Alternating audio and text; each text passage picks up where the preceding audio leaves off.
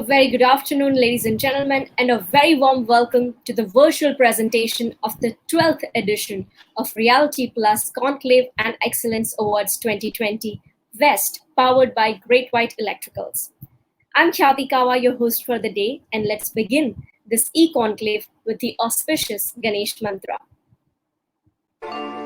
वक्रतुण्ड महाकाय सूर्यकोटि समप्रभ निर्विघ्नं कुरु मे देव सर्वकार्येषु सर्वदा.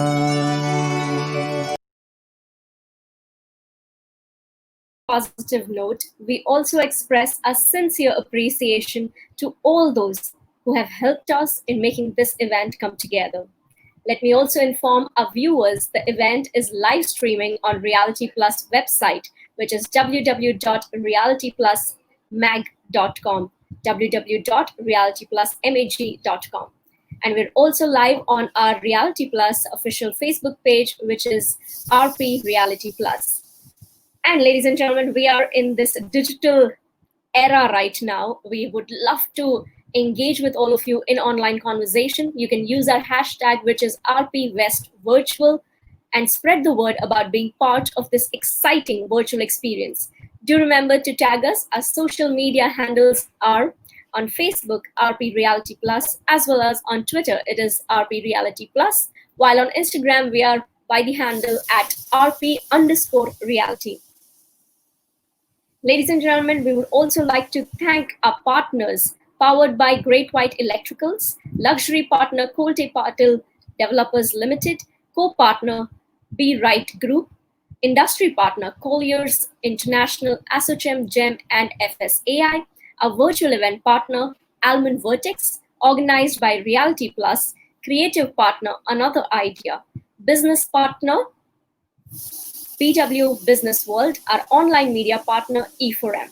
I would like to thank all our partners. We couldn't have done it without you. I'd like all of you to please put your really fingers, what do you call that? Fastest finger first, and tell us how do you feel being part of this event here with us. Now, before we move on, we'd like to showcase our product AV for our powered by partner GreatWhite Electricals. Can we have the AV, please?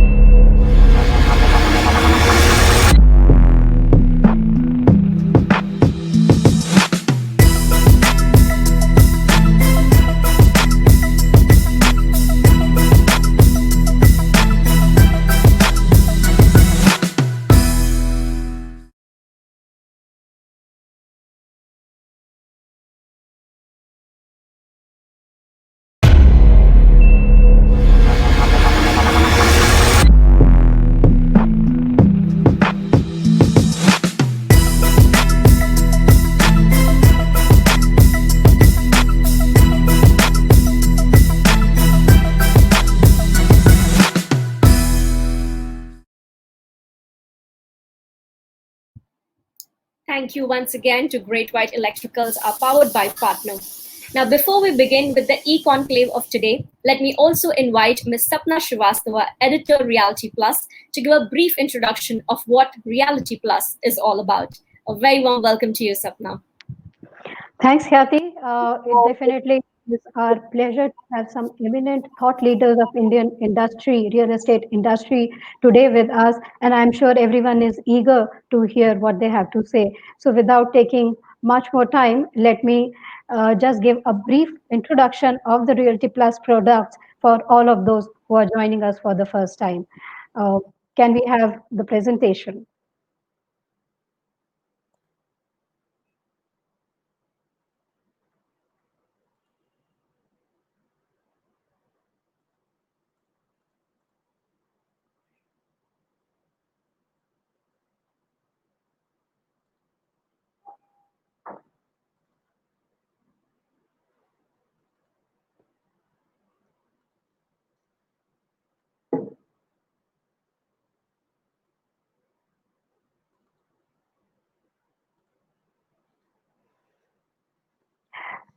So friends, Realty Plus is part of Exchange for Media Group and Business World Group. And we have been with the real estate industry for more than 16 years now through our monthly publication, which is the Realty Plus magazine, available in print as well as digital edition. We have been covering all aspects of real estate, from finance, development, marketing, building and construction, and we have been bringing the latest news and opinions to the real estate stakeholders through this monthly publication.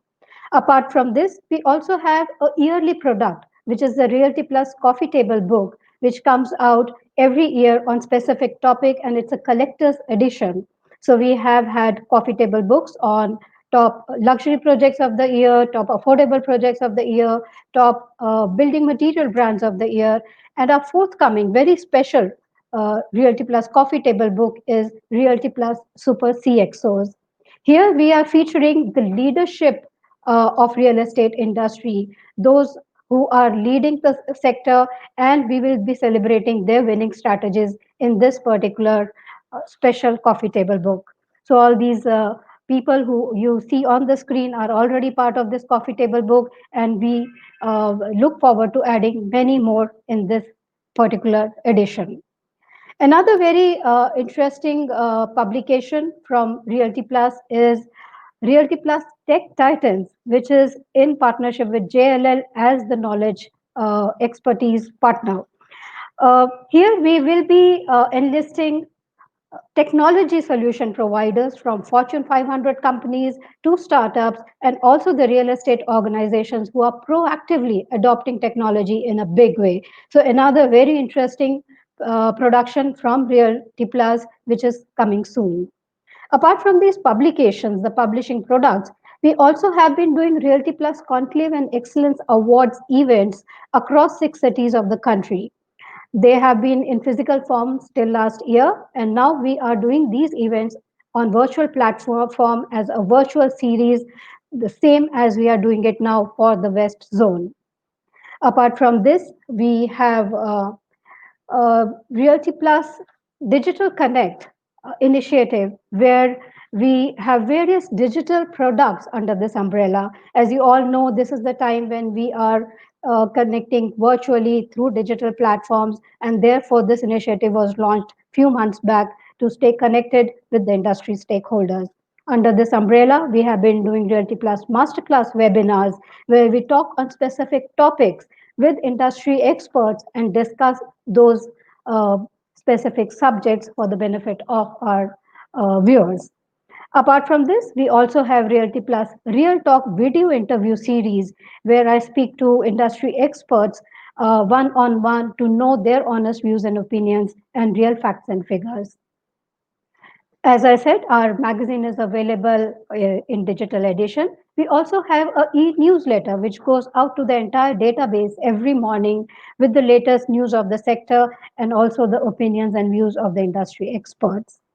Realty Plus is also strong on the social media platforms from Instagram, LinkedIn, Facebook, and Twitter, and that is the medium through which we stay connected with our peers, our stakeholders, our sponsors, and we promote our products on these platforms. This was just a small snippet of the product portfolio of Realty Plus. In case you would like to know more about these products, do get in touch with our publisher and business head, Tripti Kedia. The information is right there. So thank you all for being here with us today. And I thank our eminent speakers also for taking out their time and being here with us to share their valuable views. I also thank our partners and sponsors for helping us put this event together. So Khyati, back to you to conduct the conclave for the day. Thank you. Thank you so much, Sapna, for letting us know what all Realty Plus is doing in this new digital era, along with it being a publishing magazine. Ladies and gentlemen, once again, I would like to welcome all of you to the 12th edition of Realty Plus Conclave and Excellence Awards 2020, the virtual edition powered by our partner, GreatWhite Electricals. Now, ladies and gentlemen, before we move forward for our inaugural address, I'd like to welcome Dr. Anurag Batra, known as a Mughal of media. Ladies and gentlemen, Dr. Anurag Batra is the chairman and editor-in-chief of BW Business World and Exchange for Media Group. I'd like him to please come onto the screen and welcome and address the audience. Very warm welcome, sir. Thank you so much, Kathy. It's my honor and privilege to be on a Realty Plus platform. Realty Plus, thanks to Tripti and Sapna's collaborative leadership, and Tripti being overall in charge, has in the last 16 plus years been the only national and consistent voice of real estate. It's a B2C real estate magazine. That's how it started, but today is digital. It is 360-degree, and Sapna just took you through the 360-degree gamut of what Realty Plus does. I only want to say that we're the true B2C real estate magazine, but we also become a voice of the real estate industry, and we try to be a positive catalyst for the industry. We're talking on October 9th. The last 2 months have been a little better for the business and economy in general, and even for the real estate sector. We can see the green shoots of business coming back. The next 45 days, 35 days are Diwali, this pre-festive season. And in Navratras, you will see bookings. So I think the best time for real estate in a while is the next 2-3 months. And let me again tell you my own views about what I think will happen. First of all, for the first time, the young house buyer will be on the prowl soon, is on the prowl right now. Millennials who have never valued owning a home will for the first time own a home. They will buy a home, and you'll see 40-50% of buyers being millennials. Second is the middle belly of real estate. Affordable housing and plus will see traction. Third is the warehousing space has been a champion. With the rise in e-commerce, warehousing is growing. Interest in warehousing investments is growing. Commercial right now may not look very attractive, but the need for an office space will always be there. And with social distancing norms, even if you have 50% of your workforce working from home, it will be compensated by the distance you need to give. And again, you need to rebuild offices. You need to build offices like a lounge, a place where people go to de-stress, not necessarily offices. The work from anywhere culture would change the nature of office and work. Last but not the least, retail. I know last 6-7 months, retail has been impacted in a big way, but it has started to come back. An omni-channel, so you have a physical presence, but online presence may start the sale, but it may get consummated in terms of retail. Also, better tenant and landlord relationships have been forced during pandemic. So I can only believe that the real estate sector needs to be looked at city-wise.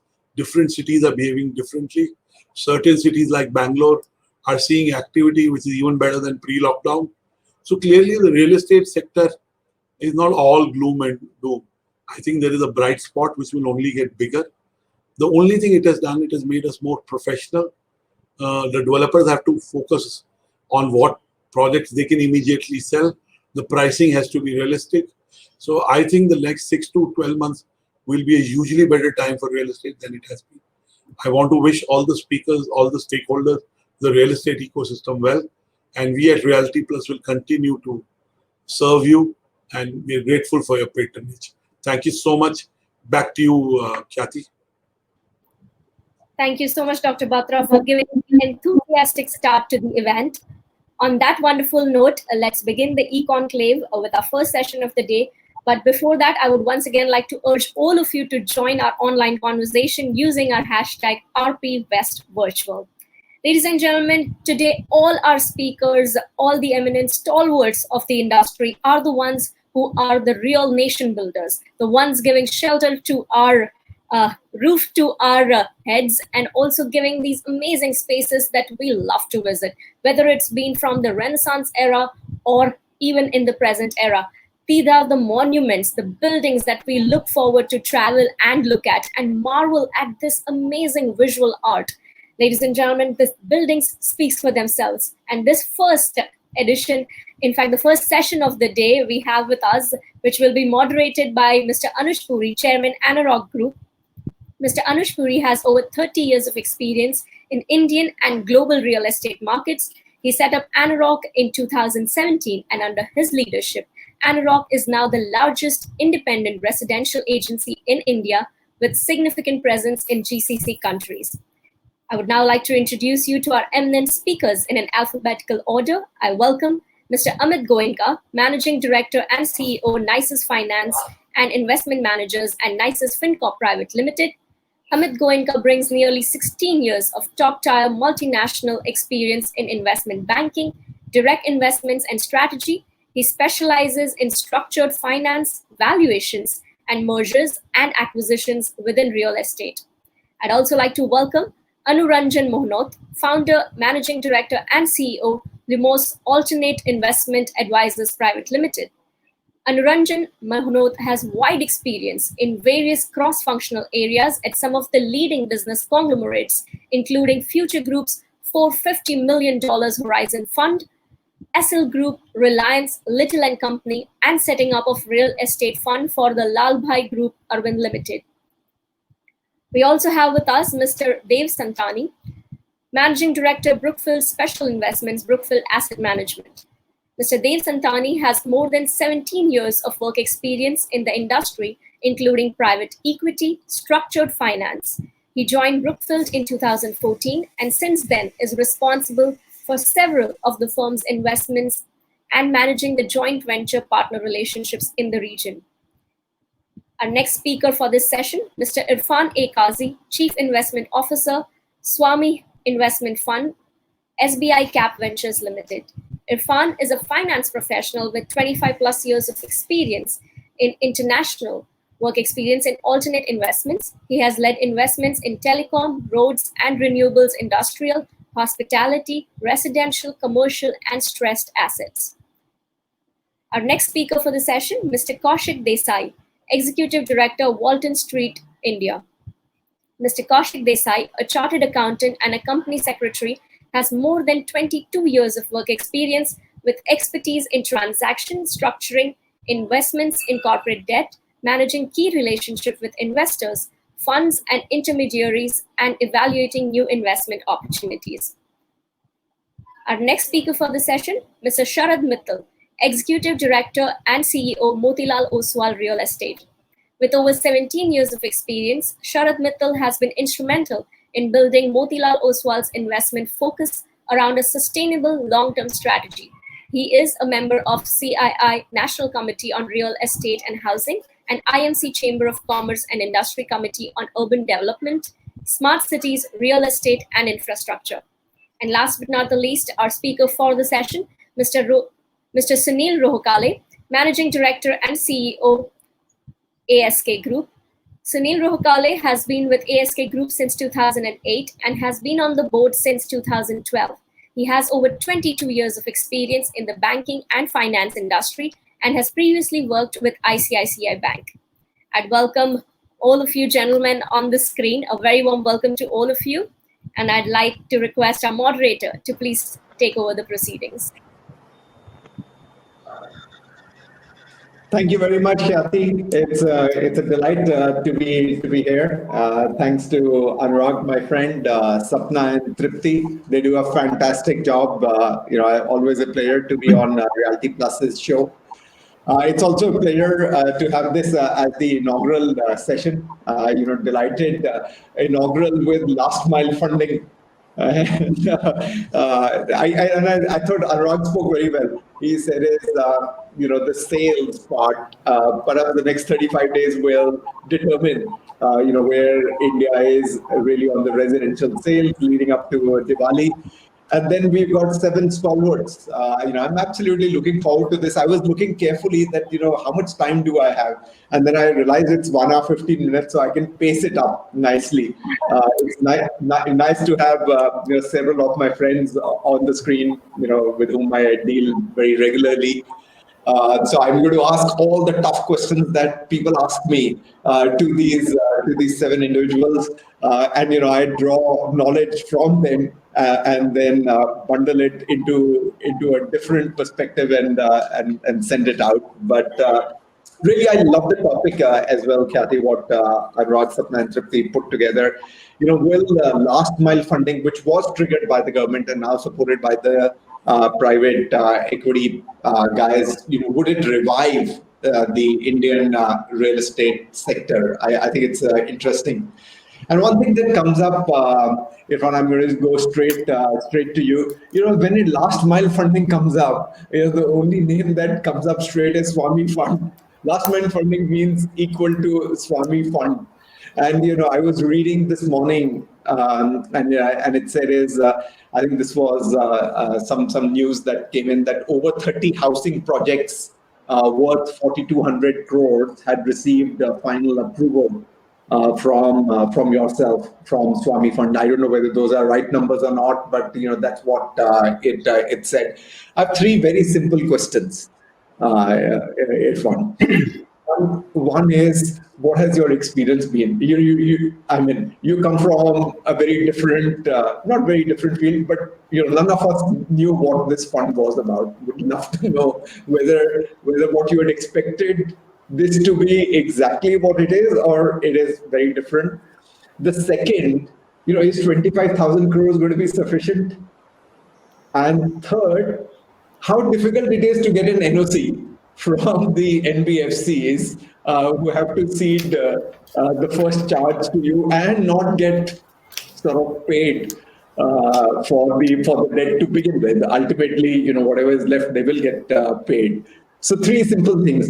What has your experience been? Did you expect this to be exactly what it is? Do you think 25,000 crores may be insufficient? And the third one is how difficult it is to get the NOCs.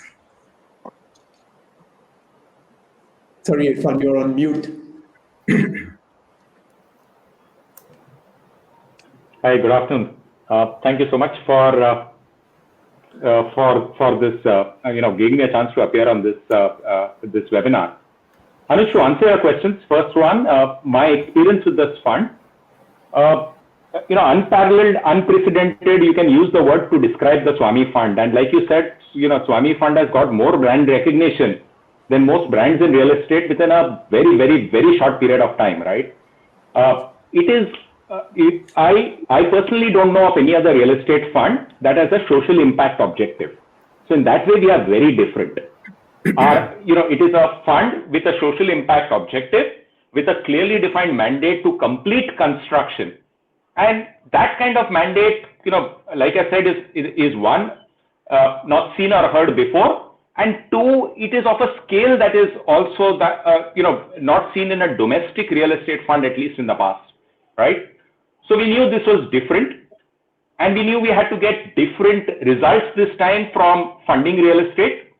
And the obvious thing is that if you want to do something different, you have to do things maybe differently than what they have been done in the past before, right? You cannot expect to get different results by doing the same things all over again. So our experience, and we've been learning, it's a continuous learning program for us as well, and that's reflected in the way we have molded our requirements to not just demands, but the requirements of the industry. So first things first, what we did very differently from the way funding has been looked at in the past is, we have looked at this as last mile funding. And when we spoke of last mile funding, and when we speak of last mile funding, we talk of that as funding that by itself is sufficient to complete the project. So funding that is not reliant, that is not dependent on the ecosystem, on the environment, on sales going ahead.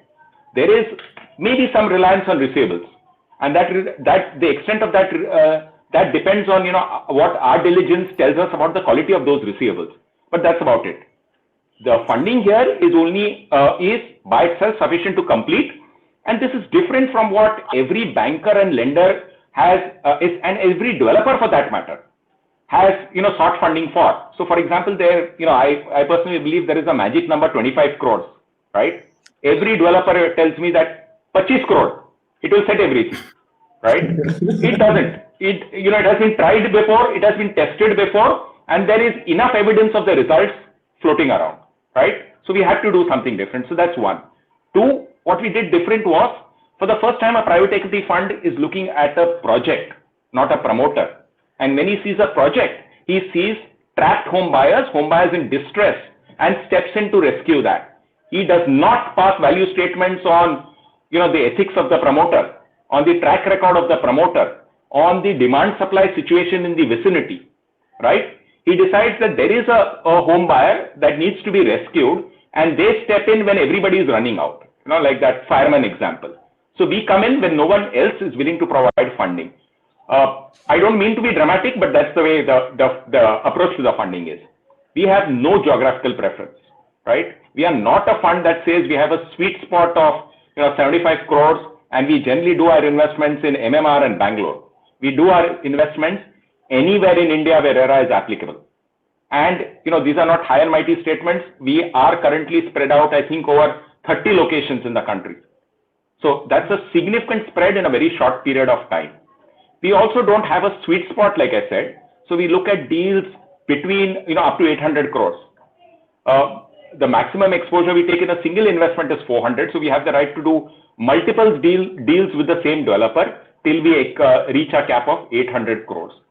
Our funding is also very different from the way funding has generally been looked at. So our funding places an emphasis on construction, on completion of construction. It does not even talk about repayment till the construction is complete. It is completely back-ended. It emphasizes that even inflows will be used not to service the lender or the investor, but will be used to accelerate the project. It talks about funding that will be simultaneously available on various fronts, so that while you're waiting for cement to dry in one location, in another part in the same project, you can continue with. You can start finishing while you're still going up vertically.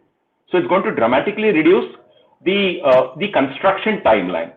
Finally, I think a big difference that we have inculcated here, and which will be observed more and more going ahead, is we are not talking about funding developers, we are talking about funding projects.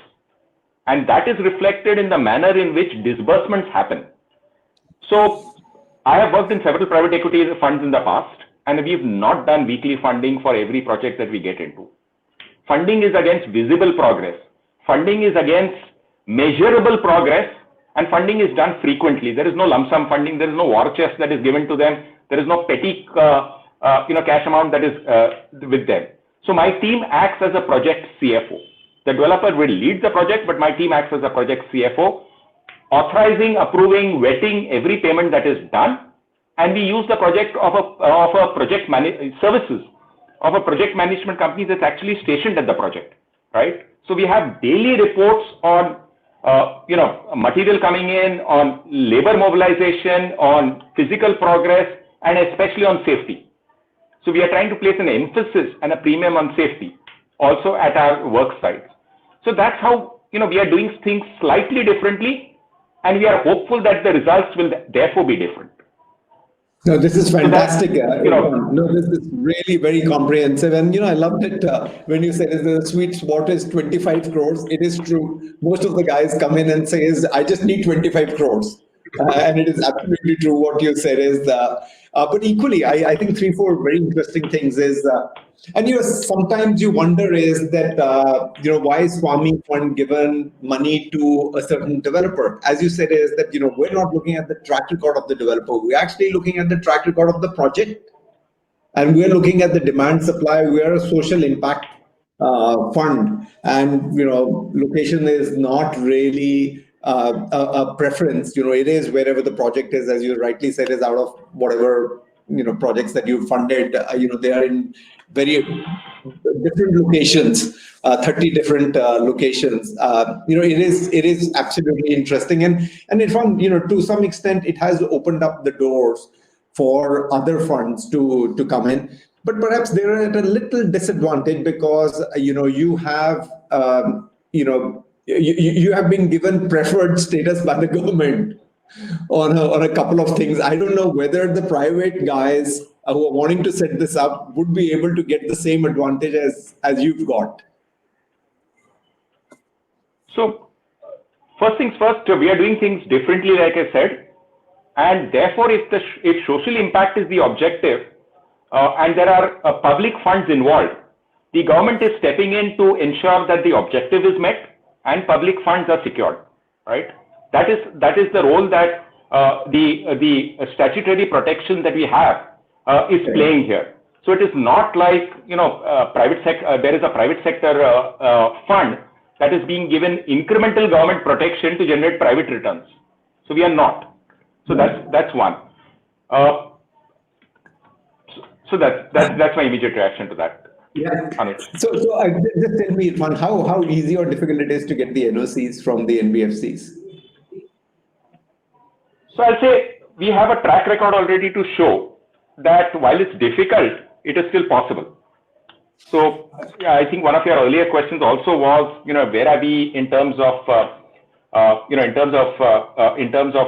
achievement so far, or how many projects have we funded? We are glad to report, and we do it very publicly. We are amongst the most public private equity funds ever, and that always gets a smile to my face, at least when I think about it, because otherwise the investment objective, the mandate, the strategy, the restrictions were known to the investment manager and their investors, and that's about it, right? This is, developers can correct me if I misstate something here. Everybody knows about our fund. We have completed about 26 IC meetings so far, which is a huge thing in 9 months. We have provided funding to about 33 projects that will complete construction of about 25,000 homes. So we began final approvals to about 33 projects. About 1 in 3 projects are where sites have actually are now fully functional as a result of our funding. About 95 projects have received preliminary clearance, and if we manage to fund all the projects that we hope to fund, about 84,000 homes will get completed. That in itself tells you that we have got the NOCs required, right? It is, but it's been a very difficult road. There is no doubt about it. So while we come in to rescue the home buyer, and while we hope that a change in the project fortunes will also ultimately benefit the lender, the initial reaction hasn't been that they would work with us all the way. So while there are a set of investors, while there are a set of lenders who have worked closely with us, there is a large subset of projects that do not have any lenders to start with. So we can get significant progress on those projects straight away, and then even projects where there are lenders. We have, like I said, been through a continuous learning process in the last 9 months or so. We have heard, and reacted to feedback faster than, at least we had some notions about how fast bureaucracy works, and at least the bureaucrats I work with work a lot faster than I do. I'm, trying to keep pace with them most of the time. Even you have interacted with some of them, so you know who the people I'm talking about, right? So we have actually even molded the mandate, carved out special features in the mandate to be more accommodative to lenders, and as a result, we are seeing more and more lenders come on board. So we are now sharing a portion of the cash flows with the existing lenders. We are sharing a portion of the security with the existing lenders, and that gives the lenders some amount of cash flow on their investment, some first charge on their investment, so they are more willing to seed charge. That is also an approach that we also had to educate a lot of home buyers in the process, right? That we need to ensure that the project survives. We are on your side. Help us complete your homes. Taking action against one party might end up hurting yourself in the process. So give us time. We have the funds. We will supervise the completion of the project. We will ensure, or at least try to ensure, that mistakes of the past aren't repeated, and therefore complete the project. And therefore, we've had to convince, all the stakeholders, lenders as well as home buyers, to actually do what we've done so far. Yeah, a good point. I forgot about that. Is the home buyers as well, because you have to take their blessings equally going forward. Dave, I'm going to come to you. In Brookfield, big news all the time. I know it's a different part of Brookfield, but I hope that the big news of Bangalore gets done. In the next few days. But great job you guys are doing. Quick 2 or 3 questions, Dave. We heard Irfan speak. Is there a plan to set up potential last mile funding vehicle. One. Second is, I'm sure there are a lot of NBFCs coming to you and saying, "Look, Dev, here's our portfolio. Would you want to really take this off us?" That's the second one. And the third is, are the number of deals that are coming to you on the credit side increasing, given that many of the NBFCs are slowing down? Yeah. Hey, thanks, Anuj. So, yeah, so the answer is we've been active on residential, as you know, for a while now. We haven't necessarily built up a massive book, but that's probably, in hindsight, not a bad thing. And we were always a little bit held back on the sector because we did feel that the risk pricing was a little bit off. And that's the reason we didn't really go and scale up the way we would have otherwise liked to. I think today, absolutely, because of the NBFCs going out, from an opportunity perspective, it's huge. So the deal flow is huge, and back of envelope, NBFC sector has done about 300 billion, if I'm not wrong, close to 300 billion on RE financing. So even if that book shrinks by 5 to 10%, these are just massive numbers from an opportunity size perspective, and we are seeing a lot of deal flow. Yields have moved higher. Uh, as they should have, announced to some extent in the first place. So I think we all recognize this. The problem is all of this so-called debt was actually a large part of it was equity.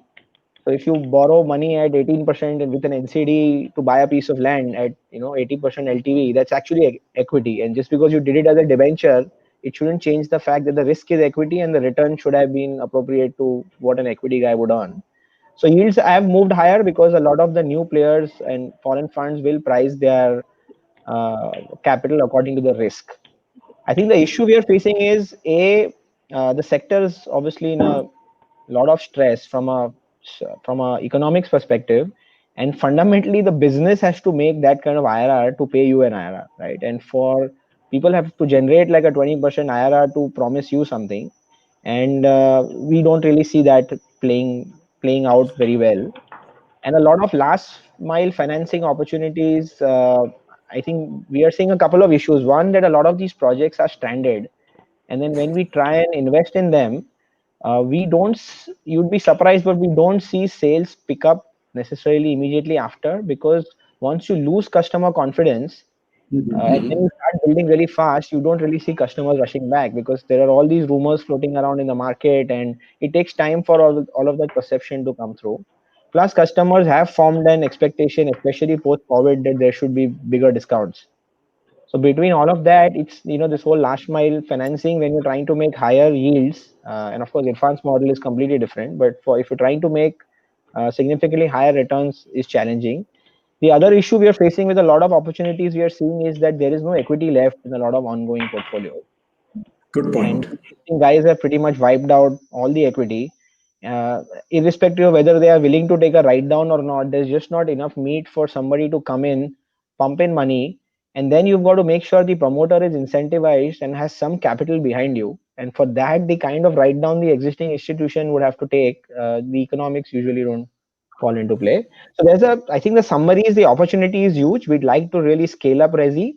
The alternate capital sources have pretty much disappeared, so you can get better pricing. But the economics of the business for you to be able to make those returns are still kind of falling into place. On the portfolio side, we've been in a touch with a bunch of NBFCs and all the usual suspects about buyouts of portfolios. I think again it's a very attractive opportunity. It's happened everywhere else in the world on the back of crisis, that you get portfolios cheap at 60, 70 cents to the dollar, and you can potentially make really good returns if you manage to asset manage them well and get an exit. So we have looked at a lot of them. We continue to look at a lot of them. I think the only couple of challenges we are facing is, one, the structures or the deals are not necessarily structured the way we would want them, whether it's escrows or asset management or documentation rights, etc. And then if you try and correct each loan, you end up literally doing like 30 mini deals, which kind of defeats the purpose of buying the portfolio. And then a lot of these portfolios have too many small exposures within them, and so diligencing them and asset managing them at a portfolio level, just you need to create a little bit of a mini army, which a lot of funds are not set up with that kind of HR planning. I'll stop there. That's just our sense on the portfolio buyout. Yeah, no, I agree with that, and both the points are good. But you're starting to see increased number of deals. But you're saying is that the economics of business needs to Yeah. work. Whilst they're willing to give a high yield, and for a foreign fund, you'll need that kind of yield. But you're saying is that economics of business, and second is that on the NBFCs, the structure of the deal. Given that in many times, these are smaller deals. Both are fantastic points. At this stage, I'm going to get Sharad and Sunil. I have a huge respect for these two individuals on several accounts. One, they're very radical thinking. Both of them are very different thinking guys. They have their own thought. They've been hugely successful. They've been sort of entrepreneurs in their own right. And unlike Irfan, you are married to the project. These both are married to the relationship. I've seen them closely. They just invest in relationship in there. First to you, Sharad. Let me ask you. What is this recovery going to be? V shape, U shape, W shape, K shape, L shape. What is it that you are seeing? Nothing to do with last mile funding, but I would love to know your and Sunil's thought. What are you seeing on the recovery? Yeah. Hi, everyone. Hi, Anuj. So, like you pointed out, similarities between my way of working and Sunil. So, let me just tell everyone that I have worked with Sunil for 10 years. At ICICI and ASK, probably all that is rubbed off, and I'm carrying on to that. As far as the markets are concerned, recovery and suddenly the news flow in last 15 days is how the sales have picked up and how everything is turned around. I would look at all of it with a bit of skeptic. I think my personal view on residential here is that I look at it into three segments. One is the luxury high end. If you keep Bombay out, anything which is an upward of 7,000 rupees a square feet. Mid-income housing, which is say between 4 to 7, and then the low cost. I think low cost has tremendous amount of demand, but the business drivers there, given the margins, the client profile, and that segment will be maximum impacted by the entire disruption of COVID. I think there will be a challenging time for at least next 12 to 18 months. Luxury, it's well known, there has been overbuilt and the demand and supply ratio is very skewed there, and I think it will continue to struggle, specifically Delhi and Bombay. We have seen some green shoots of luxury getting sold in Bombay, but I think all of it is where people have been at home and suddenly they believe that they can get good deals. And I get so many friends and family people calling me saying that, is this the time? Are we going to miss out?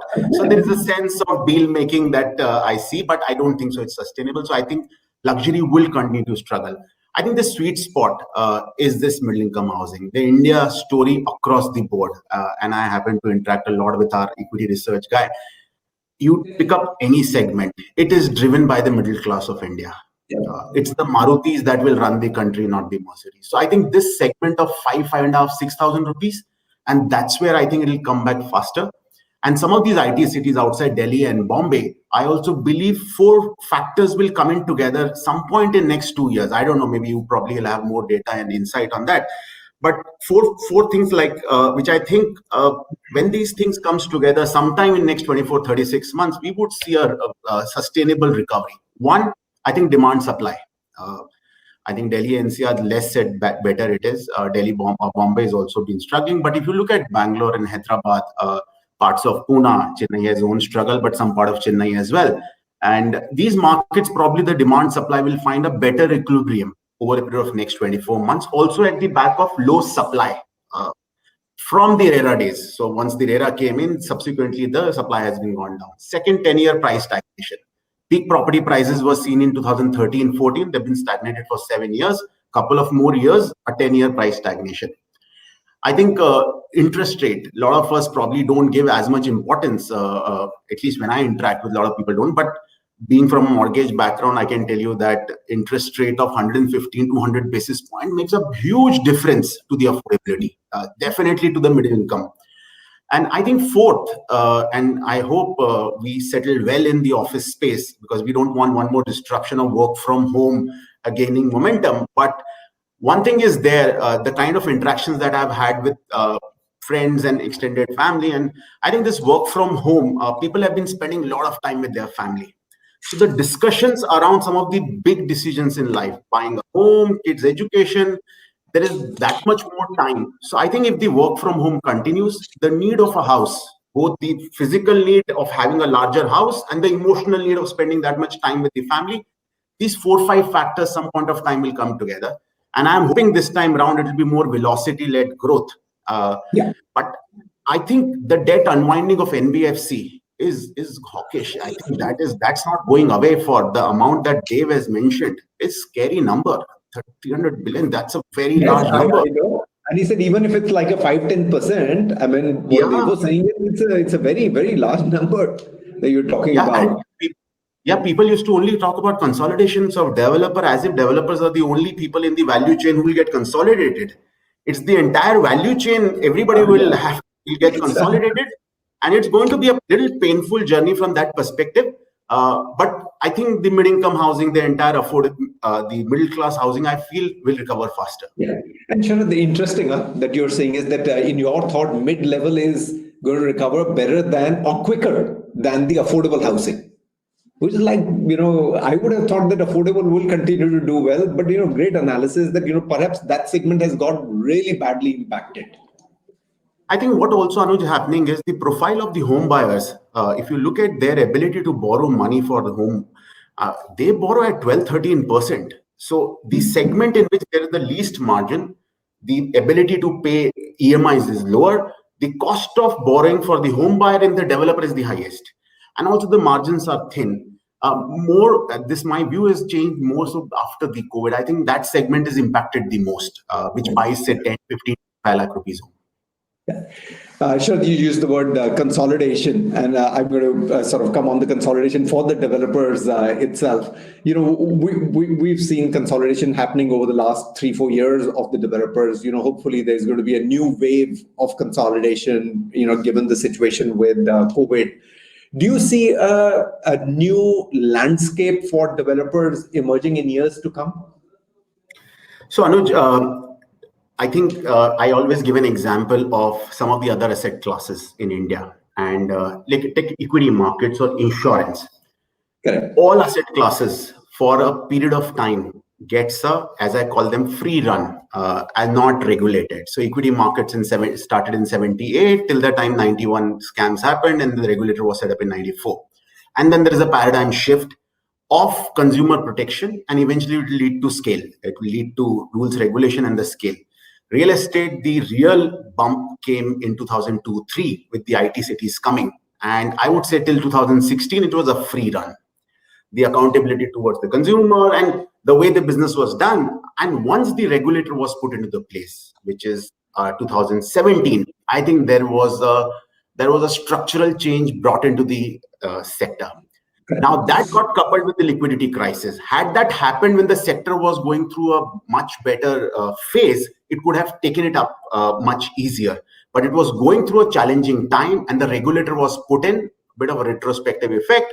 With the liquidity crisis, these two things means that there will be consolidation that is going to take place. Now, consolidation sounds very nice, and when you look at other sectors, you feel it will bring more. It will be good, but the process of consolidation is slow. The sector is fragmented. There are just too many stakeholders. Like Irfan was mentioning about home buyers. I was looking at a couple of last mile fundings. I couldn't just put my hand around how do I handle so many home buyers? Who's going to interact? Who's going to do all that stuff?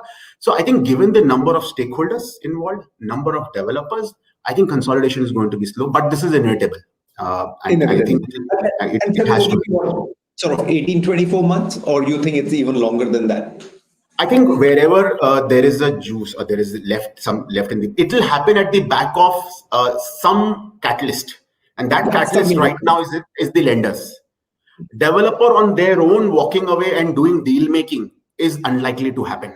Like they were saying, equity is kind of evaporated. Their equity in the game is negligible. Actually, they're sitting on negative equity. If they do all the hard work, also they're not going to take home much. So I think it will happen at somebody has to play a catalyst role, which has to be lender. And they will push. And I think this is slightly more longish journey than 18-24 months. But it will happen in phases, whereas they will happen in burst. that now the challenging time is there, and next 6-8 months there will be project consolidation backed by lenders, and then I think it's a process which will take a couple of years more. And Sharad, lastly, I mean, you did fantastically well here during the lockdown. You raised your next set of fund, fourth fund, very successful in doing it, and deployed as well as you're going on. What did you say to the investors? So, Anuj, we raised our fourth fund. We now collectively manage around 3,800 crores. Our last fund is 1,200 crores. It's a domestic fund raised from HNI and family offices. It takes 15-18 months to raise the whole lot. So the fund got closed. Thank you. I mean, to be able to do, and that also from HNI is even more tougher. Yeah, so I think so we closed in February this year, right in time, just before the COVID hit us. And it took us 15 months to do that, raise that capital of 1,200 crores. Anuj, it's very simple. I think because we are now on fourth fund, almost 70% of our investors are repeat investors. They are coming because they had a favorable experience in the previous fund. And the replica here is that the magic is you keep doing it and keep going back to them. As far as the investments are concerned, during the fundraise period, we continue to deploy money. We don't wait for fund to have final close. So frankly speaking, in last 8 months, in fact, we started reinvesting last month. So we did our investment in last month, which was after a gap of 8 months. So we are a cautious lot. We are very cautious lot. We do things at our pace, like you said, with selected set of developers with whom we also have a past experience. And but yeah, fundraising was satisfying given that the environment. But I'd like to add one thing here. I get to interact with a lot of HNIs and family office. From outside, it looks like that fundraising, why it could be very challenging to raise a real estate fund. At one end, it is because these people have a lot of their own personal experiences of real estate developer or their own experience with lending money. But the other hand, there is complete lack of opportunities. As the debt returns have collapsed over a period of last 3-4 months, I believe that over a period of next 2 years, we should have more traction. We need to see the news flow need to get a little positive like it has done if the negative news flow continues. But I see next 2 years, a lot more money. The way you look at the Raheja REIT, Mindspace REIT, money flown in, it's a real estate end of the day. So I think there is money. Domestic investors, there is a lot of depth. They lack patience. Oh, that's the bridge. That's the thing that you have to manage. Yeah, this must be music to Dave's ears because they are looking to get into the REIT hopefully within this calendar year. So fantastic, Sunil, the magic man. We all have a huge amount of respect for you. 4 or 5 questions. One, how do these NBFCs wind the positions that they have? Dave is saying that it's very difficult for me to take it up. I mean, he's perhaps one of the biggest boys in the country today. And if he's saying it is difficult for me to do it and they don't have any liquidity to be able to complete it, Irfan can do it, but Irfan is also governed by guidelines. He can't really dole out money to everyone. So honestly, what is going to happen, Sunil, to these NBFCs? Sorry, you are on mute, Sunil. No. Sorry, we can't hear you, Sunil.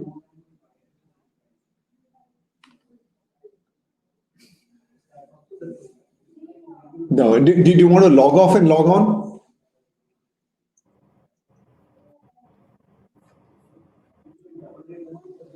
Sorry, we're just not being able to hear. Do you want to log off and then log on? Yeah.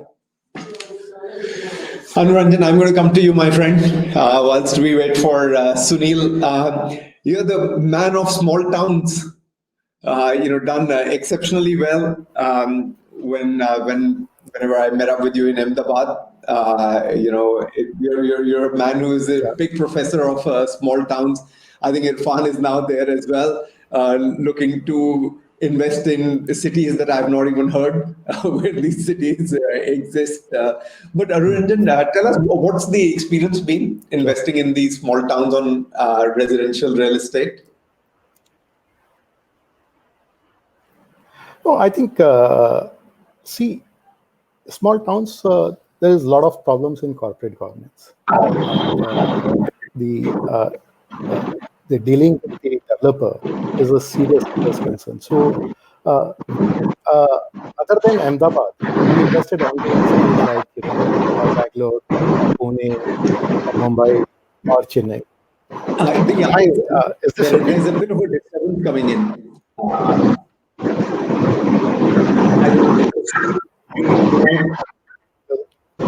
Can you hear me now, Anuj? Can you hear me? Hear you well. Yes. I was just continuing with Anuranjan, and then I'm going to come back to you. No problem. Go ahead, Anuranjan.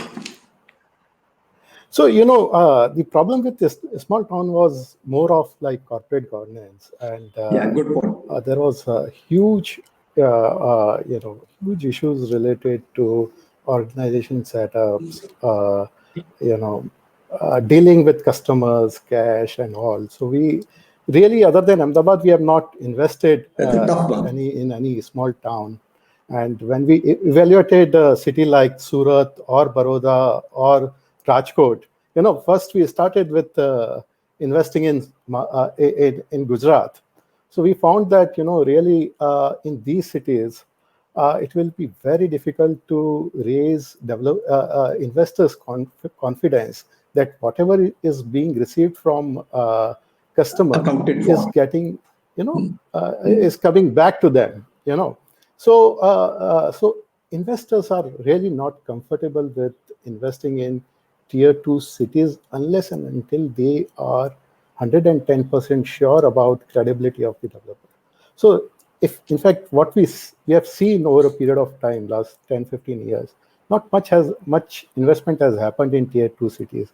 Though really they provide a huge opportunity to invest with, particularly when a lot of people are migrating from outside India these days. What we have seen, reverse migration happening in cities of Kerala or Andhra Pradesh or in Punjab, Haryana, because of COVID situation, which is also giving a huge opportunity to invest in cities like Coimbatore, Cochin, Chandigarh. But unfortunately, because of the organization setup, corporate governance, and because of lack of transparencies in these, while dealing with customers or while dealing with any value chain. So not really much has happened. Good response, Anuranjan. That's the practical position. I think it's just that the corporate governance becomes so difficult in some of these tier 2, tier 3 towns. And, it's not that they recognize, they perhaps are not even recognizing that this is an issue in that is. My second question is, Anuranjan, you started to raise your maiden fund in your independent capacity, 300 crores. How has it been so far? Yeah, it's fantastic. I think the real need today, thank you. One study of Narrative is that, the country will need at least 1 lakh crore rupee dedicated towards, these stress assets. And all stress assets will have, unique problems. So, one particular solution will not fit for all the situations. So in many cases, what we have realized that, we'll have to work together with the developers in such a way that we are involved deeply in the projects so that the project is completed and everybody makes money, including the private equity who is investing, the existing lender, the home buyers get their home, developer makes the residual money out. So we developed a hybrid model of a development management plus funding. So wherever we feel that the developer is not up to that quality, where there is a serious concern among customers that whether we need to deal with this brand or not to deal with brands, that means it requires rebranding. It requires a serious upgradation in the confidence level of the customers. It means that the developer need to be replaced in that, and he need to take back seat. So we have evolved a model where a new developer come, he do the project management, the development management, and the funding is done by a fund like us. So here the role of a fund manager increases a bit. And that we have seen in the last 15 years when, the complete equity model to debt model to structured finance to inventory buying. And I think this is the probably last one, which we should have done, where a fund is actively involved in completing the last mile. See, what we have also realized that the co-signatory model has not worked in some of our projects. There are huge ways of diverting money, huge ways. So ideally, that guy has to take backseat. And that is where, we are thinking that, and this particular theory, this particular strategy is getting a good response from the investors. They feel that, yes, there is a time where a lot of stress assets are there. It needs to be restructured. There is a huge scope of recapitalization of a developer's balance sheet. A project needs to be recapitalized. It has to be equity funded. It has to be funded in a way where the project completion is done. And once it is completed, it has to be sold out, and it has to be sold out with the trust. People should come and they should be willing to buy without any hesitation. So that is where the whole value addition is there. So our idea is that, raise a small fund, and focus only on those projects where we are, investing. It makes sense. And we've seen that as well. Perhaps the armchair kind of investment hasn't worked. I mean, if you look at the people on the screen, they have been very active participants in managing and maintaining, those debt. I mean, whether it's private equity or debt, in both ways, they have been very involved rather than just saying that we're going to be co-signatories. Absolutely. So we have seen in like all warehousing funds in India right now, the successful one, they are adopting that kind of model where they are buying land, they are developing by their own, they are executing, and they are developer by own. So what we are doing is that instead of having in-house team, we have tied up with a few developers who will go along with us to close the projects. So it is like a in-house plus outside model. Interesting model. Sorry, Sunil, we lost you at that time. So, we were just discussing on this NBFC consolidation. What's your thought? What's the road ahead? Yeah. Anuj, can you hear me now? Brilliant. Yeah. Okay. So, having lent to this sector very early in early 90s till late 2000, right? Build a book of $18 billion for ICICI Bank. I thought enough 1.5 million home loans across 1,200 locations.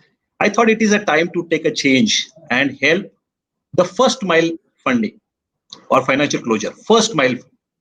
So that's the genesis of the ASK's real estate fund, that you go early stage, because that stage hardly capital is available. Developer balance sheets are very poorly capitalized. There is no capitalized money with him, and he needs the initial leg up. It's very capital intensive.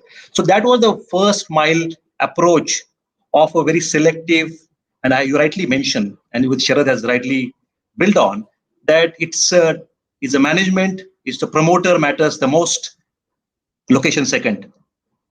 The margin of safety for both is equally critical, and ultimately alignment of interest to have risk reward in both the favors is the name of the game which we played. But I never thought that in 10 years time I would like to force to go to a last mile funding. First mile to last mile. Yeah. So after rising to little less than $1 billion, we felt, today we are talking about last mile, but frankly, as a first mile partner with one of the best developers of this country, in the last 10 years, we did some 13 partnerships with some 30-35 projects. We thought in 18 itself, we realized that time has come to look at last mile. So we raised the first 10 billion rupees, 1,000 crore fund in March 18 itself. Before Swami came in. The Swami name itself is Swami, so we can. So Irfan has a lot of in that sense, a different mindset, different mandate, and it is really important from a country's point of view. But when you talk about a private fund, and as a country should look like an exciting opportunity to invest into real estate fund as a financial investment than a physical real estate investment. See, you are dealing with a financial instrument where underlying is real estate. That's right. In Indian context, people have been experienced of buying a physical real estate. International investors have seen India changing because of the strong denominator, the demographic, the opportunity, the growth. But what was lacking is the governance, disclosure, transparency, which probably started coming in. So there was different for different investors to look at. And hence in 2018, we raised the domestic fund of the special situation fund, which is actually a last mile fund. Now, here is the connection, Anuj, is that this whole build-up has happened of NBFCs, and they are necessary lender to real estate. Let's be very clear. No, now the different risk practices, different monitoring mechanisms, they may have lent little more than what probably the project deserves, and the money probably was coming easy, so they also given the easy money out, and finally the money has evaporated where? The money is evaporated back to those same NBFCs because they have funded for servicing their own interest. So it is basically you funded the project, you funded the interest, and the project did not progress at all. That has created this current situation of mismatch of cash flows. The project doesn't have enough liquidity, look like, or the project needs the additional capital to keep the crane moving. And that's the problem we are talking about. And that's where the home buyer come into picture. That's where the new capital come into picture. So our belief is that somebody who has been reckless has to take the haircut. Now, there is definitely going to be the haircut. Now, whether it's a developer who is a reckless in borrowing, उसके तो hair ही नहीं बचे ना सुनील, उसके तो hair नहीं बचे, वो तो उसके पास तो है ही नहीं. So after that, somebody, you're right, somebody has to take that haircut beyond him. Correct. So I'm saying that developer definitely has to see. There are developers who are willing to come forward and say, look, I have a brand. I'm a reputed person. I have built it for 40 years of time. I don't want to give up like that. I don't want to earn any money. I would probably lose out my own equity, whatever left over. But let me help the lender to structure a plan along with the home buyer to complete the project. And there are at least 10 examples I can tell you that these kind of projects are finding their own self-resolution where the existing lender is giving additional money and the home buyer is also putting an additional kitty into the project and they're escrowing it. The developer is stepping back. The problem is in the situation where the developer is saying, no, where is my returns? And that's where the projects are getting pushed to IBC. That we should leave it out. My trouble is, Sunil, just on your first instance where you said is that the existing lender is willing to give more money.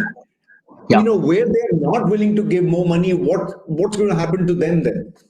Okay, so my view is at this point of time that we probably have the capital in the country which is coming in through the financing route, which is the special situation funds, which are global funds.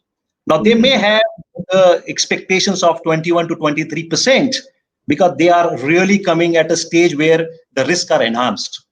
And they are giving capital to kick off the project back into action. They may give part of the money to the existing lender, or existing lender would be fully paid out if he's willing to be reasonable.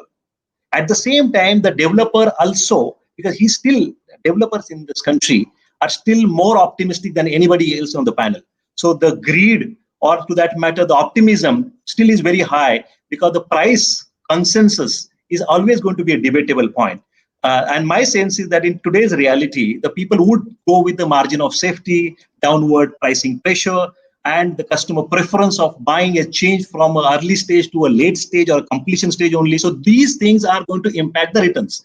Now, the developers today, I could see agreeing to the lender saying that he is organizing a special situation fund. So it is not the developer is taking the initiative, but it is the lender who is taking the initiative to bail him out as well as the developer out and ultimately the customers out. So the situation like Indian funds, like our funds, we are going and straight away repaying and refinancing those projects which has got financial viability, which are fitting into every good developer also has got not so good projects. But those projects need to be delivered. Those projects need to be made compliant because there is a RERA, there is an end customer who is and the end customer is willing to give money provided the cranes are moving. So I think the capital today is going into 100% execution. And partly to the lender. And I agree with you, question you asked with Irfan, that NOC, that it is like calling a other person, will you marry me? Or will you do courtship with me? Correct? And he says, okay, I would do some kind of coffee with you. And that's where intercreditor agreements come into picture, correct? But the real challenge is that we all need to find solution. The idea is not to take the projects to the IBCs or project to the SURFACE or the project to the non-compliant. So my sense is that and everybody is not going to find solution, Anuj, and let's be practical about it. When we started the first mile funding, I thought 90% of the developers are not relevant to our kind of strategy. 90% of the country, okay? And I'm talking about top 7 centers or top 6 centers or 5 centers. Today, as I progress to last mile, I feel 95% are not even eligible to look at giving any money. That means the consolidation, only those projects, only those balance sheets, only those developers who are bankable, who are probably still have a commerce left or a commercial viability left, only those projects are going to see the light. In the rest of the project, the existing customers has to dole out something more. Existing lender has no choice but to put something more and make the conclusion of the project where the developer actually loses. Technically speaking, he doesn't get anything on hand. So my view is that there is going to be a hard ones, and they are yet not started because we were in a honeymoon period till 30th September or 31st August. And the honeymoon period still continued. So my sense is that consolidation of not only developers, consolidation of bankers, financiers, and all supply chain, as Sharad has rightly mentioned, is bound to happen. And it is not going to be very pleasant, for sure. We are yet to see that part of the movie yet. Yeah. And Sunil, I 100% agree with every word that you've said, is that, there is absolutely consolidation, but not everybody is going to get bailed out of that. My small little question, and I know I have to complete this in a given time, is are the special situation funds enough for the good projects to be completed, or you think is that we will still be insufficient on that money as well? The kind of size we have, size of the problem is so large, Anuj. There would be insatiable money required for these special situation funds globally because they can bring billions. Domestic guys can make millions, correct? So the question here is that basically we don't have billions available, correct? But internationally, my sense is that the restructuring is the only solution. The existing lender has to restructure. He has to take the help of Irfan and kick off those projects and get back but this current available capital only for this particular opportunity, as I see, is not really sufficient. That's my view, because the appetite of risk, what banks have got, NBFCs has got, special situation funds have got, AI funds have got, and to that matter, the Swami Fund has got. The total quantum of money for this kind of cause still look to me very, very apprehensive, very, very small, and it looked like to me is not really ready for this kind of opportunity. Interesting. Amit, I'm going to come to you. You've been on both sides, this side and that side, and you've got a great perspective. First, tell me how difficult it is to invest money.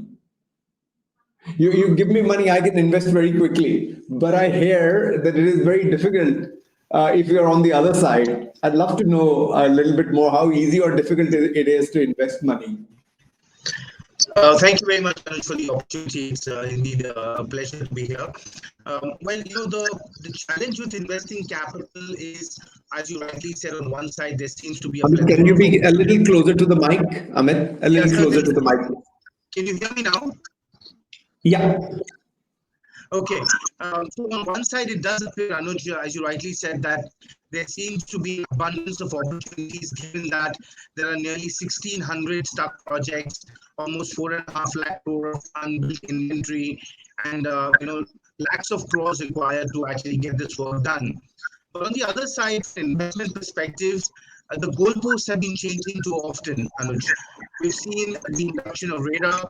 We've seen a number of changes in the local regulations and development norms.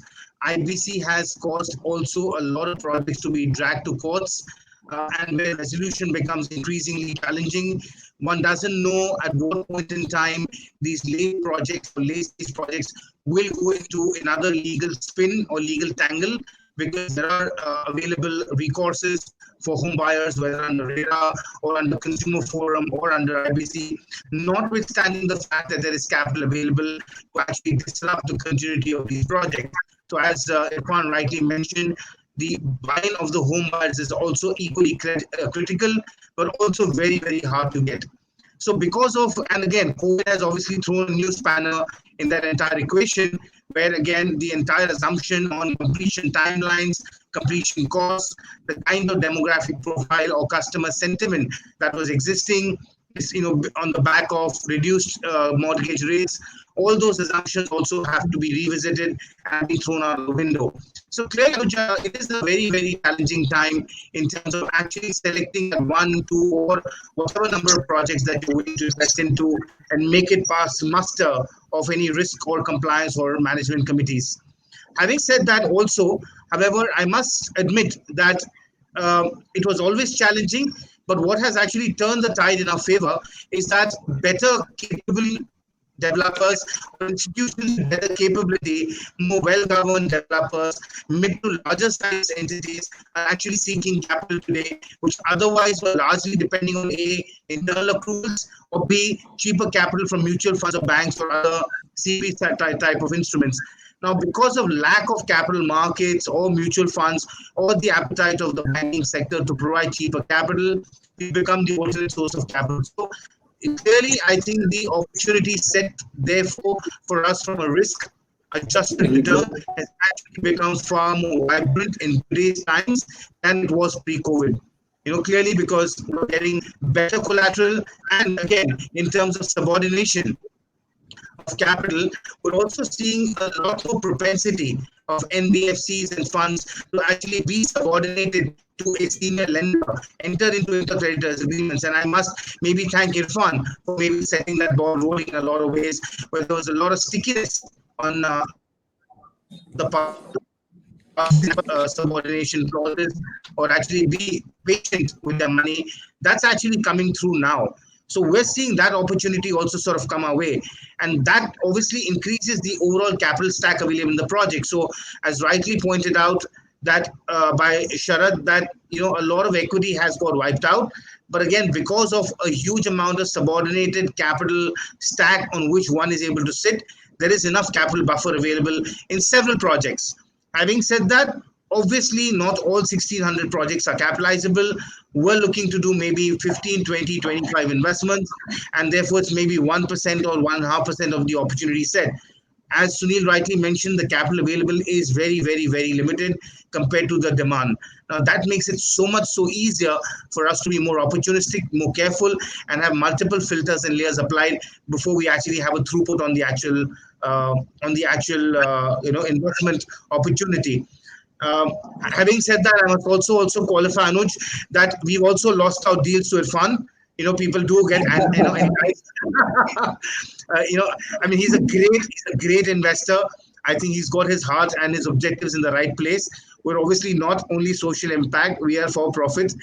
So great projects being snapped up in favor of Swami because of the way they structure it, because of the way they manage it, because of the cost of capital and the ease with which they're able to sort of go in and invest. So clearly that limited opportunity, which is attractive, which has got great margins of safety, is in the mid-income and affordable sector.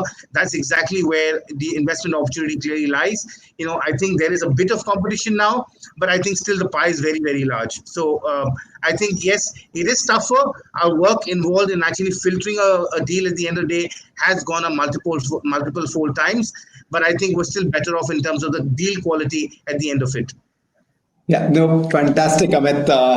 Thank you very much for the roundup. I'm, Kaushik, going to come to you with, we started with Irfan. I'm going to end a question which, Irfan sort of set it out. Do you think, well, before I get on to that question, first, Kaushik, is what does the global world think of Indian real estate? So Anuj, clearly, I mean, a lot of discussed on the rescue side, and my colleague and other panelists have also said how this, distress funds are coming up and lining up. I think those guys are active. Opportunistic funds are always looking at the opportunities in India. I think earlier we had this kind of a structure in 2005. In our view, in next 12 to 18 months, when things stabilize, the consolidation that we everybody talked about, once that happened, I think the market will look much more attractive because now with the regulation being there, RERA and other things being there, I think the market is much more conducive and attractive for the foreign investors to be in 12 to 18 months. But meanwhile, also we also see the similar opportunities. We being active in the market with some dry powder that we have in our fund, plus having a new fund coming up. So yeah, the opportunities are there with challenges. I think the key thing here, which is coming out from the entire discussion, is there is no you have to have doing hard work.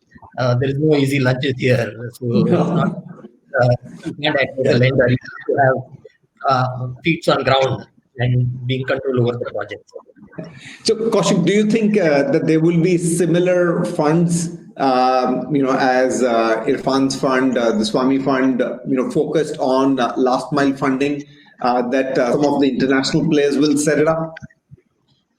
To be honest, Anuj, on paper, it looks like a fantastic opportunity. But I think co-panelists have already suggested the concerns or problems that we face. While Irfan has blessings from the government and the objective of the fund is very different than some of the, yeah. So obviously the returns on the investments expectation for last mile funding is much higher, and to get those projects where there is a juice, where after the existing lender, there is a juice left for a new lender who is coming up, and the developer, it's difficult to find. I'm not saying it's not available. You have to find those opportunities. Interesting. And Kaushik, my last question to you is: how's this work from home culture? Is this going to be here for long, or you think this is going to disappear? For the time being, I think we have seen worldwide, especially in US, there is a large demand, and I think Sharad touched on it. There's a large amount of resi space is come up. So it is already started that because of work from home culture, people are believing that we need to move to from apartmental project to standalone home. Probably that luxury we do not have availability in India. But at least people are thinking about, and this is what you've seen. I think government has played that role in Mumbai, where they've reduced the stamp duty, and suddenly you see a spike in sales, and everybody's talking about whatever V-shape, U-shape recovery. These are all the guys who were sitting on fence and were looking at either 2 bedroom apartment. Now they're getting 2.5 or probably 3 bedrooms. So those things are happening. I think we'll see it's a long lasting effect. Probably we'll see much more demand for residential in coming months because of this work from home. And at least this has shown everybody that you can still work from home. I think none of us would have believed that we could sit at home for 6 months and still work, still have this kind of a discussion on panels and all of that. We're actually doing that thanks to technology. And so things which were not, earlier we didn't had that mindset. We are actually practically following it right now. So yeah. No, absolutely, Kaushik. I didn't realize that we were almost an hour and 15 minutes into it, and we've got a few audiences who are going to be asking the question. But one key takeaway is there is Irfan, that it's not an easy job that you're doing, is because everybody is saying the same thing. They're saying is on paper it may be easy, it may be a fantastic opportunity. But in reality, it's very tough. I mean, they've said that. I thought that it was going to be quite a similar view. Everyone would have it, and clearly every panelist has come out and said, "Is guys, this is not a easy thing. Last mile funding. There are lots of problems." That are there on the last mile funding. And Sunil, I love the way that you put it up. And in my mind, I compartmentalized into three things. The first is really where the developer is not supporting at all, and that's gone out of the window, and there is going to be a lot of problem. Second is where the developer is supporting but the lender is not supporting. by giving in, the additional money to complete. And the third is where the developer has no skin left in the game, yet he is saying yes. And it is really, really nice. It was heartening to notice that there are several cases, and you said there are at least 10 cases that are there that you're aware of, where the developer may not have any skin in the game, but he's saying is, guys, hang on, it's my moral responsibility. I need to make sure that I bail you out, Mr. Lender, and I make sure that I give the houses to the customers who have trusted my brand. This is fantastic. I know, Khyati, you've been sort of pushing me to say is wind this up quickly. I'm going to hand it over to you. Please feel free to ask. I think we've only got 5 or 6 minutes left. So a couple of quick questions, if you can ask. Yes, thank you, Mr. Puri, and thank you, Puramin, for that very interesting conversation. I know I become the devil here when I'm on screen. I have to push for the time. But we have two really pertinent questions from the audience, which I'd like to pose to all of you. Our first question from the audience is, many banks are still on the back foot while lending to real estate and are risk averse. How can this be addressed? Any of you would like to address it? Any of the panelists who may want to take this up? See, banks traditionally have always been apprehensive about the real estate, not because of the real estate or a housing finance per se. The banks are apprehensive because of the poor execution of the projects, and non-completion of the projects has actually led to the higher risk premium while they do lending, and the project remain half completed, where they are actually they get actually speaking impacted on both sides, because they give a loan to the home buyer, they give it the loan to the developer, and the execution do not happen. So both sides, banks get impacted. My view is that as more and more projects, and today let's be practical, most of a developer steal, borrow, beg, whatever form and format, barter, they're actually trying to bring in the capital to keep the crane moving, completing the project so that they don't default on the RERA and the criminal liabilities, correct? So banks naturally would start seeing the positivity once the execution starts. Now, whatever projects are not going to start anyway, banks are never going to be open for those, and we should not be expecting about that as well. So it's a lot to do with the execution risk, which banks are worried about than anything else. Absolutely. Would anyone like to add on to it? The only thing I'd like to add is I think RBI is being an amazing body from a watching out for a macro risk perspective, and this whole sector has NBFCs and PE funds have survived because they stopped banks from doing land financing. And it's one of the best things they did, because the problems which we are all sitting with today and the NBFC books are sitting with would otherwise have been sitting with the banking sector, which is completely funded by or largely funded by retail borrowers.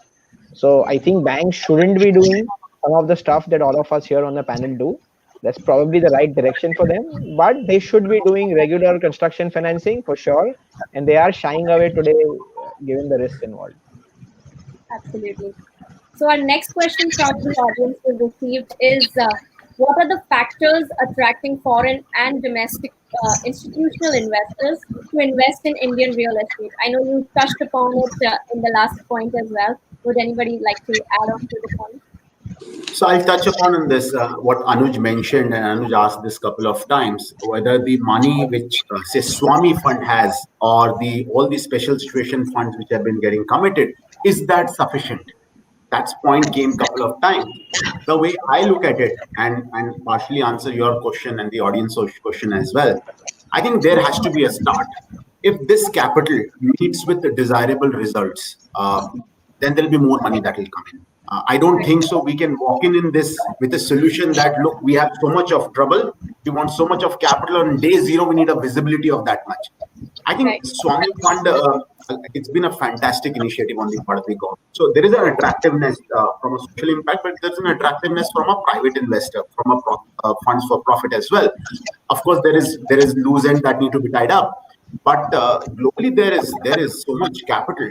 If we are able to this time round, don't really do what happened between 2005 and 8-9. I think there could be more capital coming in to help us out.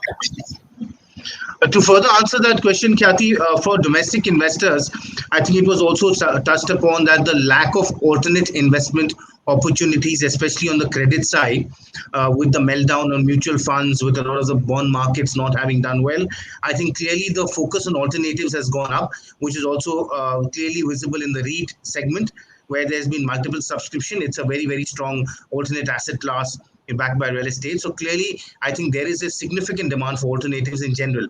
Second, as far as the opportunity set today is concerned, I think clearly there is an opportunity in the distress space, on the asset reconstruction space, and on the special situation space.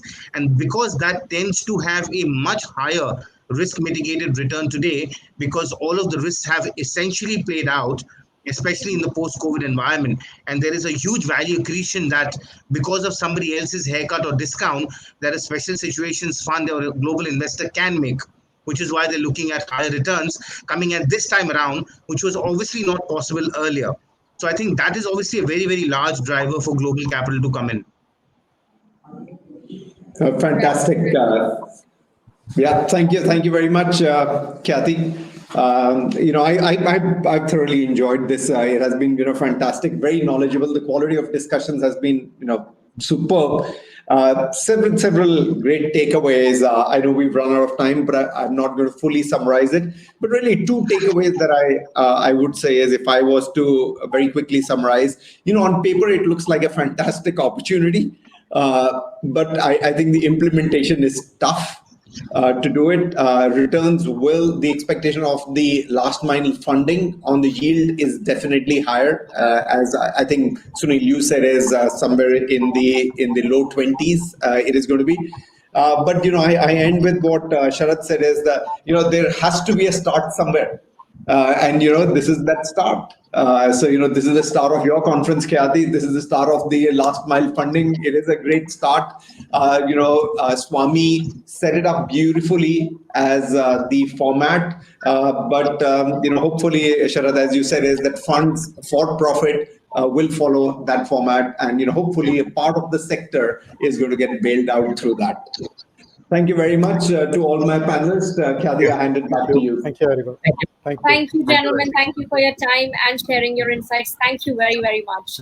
Ladies and gentlemen, rightly said, I think we are closer to our journey, taking that first step instead of not moving at all, right? So we're moving on to our next session, ladies and gentlemen. Before we do that, I would once again like to thank all our speakers and remind all of you that please join our online conversation using our hashtag RP West Virtual and spread the word about being part of this exciting virtual experience. And do remember to tag us on our social media handles. On Facebook and Twitter, we are with the handle RP Reality Plus, and on Instagram, we are with the handle at RP_reality. Now, moving on to our next session. Before we do that, we'd like to showcase the audio visuals of our partners. Thank you so much.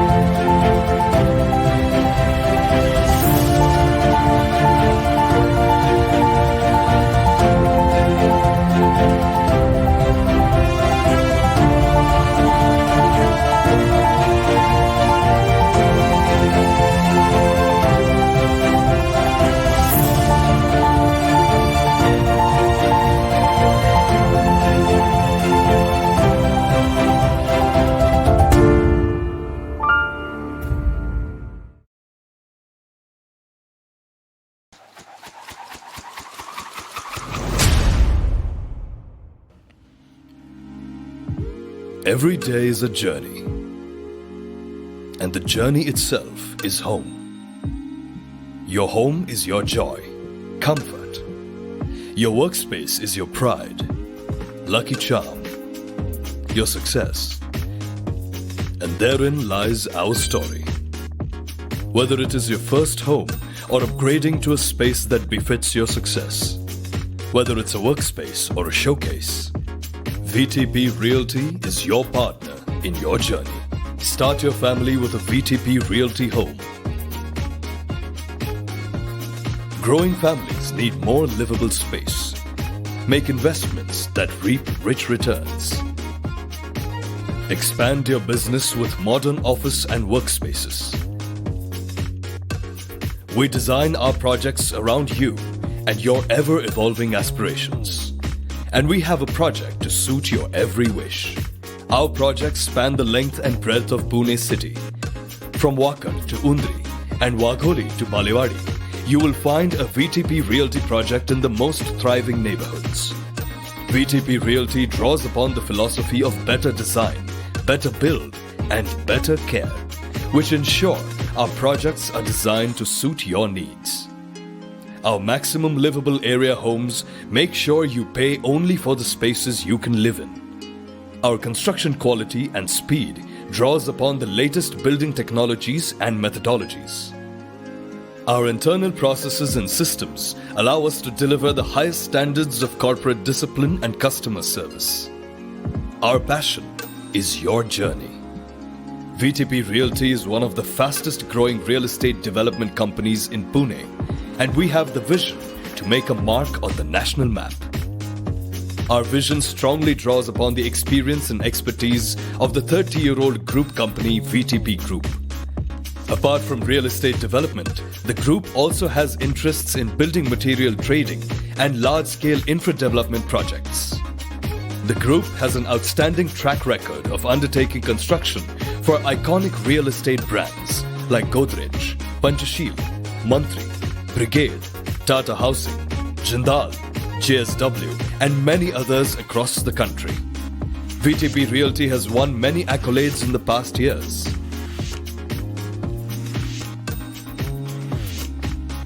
However, our real reward is the love and trust of over 4,500 families who make us their preferred brand. You make us who we are. We learn from you. We grow with you. At VTP Realty, we care more.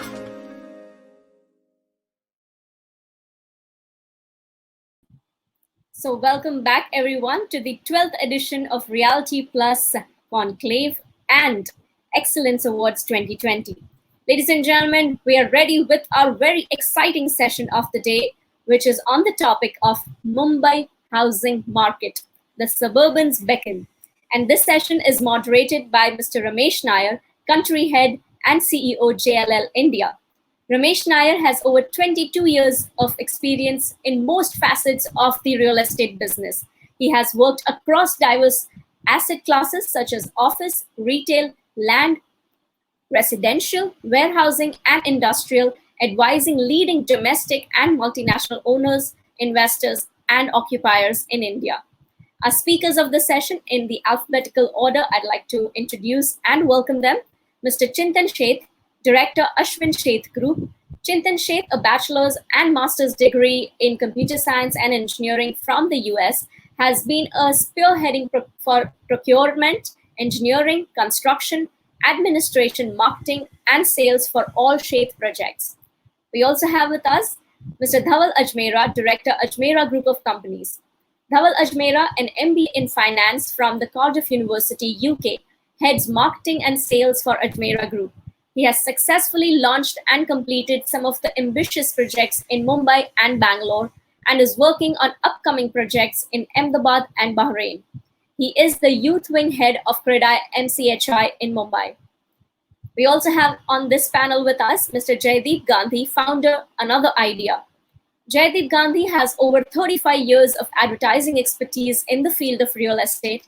He has been associated with prestigious industry associations such as the Advertising Agencies Association of India and the India chapter of the International Advertising Association for many years.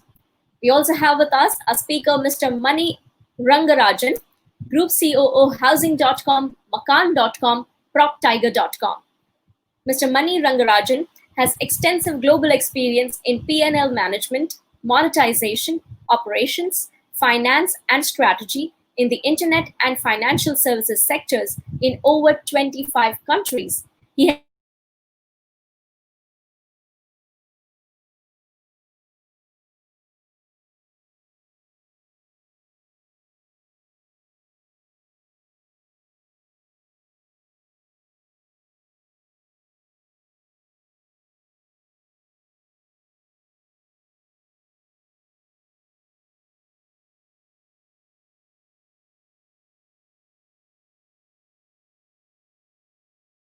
project conferred with the leadership roles across various prominent business organizations. He is the member of RERA Conciliation Cell formed by MahaRERA India, Board of Director of Unitech Limited, Board of Director of National Skill Development Corporation. And last but not the least, I'd also like to welcome our speaker, Mr. Shailesh Puranik, Managing Director, Puranik Builders Limited.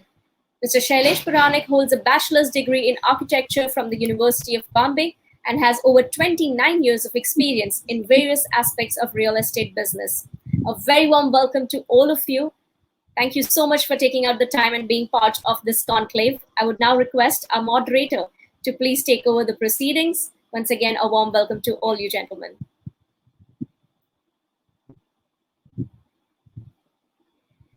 Mr. Nair, I'd like you to unmute your mic, please. It's unmuted. Yes, warm welcome. Can you hear me? Yes, sir. Okay. Thank you, Realty Plus, for having me here today. And thank you, all our esteemed panelists, for taking your time out from your busy schedules. Our topic for the day is Mumbai housing market and the suburbs.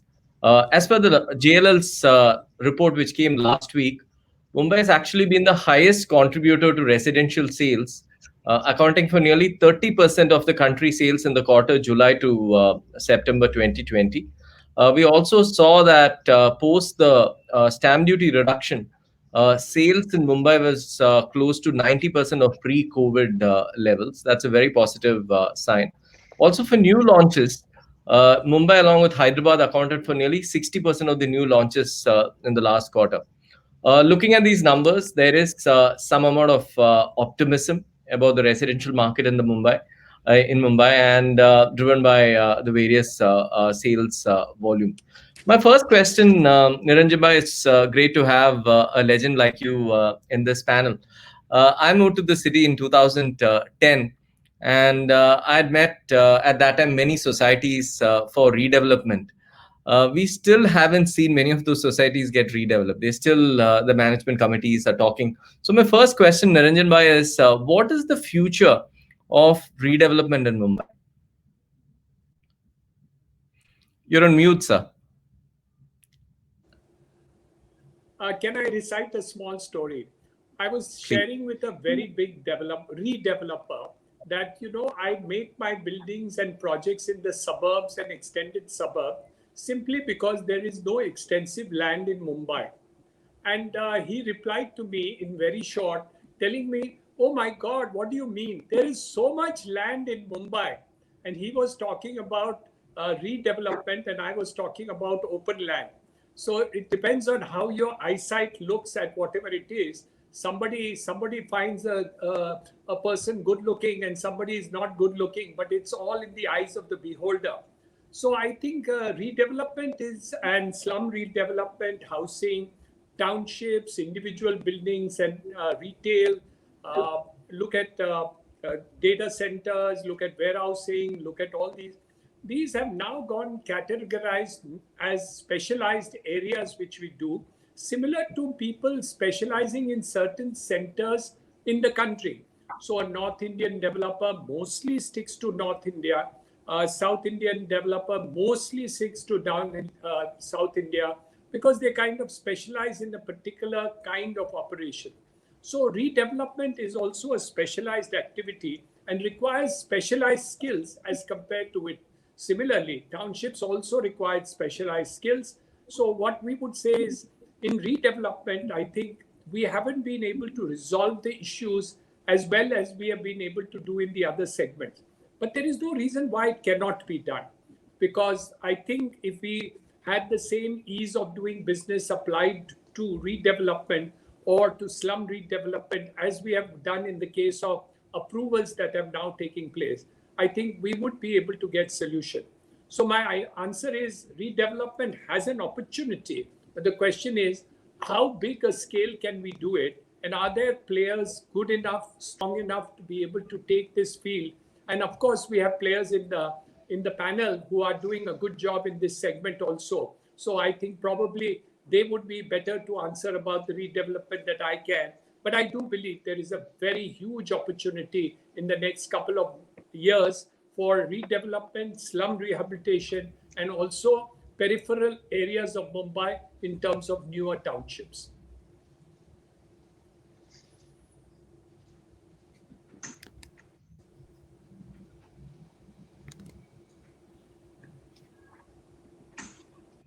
Can you hear me now? Yeah, I can hear you. Shailesh, you want to add to that? Yeah, so I think both open land, peripheral areas, and redevelopment has a huge scope in Mumbai and the suburbs or the extended suburbs. I think what is important now is that the premiums that governments charge and the ease of doing business. A lot has been done, but if anything can be done further, whereas it really eases and you go to only one stop shop and then get all your approvals really in a finite time. Let it be 1 month, 2 months, 3 months, or even 6 months. But in 6 months, you're assured that those will be delivered to you. If you look at current RERA, the way the approvals are given, you do not have to go ever to the RERA office, and everything happens online. If those kind of things are brought to the redevelopment or the market, or even the architects can certify, because if you Niranjan Bhai is a CA, he can certify his balance sheet and submits to government. Similarly, why can't architects certify the plan and submit to corporation? And if there are any issues, only then it will be asked. Otherwise, you can start once the architect certificate is received. DC rules are not something only government can interpret. Architects also can interpret it very well. So I think these are very, very simple things, but if these are implemented, one, government's revenue will go up, and under ease of doing business, it will be eased really a lot, and the projects can kick off in a finite amount of time, reducing misery of not only the tenants who are staying there, but also the developers and also the financiers. Thanks, Sailesh. Dhaval, you want to add to that? Hi, thank you, Ramesh. I think Niranjan Bhai has rightly said, and even Sailesh, I feel personally redevelopment in Mumbai has a very big scope. And as Bombay is always known as a financial capital of Mumbai, India, I mean, it holds its charm. And if you see today, real estate per se has so much scope. Like just one small incentive given by government of this, 2%, 3% stamp duty cut, and we are seeing movement happening because real estate is the focus and people are really wanting to buy. So whether it is a redevelopment, whether it is a township, whether it is any of these projects, there is a big scope. So I personally feel that with the kind of dilapidated buildings happening are there in Mumbai, more than 2,000 dilapidated buildings are there. If there is and people really prefer, like if I'm staying in suburbs of Andheri, I would prefer to stay in suburbs of Andheri rather than going to Goregaon or Kandivali or wherever it is. And every suburb has its own growth and sector. So if some ease of redevelopment can happen, there will be a huge and tremendous scope within the suburb itself to grow.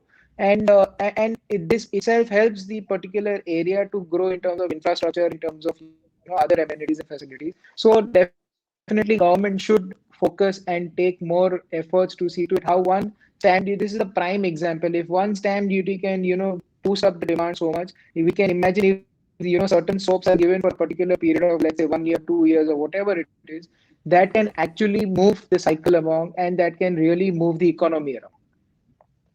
Thanks, Dhaval. Let me move to Chintan for the next question. Chintan, post COVID, we're expecting some new trends like decongestion of CBDs, more hub and spoke, walk to work. What do you think will this be the impact? How will all this impact the residential suburban markets? Post which I'll go to Niranjan Bhai on the same question. What do you think this is going to impact?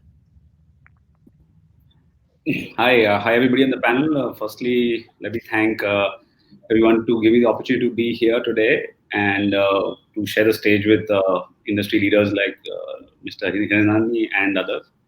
So, with respect to this whole hub and spoke and this decentralized,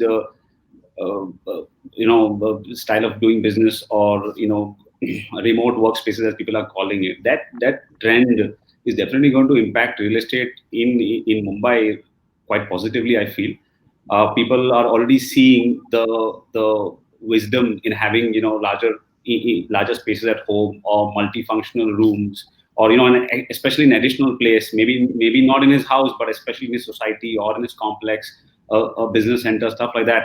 That is adding value. So people are moving from single standalone buildings to go towards, say, a larger layout, a complex which has these kind of amenities. So people are looking to move upwards, whether it is on rent, whether it is outright purchases of ready-to-move-in properties or near-possession properties. People are seeing the value in investing in that much more extra space for themselves, whether it is inside his house or probably in the same complex. So definitely, I feel there is a definite push to like sort of an indirect push to real estate or residential real estate from the point of view of decentralizing of the office spaces. But I would also like to add that added to this, if there is a shift towards making ancillary business districts like they have in other cities, like BKC, South Bombay, maybe Lower Parel, these 2-3 are quite congested. They are filled to the max in terms of the space available. And going in and out of those places today, you might have experienced pre-COVID has become quite of a nightmare. So if government policy, or if the planning authorities decide that we develop 2-3 more such ancillary business districts in and around certain suburbs of Mumbai, looking at their connectivity advantage or whatever, so that would help the residential real estate market in suburbs even more. So I feel it's a thing that is already happening, and we could probably egg it on further, encourage it further by moving in that direction. Thanks, Chintan. Niranjan Bhai, last 15 years, everybody has been talking about townships. And even today, I think we can count the number of successful townships in maybe one hand or maximum two hands in the country.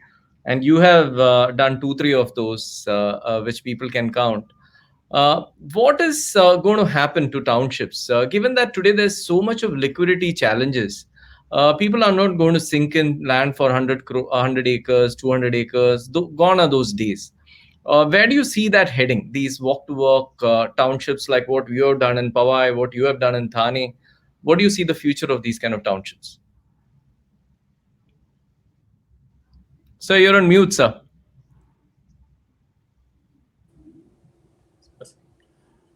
Ramesh, one thing is certain, that your report itself is quite a good indicator of things to be, which means that change is manifesting. The story of the post-COVID is definitely is going to be different from the pre-COVID. Just like the Fiat ambassador disappeared to get the new cars, and like the mobile phone and internet has changed the life, and virtual meeting like this has changed the life of our meetings situation, similarly, real estate will also see the paradigm happen. Chintan has hinted to it, but I'll go one step beyond what Chintan has said. And the step is very simple. The new things happening in the next 5 years in the Mumbai metropolitan region, let me just recount, because this is not stated loud enough. We are going to add, we have up till now 190 kilometers of Western Railway, Central Railway, and Harbour Line. We are adding 300 kilometers of metro, which means metro stations and ancillaries. We are now going to add in the next 3 to 4 years a new airport across the harbor. We are also going to have a cross harbor bridge, which will bring as much land into development as the half of Mumbai city. That is going to come between Panvel and Karjat. If you look at the paradigms which are going to happen, I don't agree with you that townships will not happen. Only bigger townships may happen, smaller may happen, but townships are bound to happen. Whether in the periphery of the new airport, whether it's going to be along the railway lines, whether metro stations, all these things are going to create the paradigm. The second part Chintan has mentioned, which is the changes which are taking place due to COVID and post-COVID, which means social changes which are needed. The more requirement of work from home requires a higher residential, bigger size apartments is definitely happening. We are already seeing that effect of it in terms of our sales process. People are looking at that. But there's a second paradigm, which I don't think has been mentioned by anybody anywhere. People want better quality of homes. And again, what Chintan mentioned about amenities, like for example, he said that you need extra place for the purpose of the work. You mentioned it also. And all these things which are going to add. So by staying at home, you just don't want a house and a shelter. You want to have additional amenities which will give you safety, security, place to work, walk to work, school colleges in the neighborhood, at least for the smaller primary school children. All these are going to make a paradigm happen. The Mumbai metropolitan region, that is why, has a huge future. Unlike what has happened in the case of Noida and other places, we do see a bigger opportunity in this region because the development is taking place. And I think more conservatively, the developers have been able to do it. But I agree with you.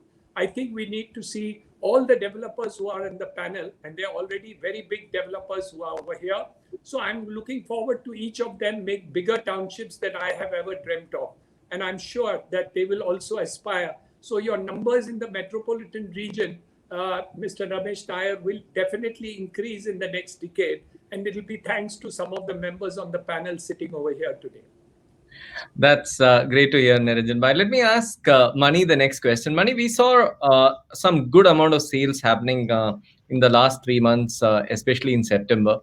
We all know the September sales, the main trigger was the stamp duty reduction. What other factors, in your view, could be the other reasons other than the stamp duty? See, one is Ramesh, again, thanks for having me on the panel, and thanks to Realty Plus. Pleasure to be here with legends in the industry. So there are quite a few reasons which is kind of propelling people to buy a home. So the first thing is that I think the pandemic has helped reinforce in people the fact that they are safe within the confines of their home, as opposed to rental or any other home. So that's one.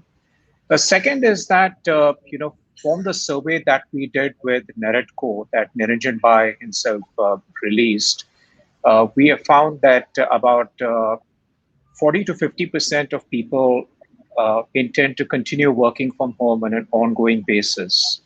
And even these people, most 60% of these people are looking to upgrade their homes. So people are looking for larger size homes.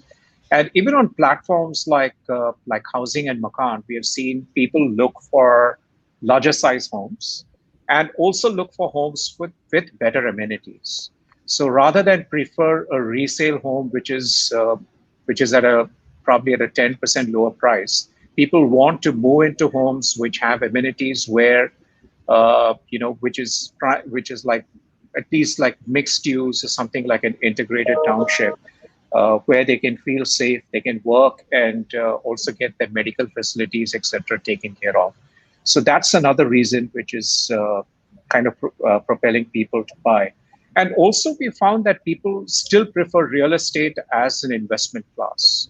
So while real estate prices have not really appreciated across the country, except for perhaps Ahmedabad and Hyderabad, people find that there's not been much of a value erosion in real estate compared to, let's say, the stock market or gold, which has been pretty volatile in terms of pricing. So I think all these factors together have helped people make a Dhaval, you want to decision add to to buy the that? home. What could have been the other factors other than the stamp duty reduction for this sudden spurt in apartment sales? See, I think what Mr. Mani said is absolutely right. Obviously, we all learn from something which is coming our way, and today pandemic was like the biggest boat which every one of us faced, and nobody realized that we all could be locked up in our own homes for about next 3 months or 4 months, whatever. And that's when we spoke to other developers in and around India and everyone around, everybody realized that all those people, all the millennials and everyone who had always thought that let me have a good lifestyle, be it on a rented apartment in a near to my work or near to my place where all my friends and families are.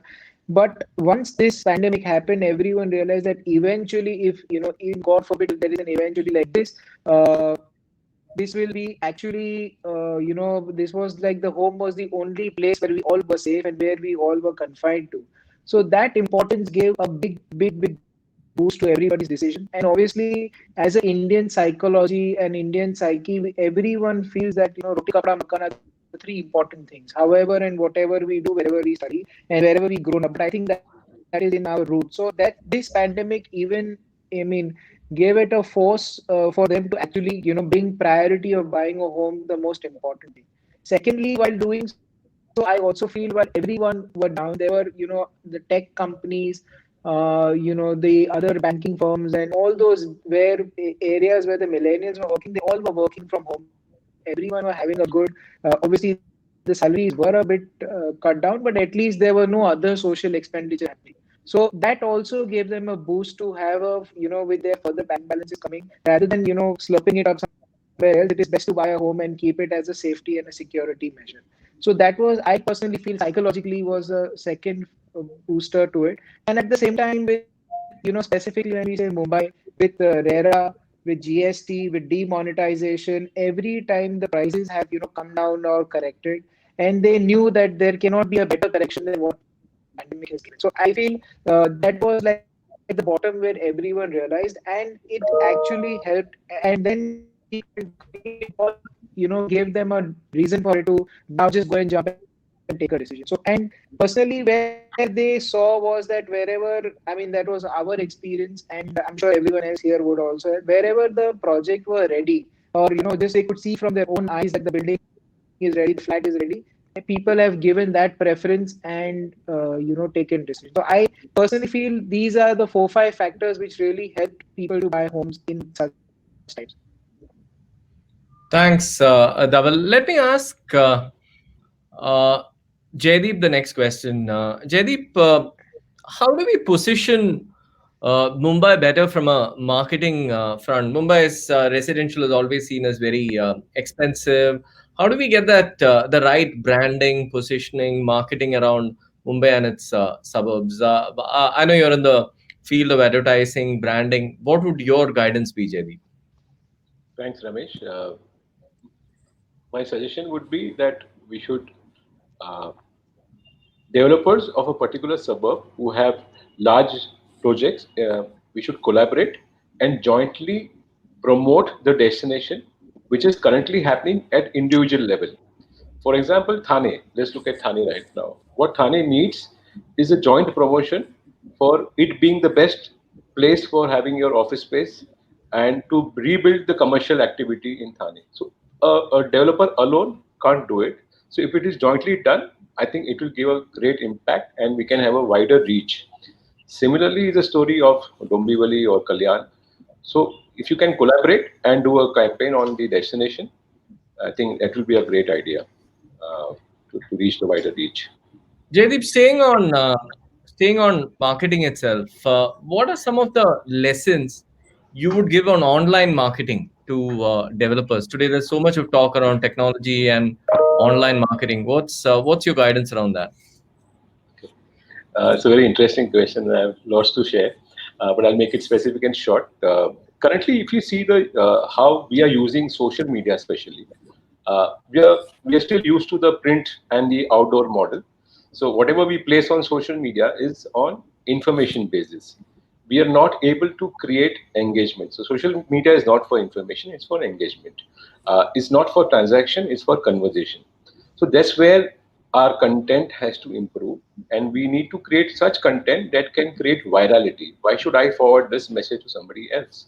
So currently, there's a pattern which is being followed in real estate about giving the same information, what is in the print or what is in the outdoor. That needs to change, because that's a different behavior by itself. So virality is what we need to aim, and how can we make it more engaging? So if you see other industries, they're making social media very engaging, and we are not interested in likes. We are interested in more in conversations. So that's where the message should lead to. We need to improve content, in short. Thanks, Jaideep. Chintan, you are the next gen of developers. Your thought around digital marketing? Well, I think it's become all digital and nothing else is there. So I think the focus from, like a to-do list has now become a necessity. And I think everybody has jumped the digital bandwagon in the last, I think, couple of years. The adoption has been phenomenal. And I think going forward, it's the way to be. So talking about my company, my personal experience, we've tried to sort of mimic the entire offline sales experience onto the virtual platform, creating like a virtual sales office, a little similar to what this Realty Expo is doing. You have like a virtual sales office, virtual rooms, you have a show gallery, you have a 3D tour, you have floor plans, everything is there, and then you can engage with individual salesperson either through a virtual call or through an offline WhatsApp call. So we've been trying to push that forward. But what we see in the last 2 months especially is that people are not happy with just that, because real estate at the end of the day is a touch and feel brick and mortar kind of a product. So unless you come and see, I'm not going to be able to gauge the size of my rooms, the view from my house, just by looking at a particular render, or very nice render of some building or some complex. So this thing definitely has come back, and we've tried to integrate now an offline and an online experience when it comes to the customer sales experience. With respect to the other aspects of digital, I think, as Jaideep said, social has become a huge medium for everybody. I think all developers, especially everybody here on the panel, are quite strong on the social platforms. And possibly we are putting out more content in terms of our advertising and less in terms of engagement, as Mr. Gandhi has put. But definitely social has been a very important part of our digital strategy going forward for the next 6-12 months at least. Thanks, Chintan. Sharish, let me come to you with the next question. We all know the land values in Mumbai is very high. What are some of the other reasons why affordable housing is not taken off? I know you do a lot of mid-market. You've also tried your hand in affordable. Why hasn't affordable housing taken off? I'll also let Niranjan Bhai come in after you on the same question. Yeah, Ramesh. So I think, of course, land value has been the biggest roadblock. But other than that, a couple of other things. One is of course the time required for approvals, which basically adds to the land cost, because it adds to the holding cost and the interest cost, and everything gets added. And another is all the government costs, which is right from premiums, which you have to pay to the local body, and the other costs like stamp duty to pay to the central government, state government, and GST that you pay to the central government. So each and every part of the government is your partner today, and each and every is wanting to extract their own pie from whatever you are doing in the business of real estate, because they want to milk this cow again and again and again. And I think that has put a huge burden on the entire real estate, forget affordable housing. And when you have host of these costs added, so today land cost is no longer a consideration, because a lot of developers are sitting on land banks. So they are not even looking at their land cost. They are not even looking at today's land cost. They are just looking at cash flow and cash profitability as on today or going forward. But what is pinching is the current cost of interest, the current cost of premiums, and all the host of other things that you are adding to it. And I think this this premiums and all the other things associated with has become a huge burden.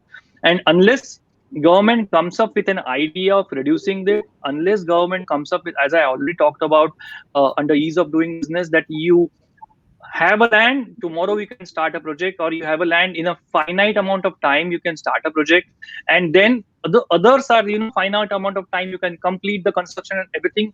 It's partially in our hands. But this, which is indefinite and you cannot really calculate how much time you will need. Title is a big issue. Something crops up midway through the project, you still don't have a title which is given to you by government, which happens in US. So because all these issues come up, any Tom, Dick and Harry goes to the court and puts a stay on your all the development, and then you have to settle him for 100 rupees when his cost is not even a rupee. So all this ecosystem which has developed around it, these important things need to be corrected. Unless we correct these things, affordable housing will never be a reality. Forget in Mumbai, but anywhere in India. Thanks, Thanks, Ramesh. thanks. Niranjan bhai, you want to add to that? How do we make affordable housing a reality in our city? Niranjan bhai, you're on mute. If you cut out the last two words in your sentence, it's already a reality, which means affordable housing is there in India, but not in Mumbai. So what is the idiosyncrasy? The idiosyncrasy is in simply what Sailesh mentioned about the cost of land being unnecessarily high. Number two, that the costs of clearance, cost of additional FSI cost, and all these other things are made it unaffordable, and they will do it. Remember, the opportunity is so large, Ramesh, for the purposes of affordable housing. 50% of our population of Mumbai live in jhopatpattis. Each one of them is a potential house buyer. You can't imagine the kind of potential that exists over here. But we are very, very microscopic. We don't understand scale. I wish Mr. Mukesh Ambani had got into real estate and cleared up half of Mumbai.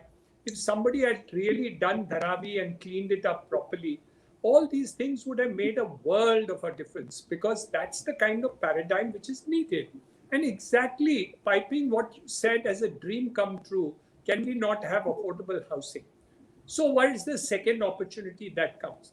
And that is why the growth is taking place in the peripheral areas. So you will have the growth taking place in Thane, which is now becoming fully developed, and the multiplier effect is taking place.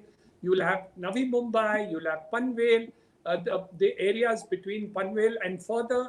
All these peripheral areas will grow simply not because Mumbai doesn't have an opportunity, but because your policies on land, your policies on approvals, your policies on additional FSI are ridiculously microscopic, and I don't know what is the right adjective. Maybe Chintan can, from his education, teach me about the right word to use. But the point is not there. The point is somebody has to vision this, work it out, and do it. There is no reason why it cannot be done. We conceived the Cross Harbour Bridge, which is now being constructed, in 1970. The bridge cost 100 crores. Now we are only spending 12,000 crores. We conceived Navi Mumbai Airport at 150 crores 40 years ago. Today it's 5,000 some crores. We did the Bombay-Pune road, which we constructed in 1,650 crores, including interest during construction period.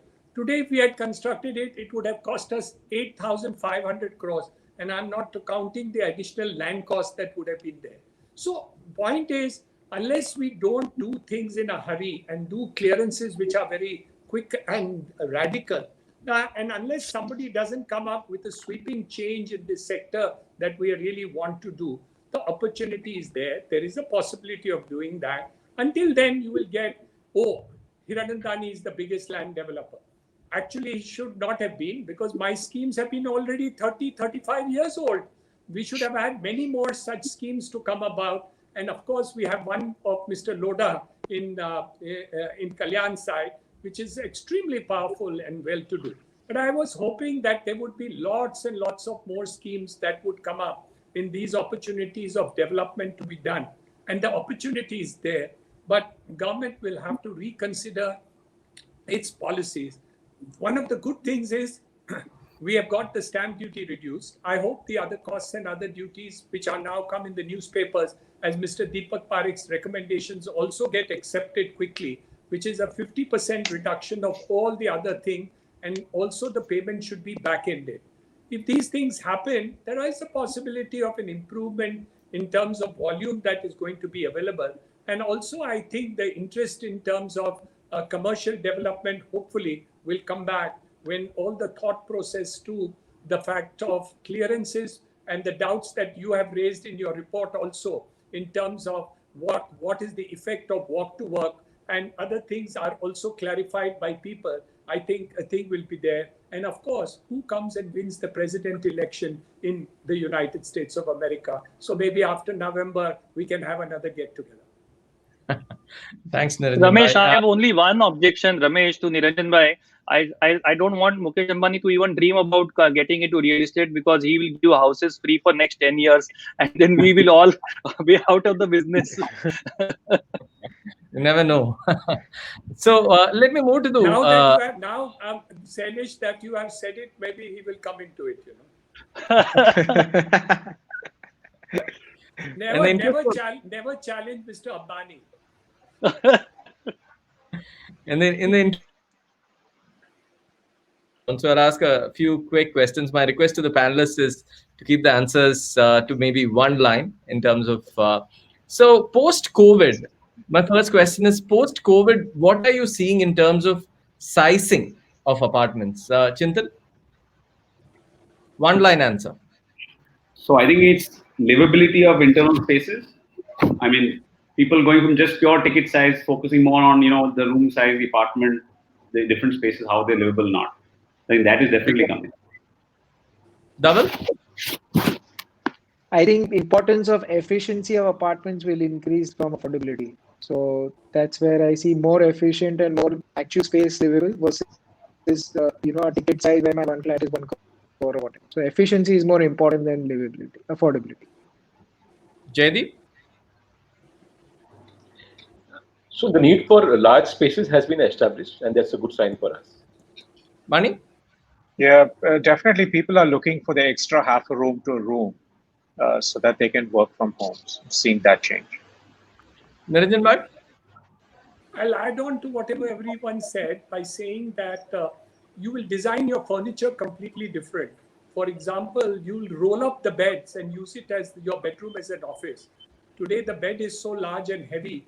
I think those days when a heavy bed is there, it should go away so that you can actually push it into the wall and create an office space out of it so that you can have an efficient office room in your bedroom.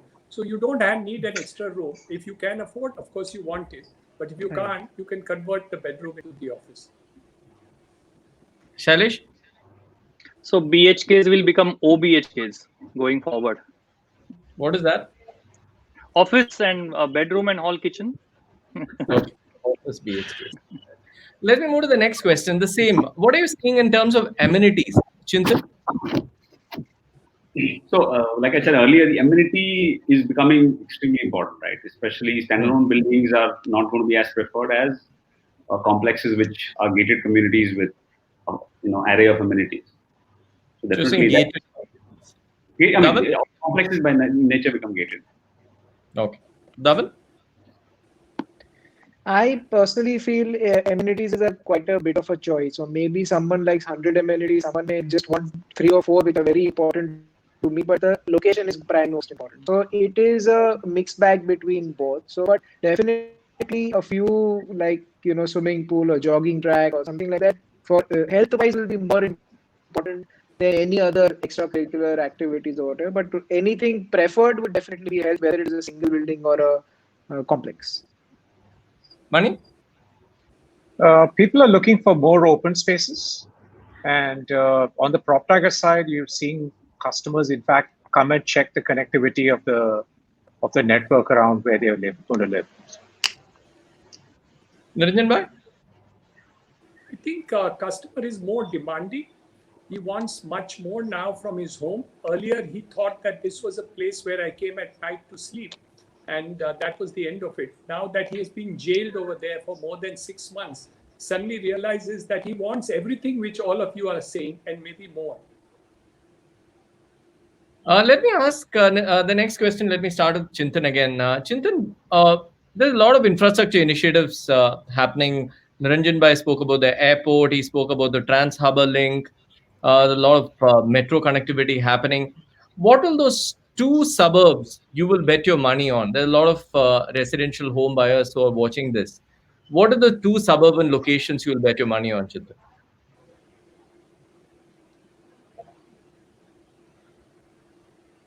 Chintan, I think I'm mute. MMR actually quite a large area to just bet on two suburbs, but I think if you had to speak in and around immediate Mumbai city, probably the ones getting directly impacted by the metro should have the most. So Western Line, Dahisar, Central Line, Mulund, and Thane. Dahisar and Mulund. Double?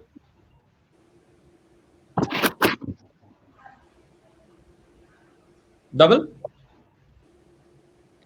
Not because I have a project over there, but I personally feel Vadala as a destination because of the connectivity from central, western, and going suburbs over. So Vadala, Chembur, that belt, I feel that will be because it has the most open space left in and around Mumbai, I would say. And if I have to look at the extended suburbs, I personally feel anywhere beyond Thane, because I think Thane is also now developing as a city by itself. So somewhere just on the outskirts of Thane would be there. And if I have to look at Western, I really agree towards Dahisar. Money? Yeah, I certainly agree on the Western lines. I mean, towards the Hisar and also beyond Thane. I think Thane is becoming expensive. So people are now looking beyond Thane as a region. Naranjan Bhai, two locations, your pick for the future?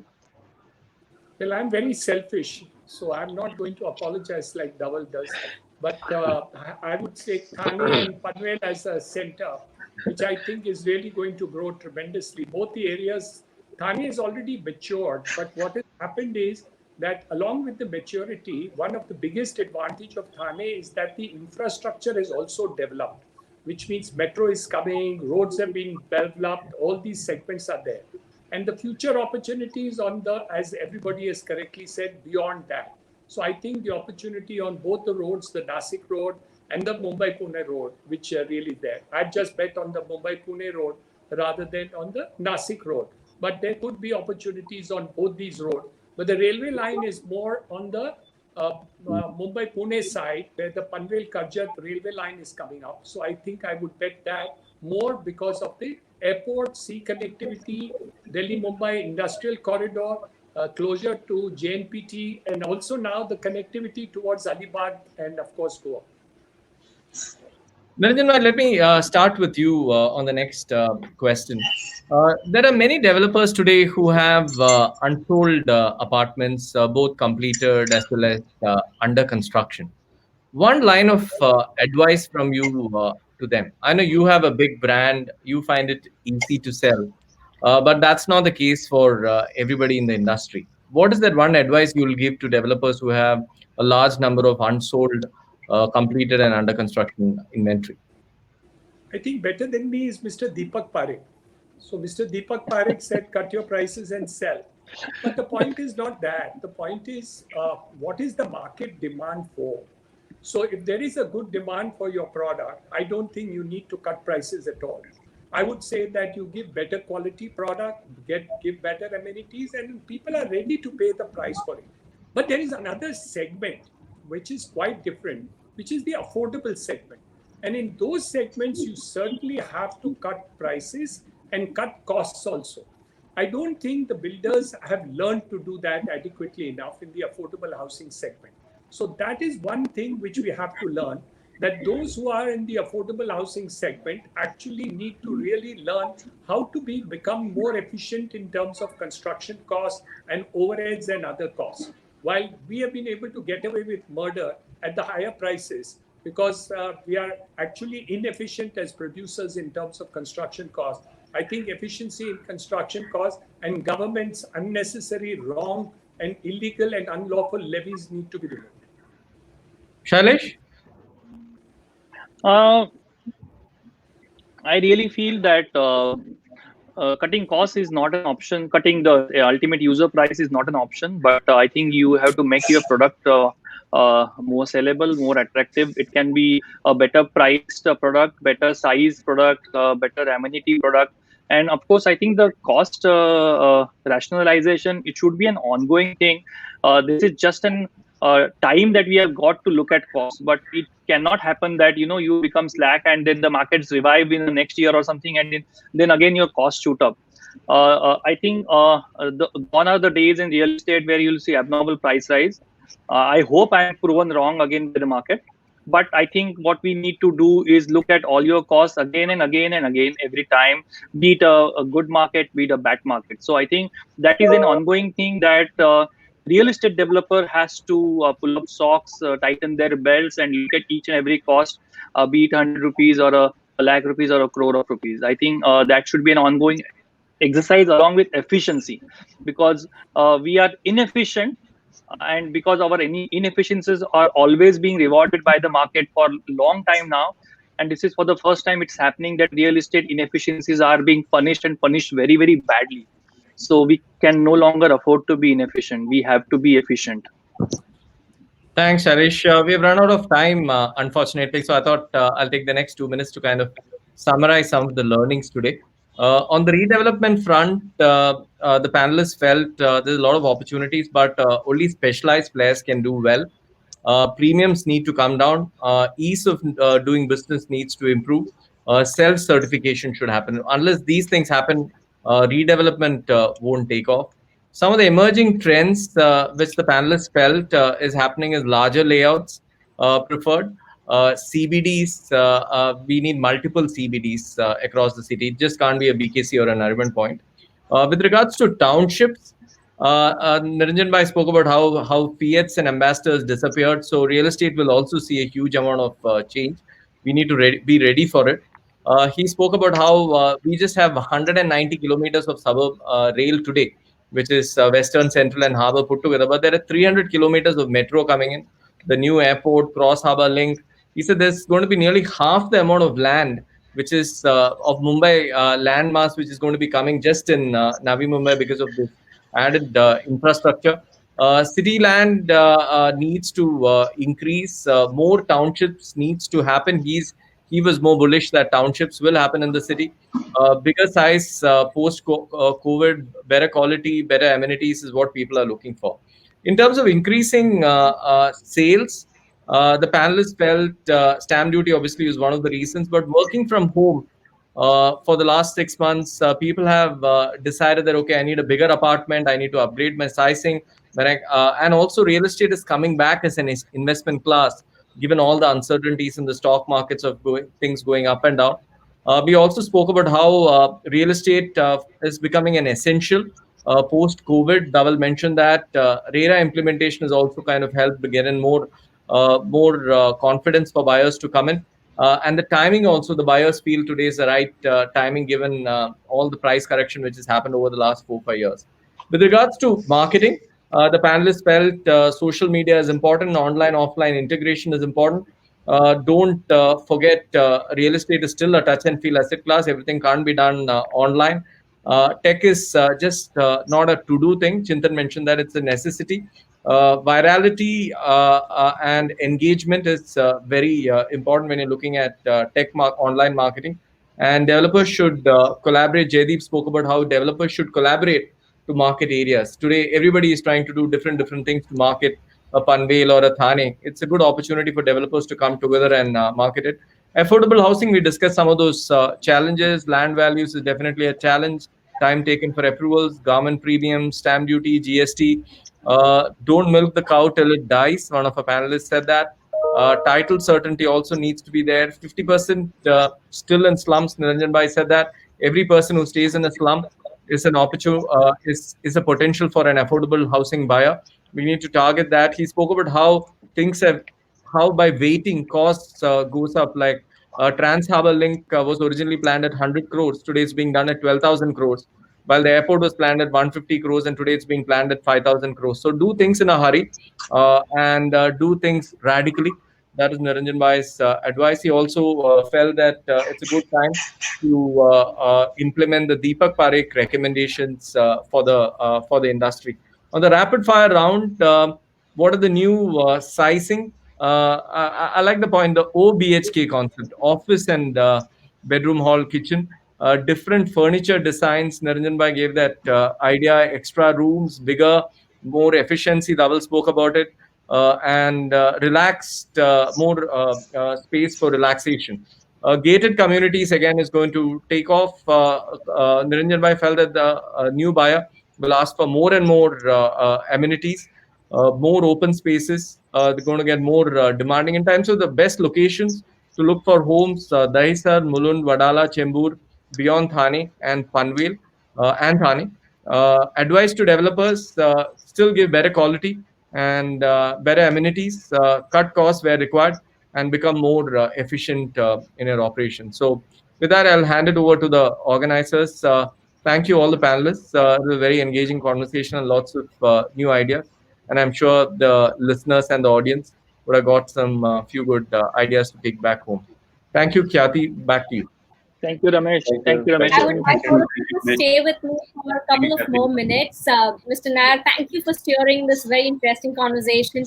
It's not been just interesting for all those who are part of this amazing industry, but all those as consumers, just like me, who would like to go out and buy a house for themselves. There have been such amazing insights that we've taken, and few points that to make sure that you buy a house which suits your requirements. Now we have two questions coming from our audiences. Now some of the points that you've already covered, but if you'd like to just touch upon them once more.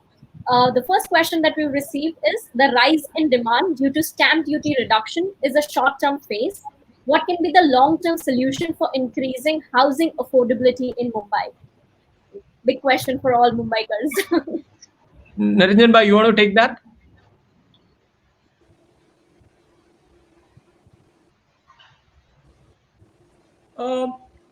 The world is very dynamic. It's very difficult to actually give long-term ideas in terms of structures. I can only say one thing, that the government cannot make housing, which is a necessity, roti kapda makan, into a highly taxed item as it has become today. Almost, if you take a house today which is being sold by any developer, more than 33% of the cost of the house goes in terms of taxes, direct, indirect, municipal, local, premiums, and other things. If you really want over a period of time to change that situation, you have to go the IT way, where for the next 5 years you reduce the level of taxes. Your collections will in fact go up, as has happened in the case of IT. The businesses have gone up, become more profitable, created more employment, and ultimately deliver. So I think that is the way to go in the long run. But what particular duties to be reduced, it'll keep on changing from time to time. All right. Thank you so much, sir. Our next question from the audience is: will the housing in city peripheries remain attractive for buyers post-COVID once people start going back to work? Shailesh, you want to take that? No. In fact, it is the other trend. I was just sharing some time earlier that I had gone to Karjat for to my farmhouse, and then I was going around. I was going for the morning walk in the early morning, and then I saw people had come in their Honda cities and accents to see the plots in that area, and they were saying now that we can work from home. We are looking for a place where we have a good Wi-Fi connection, and it's like my second home becomes my first home. In fact, people are wanting to go out. I know so many iBankers. Ramesh will concur with me. So many of his colleagues, they have staying in their Lonavala or Kopoli or other houses, and they're working from there.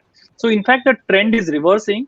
Location is no longer a criteria. Distance to station had always been not a criteria now. So it's always the better location is where you have a better Wi-Fi and a better environment. You can go out in the evening and enjoy the greenery around you. I think it's the trend that I'm seeing even in my own office. My EA was telling me, sir, I want to have built my own house in my village. and I will work from there, and maybe once or twice only I'll come to office. So this trend is fast emerging, and you'll see things changing very, very rapidly. Anyone else would like to touch upon the point? Niranjan bhai, 2 days back, you were talking about how Alibag could kind of become an extension to the city. Your thoughts around that? That could be perfect to what Shailesh just mentioned, right? Well, the RoRo connectivity has taken place. So from South Mumbai, you'll be reaching faster to Alipag than you would reach to the airport. So I'm talking about Santa Cruz. And so all those things are definitely making a change to take place in the next couple of years. As Shailesh has correctly said, all these differences are going to pan out and definitely happen. But what we really want to know is, where is the growth area for the city? What is it that brings Mumbai to take the leadership role, and why not any other place like Pune, Bangalore, Hyderabad, and all these things? So what you really need to say is, what is the growth potential of these cities that we have created and the peripheral areas? How do you actually benchmark to see that the next 10 years growth is there and not anywhere else? And that is the question that we are not answering sufficiently enough, which means higher quality of infrastructure, better development of health and other facilities, to see that.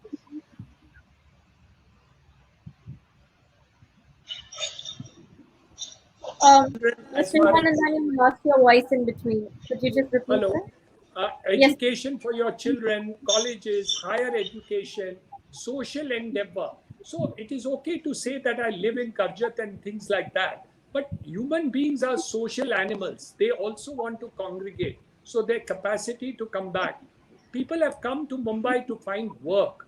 We are now to see, can it continue to be the epic center of work in the next decade, or is it not going to be there? Or are you going to give up the leadership to Hyderabad, Bangalore, Noida, and other places? So the governments of the day have to really relook and say, how do we bring back the center of gravity to the center of Mumbai or the periphery of Mumbai? It doesn't matter where. But you have to concentrate and see that these USPs are celebrated. But I agree with all the panelists when they say that the changes in terms of quality of life and the method of working from home is going to happen in many industries. And that has definitely happened, if not happening.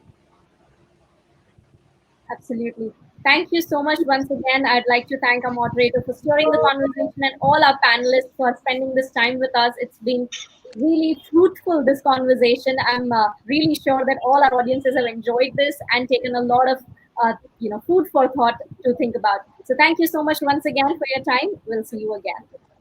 Thank you. Thank you, Kathy. Thank you, Niranjan bhai, Dhaval. Bye-bye. Thank you, everyone. Bye. Thank you, everyone. Thank you. Thank you. Yes, ladies and gentlemen, our life is changing. The way we knew how we were living, our lifestyle has evolved and changed, and we've actually transformed into being this digital species, which we are doing right now as we speak to you digitally, virtually over this conference. And that's how the periphery of how we live our lives and where do we live also will change. But more on that, we will be talking in just a short while. Before that, we would once again like to inform all of you that we are live on all our social media platforms and our website. Do join us there and do join us in our online conversation using our hashtag RPWestVirtual. Thanking all our speakers till now. Thank you so much for your time and effort. And ladies and gentlemen, we'll be back after the short break for our next very exciting session. Till then, let's look at the audio visuals. What is it that defines us? Is it the clients we represent? From global brands to small businesses? Is it the expert advice we provide to property owners, occupiers, and investors? Or maybe it's our data and innovative technology giving our clients the upper hand. At Colliers, we prefer to define ourselves not by what we do, but by how we do it. Wherever we are, we believe we succeed only when our clients succeed. It's what drives us to achieve more every day. We believe in collaborating with our global colleagues to achieve the very best results.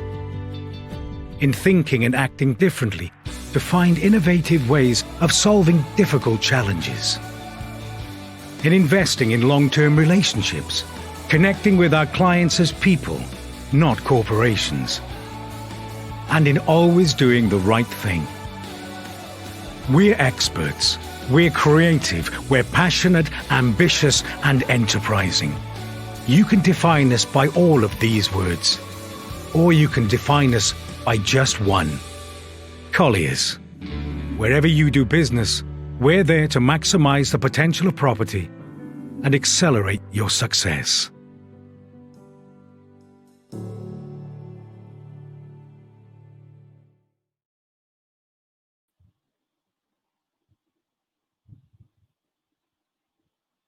A very warm welcome, everybody. Once again, welcoming you to the 12th Reality Plus Conclave and Excellence Awards 2020. I hope all of you are ready and excited for our next session, which is equally interesting, where we will talk about Mumbai commercial reality demands and investments. I would like to welcome our moderator for the session, Mr. Neeraj Bansal, partner and COO, India Global and Head Corridors, ASEAN, Hong Kong, KPMG, India. Neeraj Bansal, with over 23 years of professional experience, has played the role of a market maker through collaboration with ASEAN and Hong Kong member firms. He has led more than 1,200 advisory engagements across various sectors.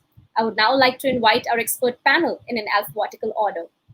Mr. Ambar Maheshwari, CEO, India Bulls Asset Management. Ambar Maheshwari brings with him substantial deal-making and structuring experience in the real estate sector. With an overall experience of over 20 years in India and Australia, Ambar has been focusing on the real estate sector for the last 10 years. Mr. Amit Ramani, founder and CEO, Office Space Solutions Private Limited. Amit Ramani started Office with the vision of revolutionizing the office space delivery ecosystem in India. He's the member of the YPO Delhi chapter, RICS, and NASCOM. He's also an active member of CoreNet, serving on the board for the latter's Charlotte chapter. On the panel, we also have with us Mr. Ravi Ahuja, Head Commercial Business, L&T Realty. An industry leader in the real estate space, Ravi Ahuja has over 20 years in pivotal roles in multidisciplinary transactions and advisory for occupiers, investors, developers, and government, encompassing office, retail, residential, land, and industrial asset classes. On the panel, we have with us Mr. Sunny Bijlani, Joint Managing Director, Supreme Universal. The flag bearer and catalyst for brand Supreme, Sunny Bijlani is leading the business with passion for architecture and design, along with the vision to take the business to newer, promising markets across Mumbai and Pune. On the panel, we have with us Mr. Vivek Chandy, Joint Managing Partner, J. Sagar Associates. Vivek specializes in areas of private equity, mergers, acquisitions, and corporate commercial work. He routinely represents clients in real estate transactions, including leasing and sale transactions.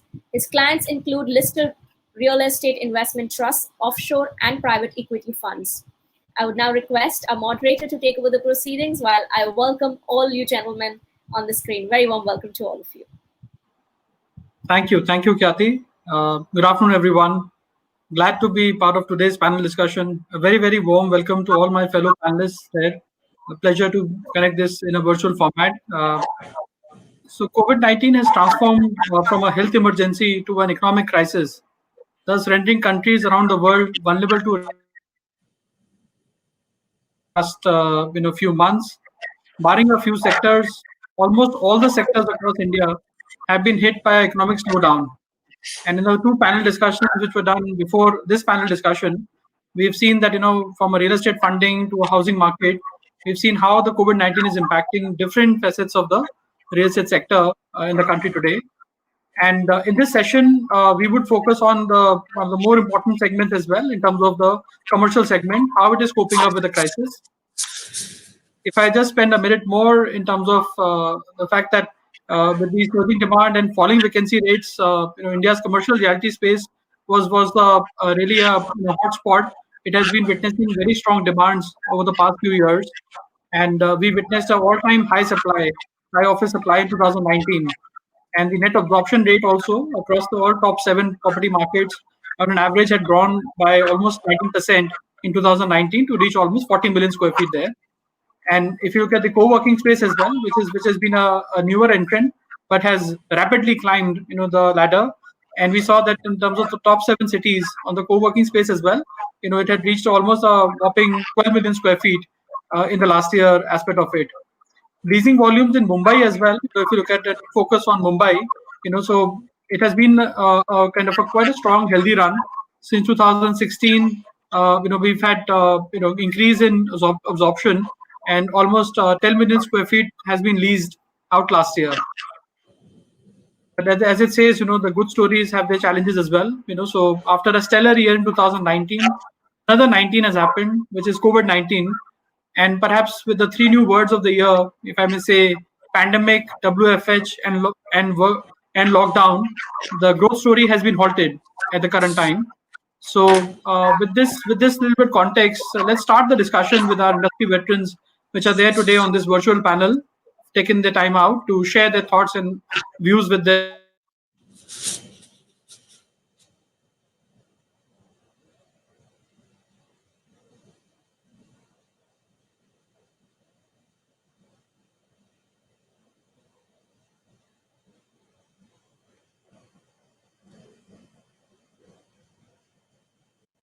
Have we lost Neeraj?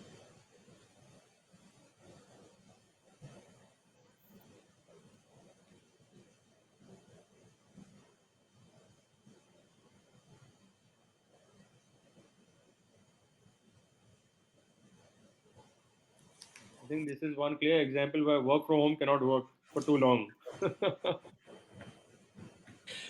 No, it's this is makeshift at best. You can't replace office with this. Not at all. Not at all. I mean, I've worked from home for the first couple of months, and with all the chaos that happens at home, you realize that why this commercial segment really survived for so long. Yeah. No, we're all fatigued. I'm still working out of home, but it's just a bit tiring now. I need to see people rather than faces on screens anymore. Absolutely. Absolutely. I've been talking to my screen for the last 6 months, and I'm tired of doing. So yeah.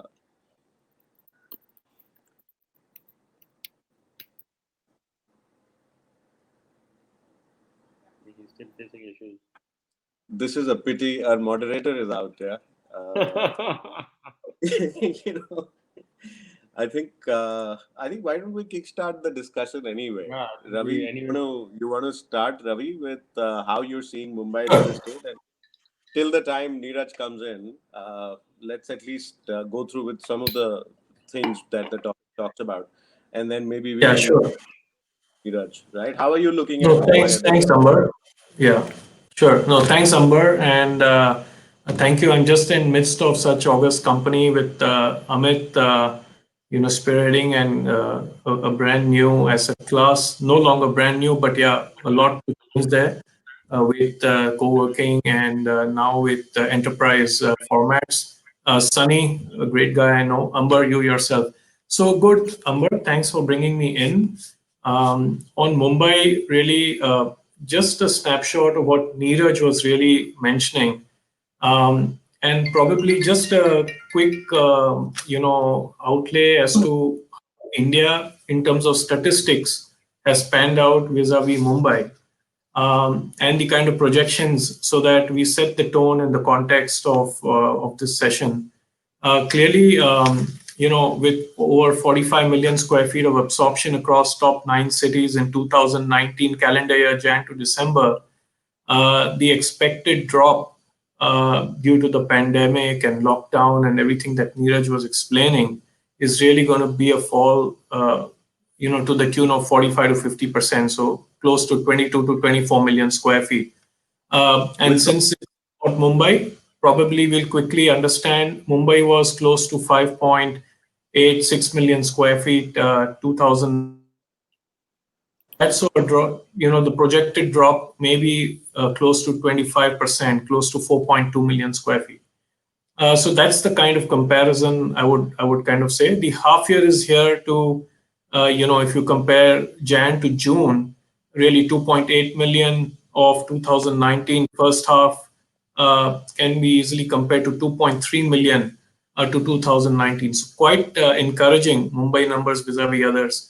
Of course, Bangalore is the back of the leader with about 14, 15 million square feet last year. Even that may see close to 7 million square feet, this year. If I were to bring in some demand drivers, with respect to how things may, from here look, while work from home lockdowns have led to these projections of falls, to my mind, the top two, demand drivers or selection parameters for organizations is clearly cost optimization and flexibility. These are the two main buzzwords we all are witnessing when we are talking to clients, engaging with clients, and everybody is, especially the decision makers have moved from CREs just being support, or even CEOs sometimes taking backseat, with the CFOs driving the conversations with respect to cost optimization and how crucial it is for them to survive over the next 6 to 12 months. That's the kind of cost optimization we're looking at. Besides, of course, the other demand drivers may be de-densification, which will lead to certain increase in space, which I think is going to fairly be balanced off by the surrendering of space as well, which work from home kind of things will lead to. Clearly, corporates are in a assessment mode. Majority of them are in a work from home policy making exercise, which will lead to a lot of reassessment of their commercial real estate space. Geographies are mattering. Work from home are slowly converting to work near home. We're looking at hub and spoke models, which may turn out to be more practical, in that sense. To my mind, when you talk about expansion, I think that's out of the game for the moment. Except we do see certain segments which are doing positive in this so-called pandemic environment. Clearly, pharmaceutical, e-commerce, streaming companies, logistics companies, of late data centers over the last few years at accelerated mode are showing a lot of demand across segments. The character of requirements, what Mumbai sees when you compare it to the other IT majors, cities like Bangalore, Chennai, Hyderabad, or even Pune, is really the corporate office environment. And that's where the front offices are really making a buzz line. There again, the character of demand that is being driven in the market is again driven by cost optimization. The higher pricing, locations of CBD, BKC may see some surrender of spaces at the 200 levels or 250 plus levels on rental per square feet per month, really being driven down by locations like Powai or even further off, LBS Road or even Thane and Navi Mumbai, that is seeing these things shape up. To my mind, these are some of the clear demand drivers. And on the supply side, Mumbai, just for the record, has 125 million square feet of stock. And so far in the calendar year has added about just 3 million square feet. So supply will be like all the other top 9 cities, even Mumbai, there will be a delayed or deferred supply as well, which will hopefully help some pain, but not much because the surrenders are expected to be more with vacancy levels going up. Mumbai, fairly okay, between 12 to 14%, may see 2% rise in vacancy levels. But some of the other cities, the IT cities will certainly see vacancy levels rise much beyond the 15-18% levels. Neeraj, welcome back. We just got started setting the tone with some statistics and some demand drivers. So over to you, please, for you to moderate us. Thank you so much. No, thanks very much. Some challenge on the So Neeraj, I think that is why Thanks very much for covering it. So let's begin. Yeah, Neeraj, I think that is why everyone is saying work from home will not last too long. People are going to go back to work. Nice one, Yeah. Sapna. So thanks, Neeraj. Please go ahead. In fact, we had your questions. I thought if you would not be there, I'll start putting up those questions. But good to have you back. I think we've lost him again, I Sapna. think you will need to take those questions. Yeah. So thankfully, Neeraj had given very detailed questions beforehand. And, first of Amit, like work from home, there is this thing that it will not last. There was a lot of, death knell for co-working. People said co-working will not last. COVID people will not like to share spaces. So what's your take on that? How remote working is going to work and co-working is going to work hand in hand?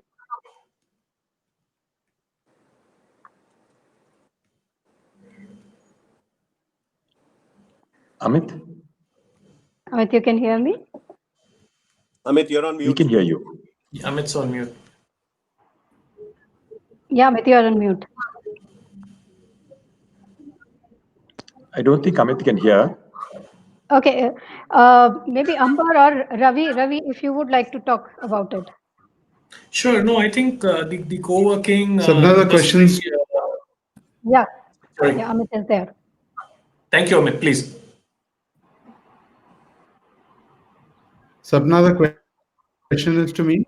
Yes, the Yeah. question is to you. Remote working, Yeah, Sapna. co-working, So, and a traditional office. yeah. So as I'm on mute. Can you hear me? Yes, yes. Yes, we can hear you.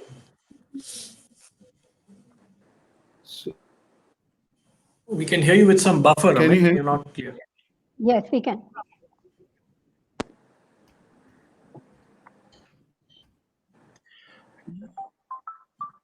You may want to just get back to Amit because he's obviously has Yeah. some challenge. So can you hear me?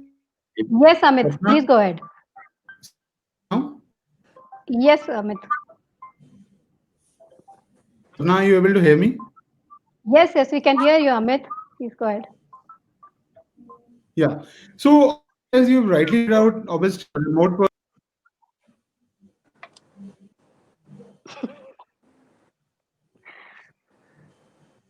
Ravi, for the time being, if you can give a short and crisp answer on that, and we'll get back to Amit. Sure. Look, I think Amit's the expert here on co-working, but clearly Yeah. the co-working industry globally is just about a decade old, which is no longer a new industry. In India, of course, there are 350 plus players, providing co-working services. And now, of course, the segmentation in co-working is so deep that it's no longer just co-working, which WeWork was known to do, but also the co-work players are really providing services and managed offices, as well as being an operator and also providing franchise services or just for a management fee, making sure that they manage your operations. So co-working in that sense is from my point of view a full service kind of product and no longer just a product. So Amit is back. Amit, if we can hear you clearly, I would rather hand over this co-working question to you. Thank you. Can you hear me? Yes. Yes. Okay, perfect. So, Sapna, as you rightly pointed out that, obviously remote working and co-working are both here to stay. And clearly in the new normal, it's clearly been driven by the two separate stakeholders, right? The employer who's looking for cost savings and the business continuity, and the employee who's looking for flexibility to work from anywhere. So as a result, the real estate paradigm is shifting from location to location choice and time. And just a couple of points. I think clearly the workplace is going through a shift, right? What used to be a 85% individual workspace, 15% collaborative, will get to about 50% individual workspace, 50% collaborative, with a mix of meeting rooms, open and closed, hot desking, and individual work pods.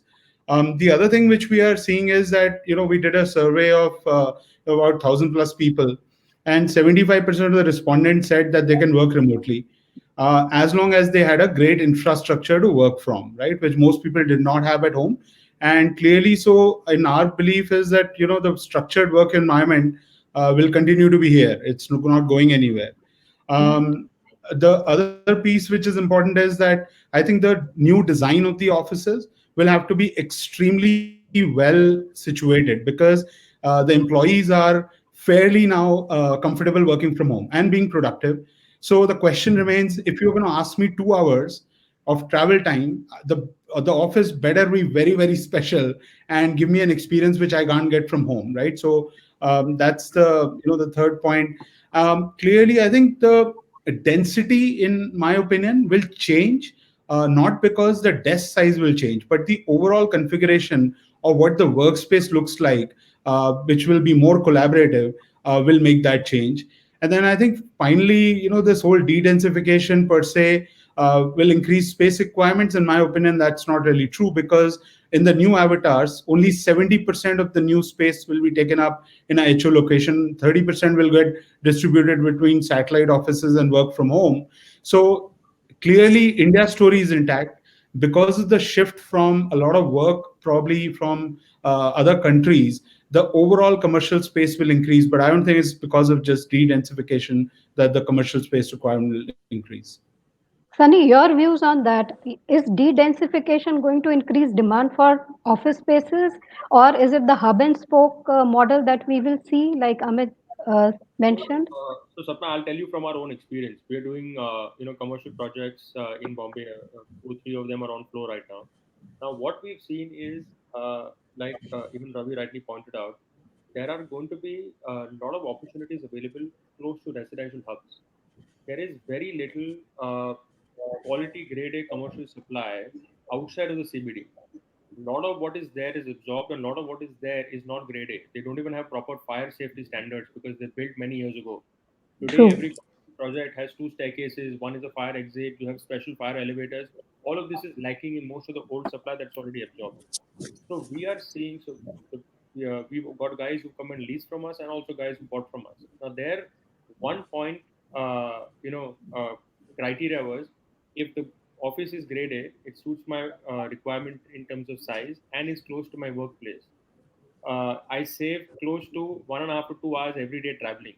If you multiply that in for the whole year, the guy is saving almost 25 to 30 days in a year, not traveling and not sitting in his car.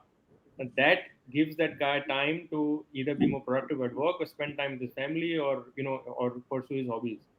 Now, people have started realizing that, especially like a city like Bombay, where 3 months of the year we face insane amount of rainfall, where at least a week of work time is lost because you can't get to your workplace or get out. So if this is located closer to residential hubs, the productivity is that much higher, and your office uptime is that much higher. So this is one clear distinction that we've seen. So I feel that there is a great opportunity now for getting commercial developments within residential hubs. So yes, like Amit said, you also have your head offices in your CBDs like the BKC, etc. But there will also be supply that will now start getting absorbed, and there'll be new demand getting created within residential hubs. So that's what we are seeing on it. So we'll see more grade A offices coming in suburbs as well and integrated townships as well. So that's what we are doing, and we are seeing a good uptake of that even during the lockdown. Okay, fantastic. Another very talked about topic all this while during COVID was force majeure. So, Mr. Chandi, I would like to ask you, the question is, in the wake of COVID-19, force majeure clause has gained unprecedented importance in commercial real estate. Is it being invoked by occupiers? What is the current scenario now? Yes, interesting question, because as soon as COVID hit, I would say about 80% of occupiers tried their luck by sending notices saying that, there's a force majeure situation and rents need to be suspended and the like. But if you look at the law, and, after COVID came, the Delhi High Court has gone into the matter in great detail. It was very clear that a lease is an executed contract where there is nothing remaining to be done by the lessor. So under a lease, unless there are specific provisions that, cast obligations on the lessor and require the lessor to do something which he can't do, a lease cannot be terminated. So in cases where there were lock-ins, as per law, it was not possible to terminate the lease by the lessee. However, based on relationships and, sometimes on sympathetic grounds and other grounds, many lessors actually, suspended rent for some periods of time, reduced rents and other things. Now, the Delhi High Court in the decision I was talking to you about made it very clear that commercial difficulty does not amount to frustration of a contract. It basically said, unless the premises are substantially destroyed, you cannot say that the lease has come to an end. So that's the clear legal point over there. But there's an interesting point coming to co-working spaces that you all just discussed about. Now, co-working spaces, most of them do not execute leases. They all execute service agreements. Now, it was possible to terminate service agreements.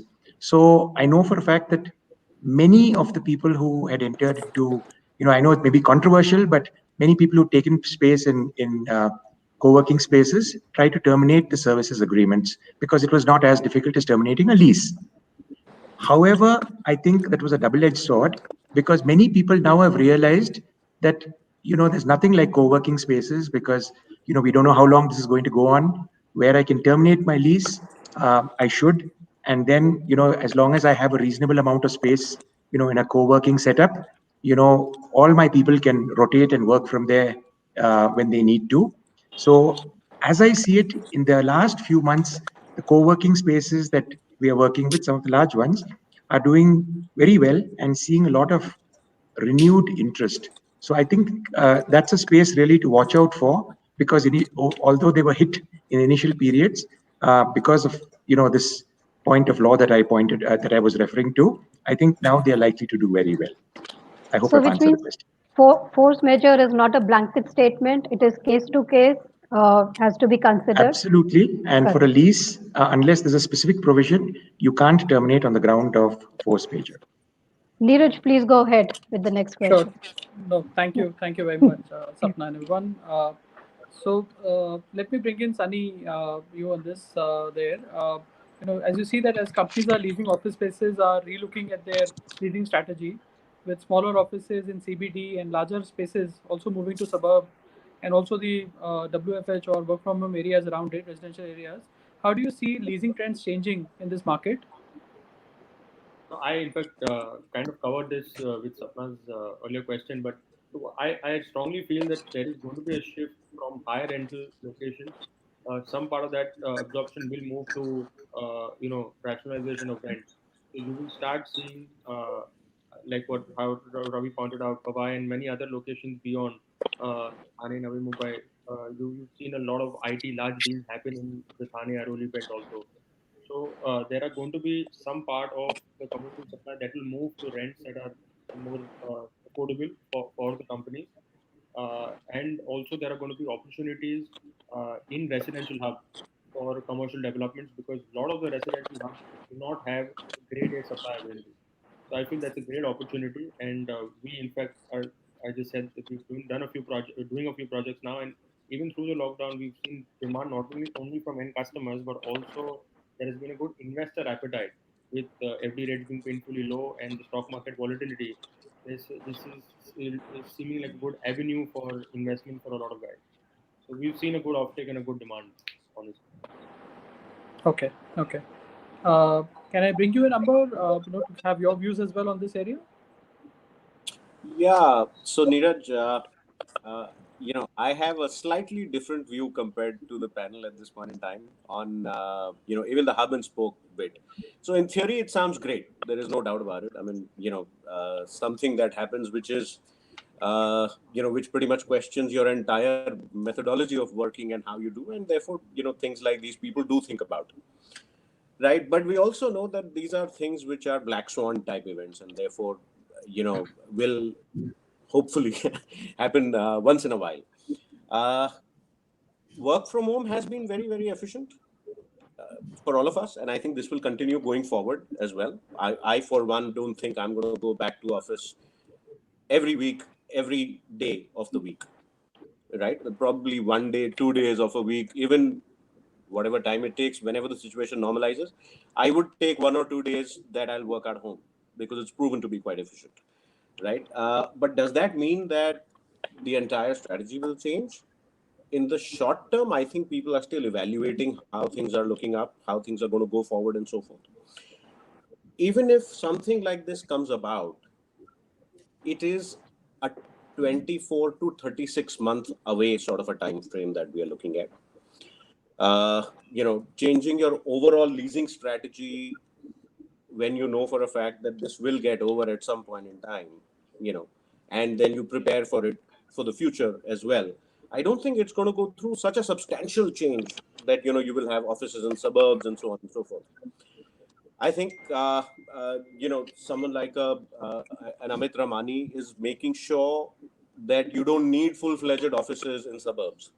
If I need a temporary workspace, or if I, because Mumbai, for instance, smaller offices, headquarters, corporate offices, very easy to walk out of the lease if you're not locked in. You write off your furniture fit outs and so forth and just walk out, stop paying rental. And which is when someone like an AWFIS or a WeWork would come in, where, you need a temp space for, say, half the space that you were occupying. So the solutions already exist. I don't think we're going to see, instead of residential buildings in Bandra, commercial offices coming up in Bandra and so forth. I think CBDs will remain CBDs, and offices will continue to be there. Leasing strategies now, I think, one of the things that is likely to change is the pandemic will find itself into force majeure. So Vivek will need to include pandemic also as one of the causes where it becomes a force majeure, or it becomes applicable, which until now wasn't there in most of these cases, and which is why it wasn't looked at. So from a leasing strategy perspective, honestly speaking, it's, if by all accounts, globally, people are saying that, you will discover the vaccine next year, and whatever time it takes to vaccinate or inoculate most of the world, I don't think this is going to have such a substantial change that, you will not have CBDs anymore. You'll probably have residential and commercial buildings side by side. I doubt it. Sure. So in a kind of a summary manner, so you're looking at a perspective that while there may not be a major change to the strategy, at the same time, in a short term, and also some amount of permanency as well coming in, to say that an exploration of a distributed office strategy would come in there, as part of kind of a. No, I think, most of the people for their expansion now will start looking at multiple offices rather than one large office. The theme for the last 10 years has been consolidation, right? Two things which everybody went out and did was that, look, I have 15 offices or 10 offices in the city. Let's consolidate and put that into one particular building, which I don't think will happen. It used to be just such an obvious thing to do, which I don't think will happen so frequently, number one.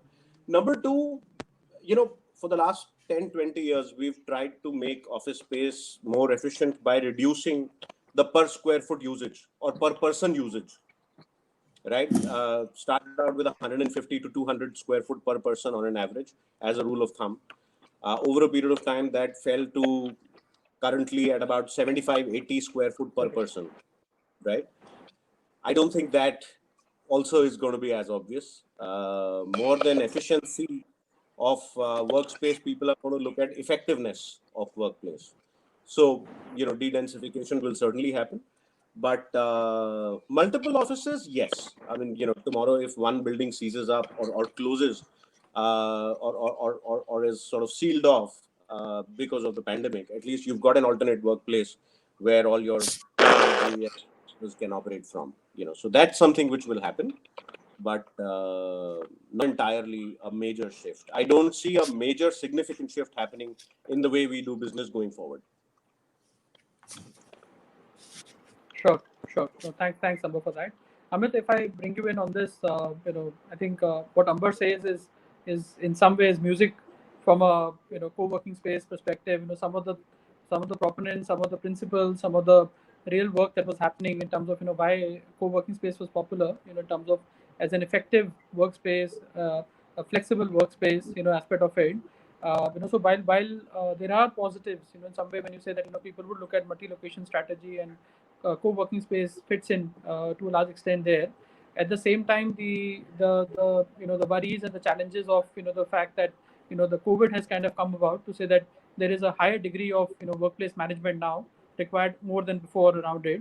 And so, do you see any foreseeable change which are coming in terms of the ways of operation, the business model from a co-working space perspective? How are you looking at this segment now on a go-forward basis, and how are you Sure. trying to meet some of this requirement which is coming in a different way now from the corporate side of it there?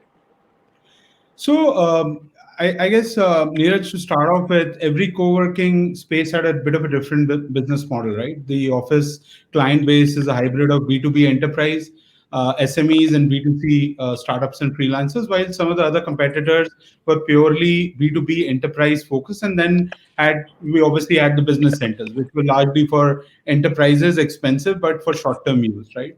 So we are clearly seeing a trend where conventional space users have started moving to flex space, right?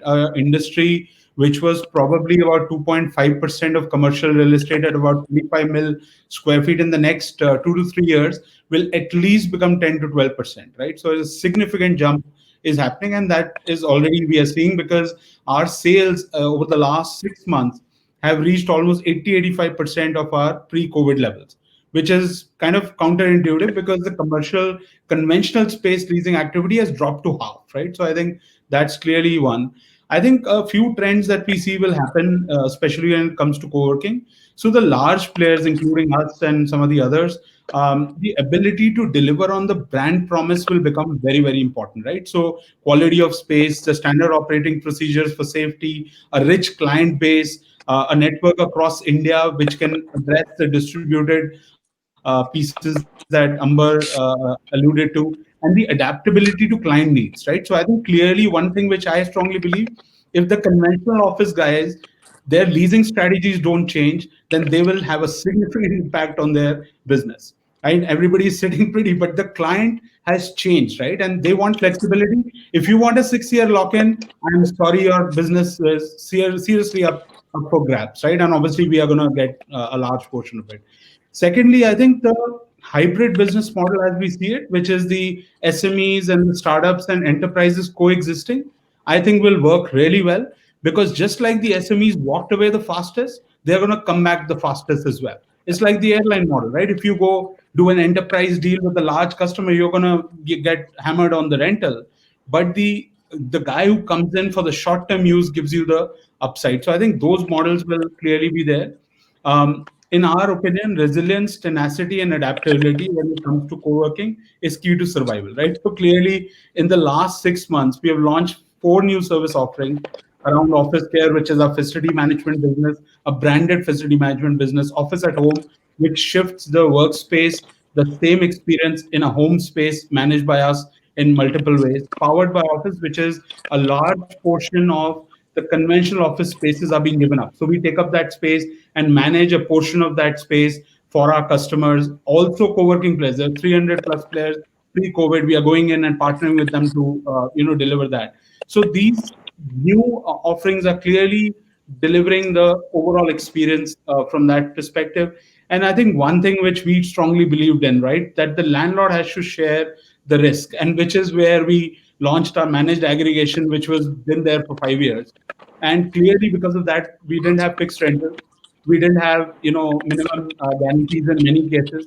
So the landlord was truly a partner. And I think that model going forward will become extremely strong. And we are already seeing a lot of, interest from a lot of large developers in that category as well. Okay, sure, sure. Thanks, Amit, for that. Ravi, if I bring you in, on this, and if you could just help us little contrast this from the perspective that, do you see a difference between how, let's say, some of the larger office occupiers, are doing this and a mid-segment office users, do you see a difference in terms of, their strategy aspect of it, and the approach that they are adopting, and perhaps if you think that, from a domestic company versus a global company, if that is a categorization which helps in terms of if you see any differences which are there in the market, on this aspect of it in terms of how they are approaching their leading strategy on a go forward, and because there is time which has elapsed as well, so there have been indications of vacancy as well as people vacating some existing spaces also, and also we have seen absorption also of new spaces. How do you see this, from your perspective? So, Neeraj, clearly every organization is at a different life cycle when it comes to their portfolio. In India, there are a lot of multinationals. They may be large companies wherever they're headquartered in the US. Probably they've entered decades ago in India, and so therefore they have the scale here. But they still have deep pockets even if they just entered last year and they just have one office, let's say in Bangalore. So, the portfolio assessment at a given point of time will probably decide the leasing strategy for that organization. Also, I think culture plays a very important role. We've seen the likes of Google, many other multinationals who are okay and have given work from home kind of announcements right up to through June of 2021. While at the same time, some of the other organizations are calling their employees back to work, even if it is partially. So I think that may also drive the strategy. I think some of the common pain points, whether it's a large organization or middle scale organization, whether it's a company that's already here for in different cities, is really three or four. The pain points are the same. Everybody's driving to cut costs down, and clearly, I would digress and go back to Amber's point that there can be a short term and a long term strategy. So clearly, even if you want to drive costs down, you can't do it so quickly in the short term because these are all 3 to 5 year kind of sunk costs when it comes to infrastructure costs, furniture costs, etc. What we're seeing clearly, we develop campuses, and what we're seeing really, there's a shift in culture. There's a shift in, more importantly, the expectations of the customer, the needs and preferences of the customer, and that's what we're coping up with, being more adaptable. What I mean by being more adaptable is something like Amit covered, being flexed. So we have chosen from being a product, a provider to a full service provider to all our clients. What that really means, we need to sit down with our customers or prospective customers and see what kind of flexibility we can give them.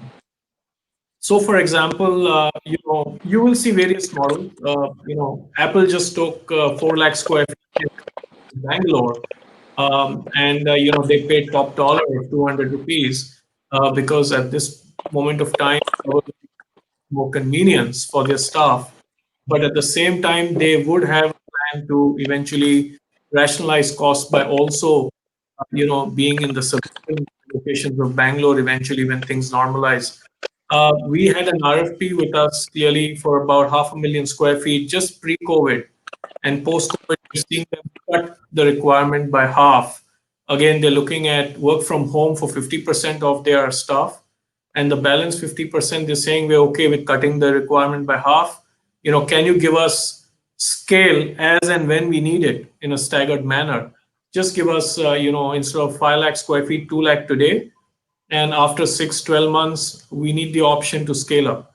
So I think we're in the sweet spot space of offering clients scale in our campuses. Majority of them are at strategic suburban locations. Walk to work, or what we call our campuses live, work, play, is the new mantra in my view, which not many developers can offer. So these will be some of the key drivers going forward. In terms of leasing strategy, cost is not only the key driver. Like Amit said, you also need to have a long term in mind. So the incoming, individual or professional will probably give you a greater per capita ROI than the enterprise client. So it all depends on your waiting period. It all depends when you're looking at things normalize.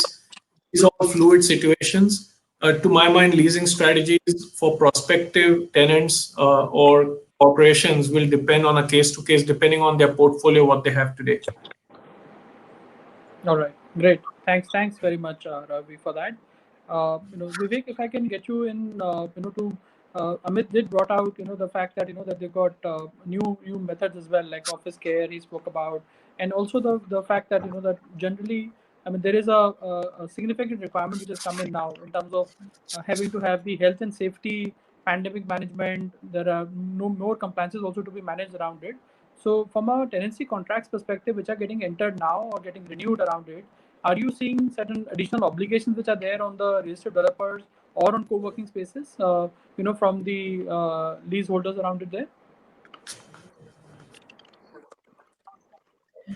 So the fact is that as of now, we are not really seeing any new leases being entered into because everybody's circumspect about entering into new leases.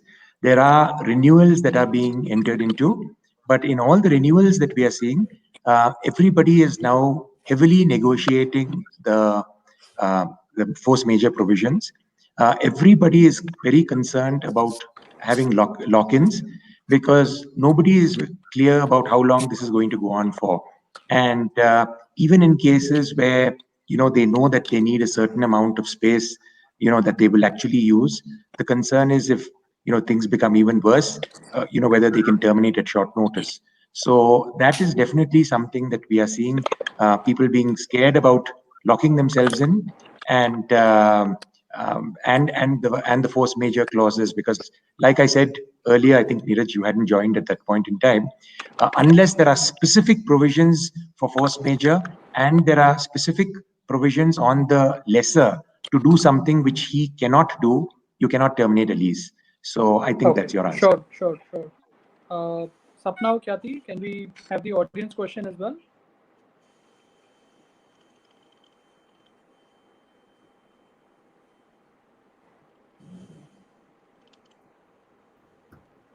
Yes, thank you so much, firstly, Mr. Bansal. With all the technical challenges, we are glad that we could have this discussion going on. We have one question from our audiences. Actually, we had a couple of them, but we have to cut it short to one now. The success of REITs, even during pandemic, shows strong demand for commercial reality. What are the reasons, according to you? We direct it open to Amber, any would you of the like to take that? panelists. Sure. Yeah. So, first of all, a REIT is a relatively new product for an investment market like India. It gives you an investment opportunity to sort of manage the risk and return in a manner where this lies between debt and equity. It's more like a debt plus sort of a model, if you like. And people were quite starved of a product like that.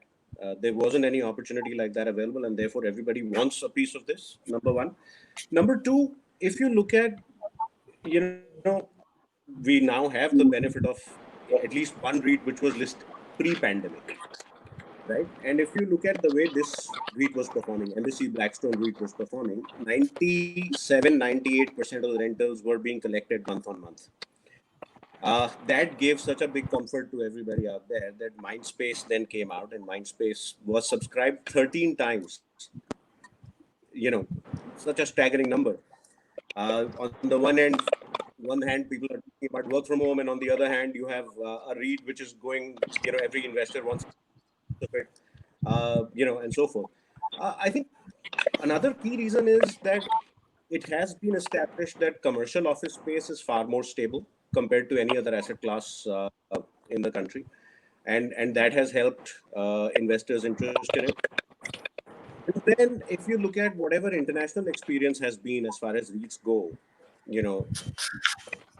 if you look at any time frame, 5-year time frame, 10-year time frame, 15-year time frame, 20 and 25-year time frame, REITs have been the best performing asset class in the world. And this was surprising even to me when we did that analysis. And there has been a lot of research from Goldman Sachs and from JP Morgan on global stock markets as well. So they've compared S&P 500 to a REIT. They've compared debt markets to a REIT, bullion markets, all kinds of markets.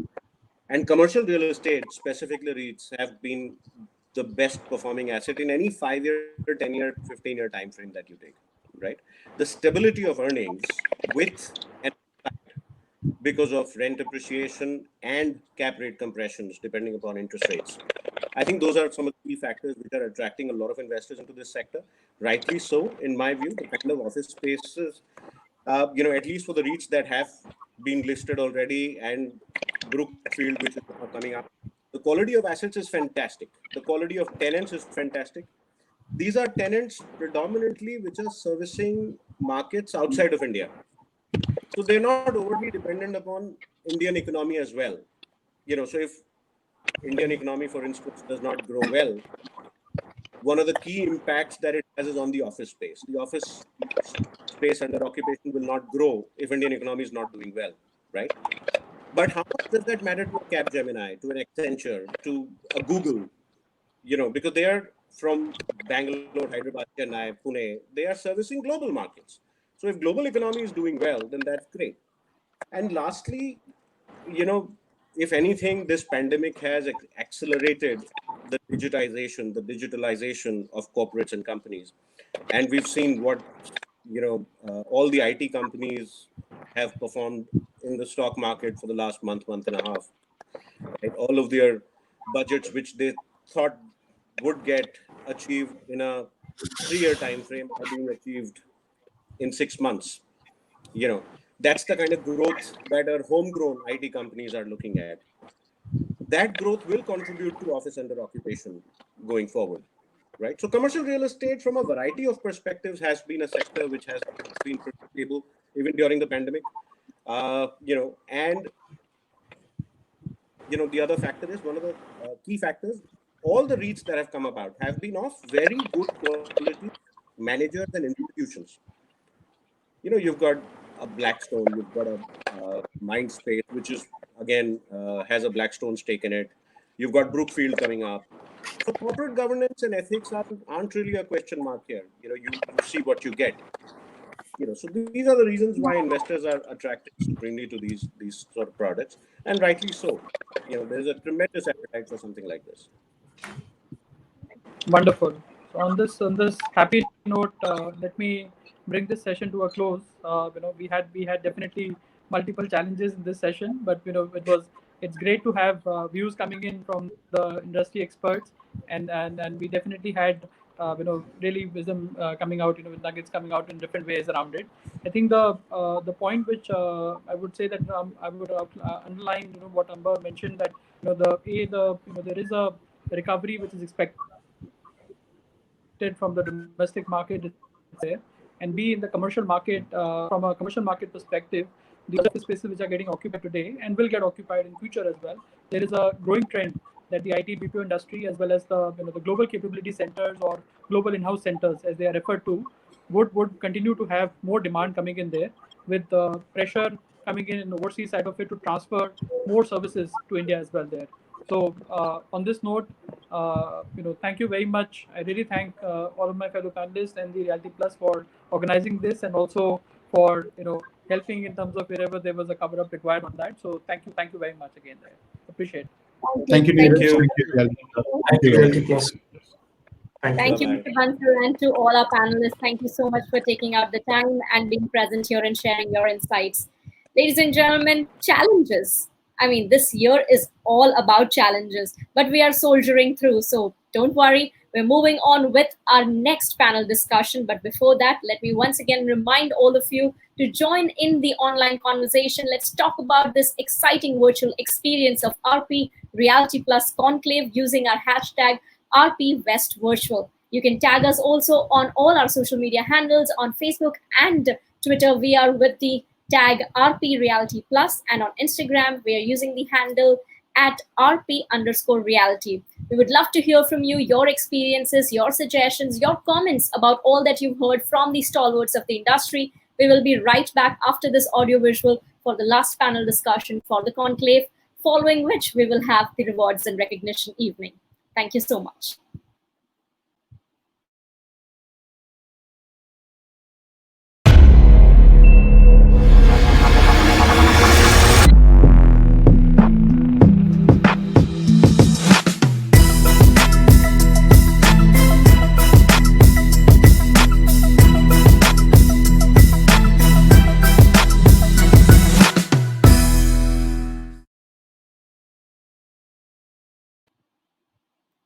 All right, welcome back, ladies and gentlemen. After that short break, I hope all of you are ready for this last session, which is, of course, an informative and interesting dialogue, we will be moving on to the design discussion on urban planning and changing design sensibilities. Conducting this session will be our moderator, Mr. Gurjot Bhatia, Managing Director, Project Management Group, CBRE in India, Middle East, and North Africa. Gurjot, with career spanning over 20 years, has extensive experience in managing projects at the executive level for several major multinational clients with a consolidated project portfolio of over 700 million square feet. A very warm welcome. I'd like to now introduce you to our eminent speakers in an alphabetical order. I would like to welcome Mr. Anubhav Gupta, Business Head Vikhroli, Head CSR and Sustainability, Founder, GPL Design Studio, Godrej Properties. Anubhav Gupta is a global award-winning design thinker, strategist, and innovator whose work straddles both the business and design worlds across industries and asset classes. He founded the GPL Design Studio at Godrej, a unique multidisciplinary innovation engine with a mandate for design, product development, brand building, and creation of unique customer experiences. Like to welcome our next speaker for the session, Professor Charanjit Singh Shah, Founding Principal, Creative Group. Adorably called as Airport King, Professor Charanjit Singh Shah is an architect, planner, and infrastructure expert with 5 decades of practice. He is an author, scholar, educationist, teacher, art and architecture critic. His works include architecture and development of large infrastructure projects like airports, metro, railway station, transit orient development, intermodal hub, and creating smart cities. We also have with us on the panel Mr. Jayant Vaidha, Director and Head Design Services, Colliers International, India. Jayant has over 30 years of extensive experience in design and architecture of several large-scale projects in India and abroad. He has been instrumental in spearheading the design team for large-scale design assignment for Colliers in India, Middle East, and Africa. Also on the panel, we have Mr. Pankaj Dharkar, Director, Pankaj Dharkar and Associates, National Chairman, GEM Council, ASSOCHAM. Pankaj Dharkar is a renowned MEP and green building consultant and an ASHRAE and IGBC fellow. During his rich experience of 40 years, he has successfully designed and coordinated more than 4,000 projects of various applications. On the panel, we also have Mr. Vijay Wadhwa, Chairman Emeritus, the Wadhwa Group. Vijay Wadhwa has been instrumental in shaping the Wadhwa Group to its current position as one of Mumbai's most respected real estate developers.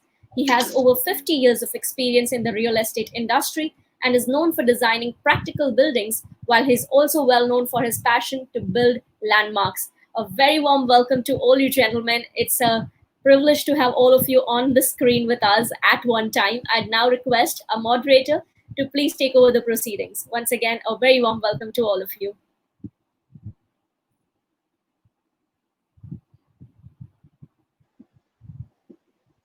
If everyone can hear me, see me. Yes, absolutely, Mr. Bhatia.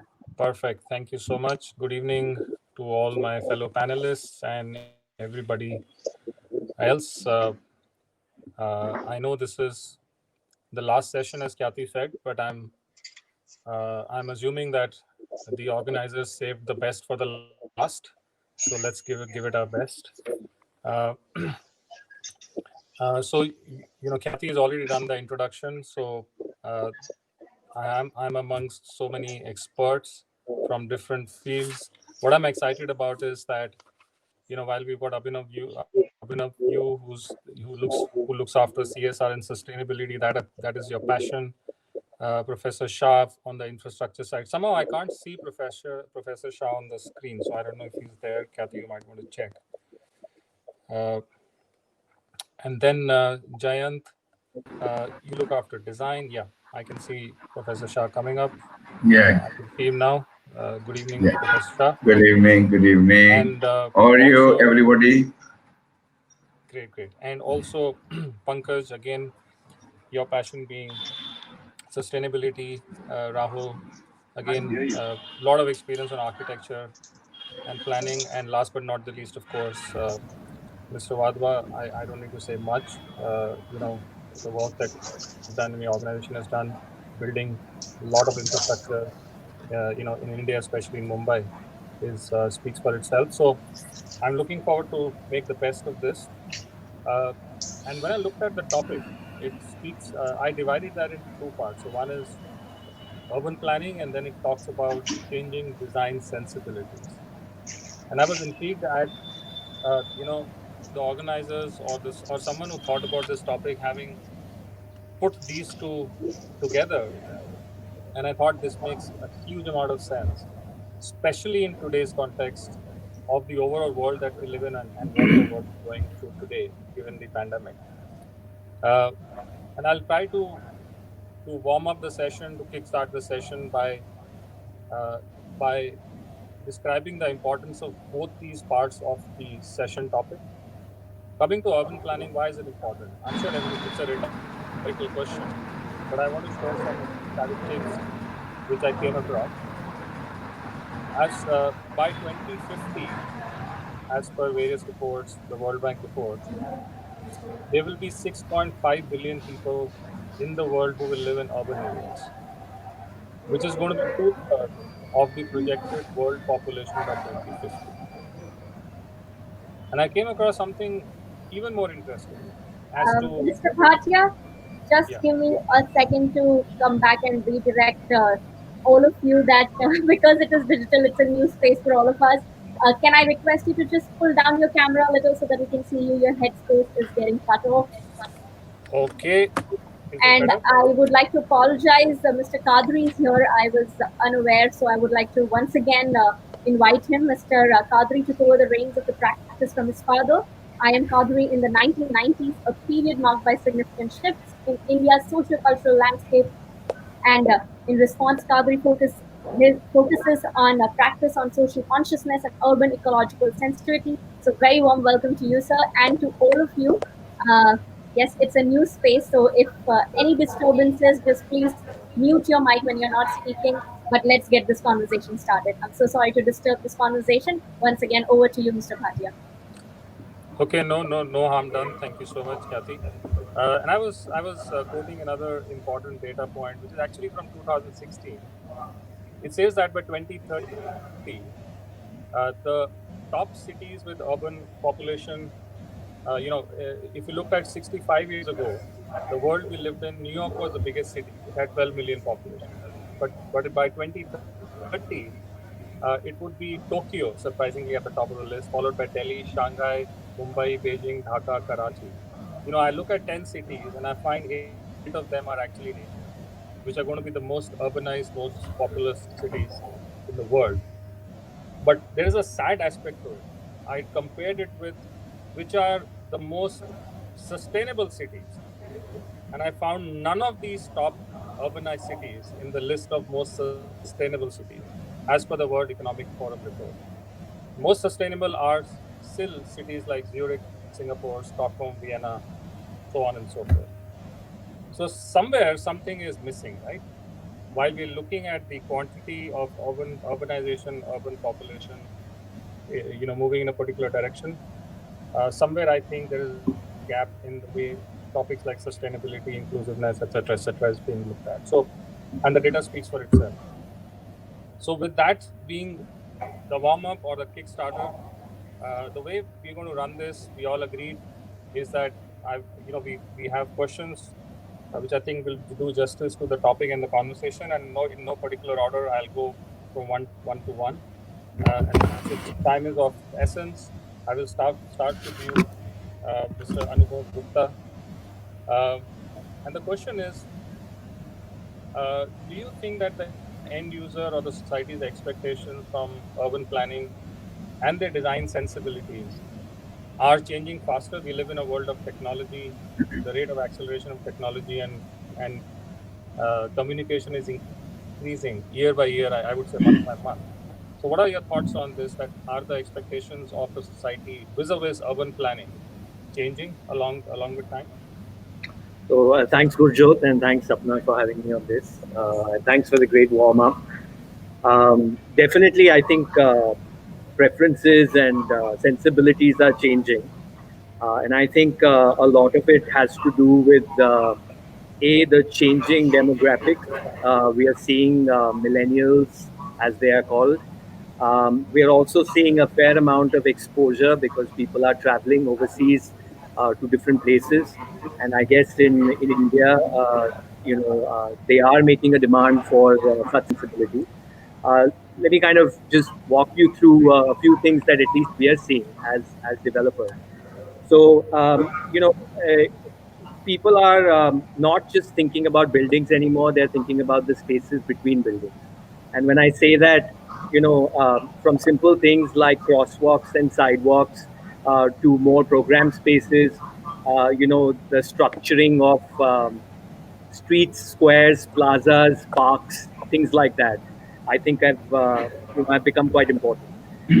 Also, I think people realize the benefits of mixed use, and especially from the better organic suburbs that they see in their city. So there's a reason why places like Bandra and South Bombay and even Powai, for that matter, have been successful. So this opportunity to live, learn, work, play within a vicinity, I think, is becoming quite important. Infrastructure is in focus. Live work relationships are changing. People are trying to be more sustainable. A, because of climate change and the looming impacts of climate change, but B, because they've just realized that it's better to be able to walk to work, and when they walk to work, they want it to be a pleasant walk rather than for it to be through traffic or cold streets and so on and so forth. I think there's something around identity and placemaking of where they live, of their neighborhoods. And overall, these are all tenets of good urban planning.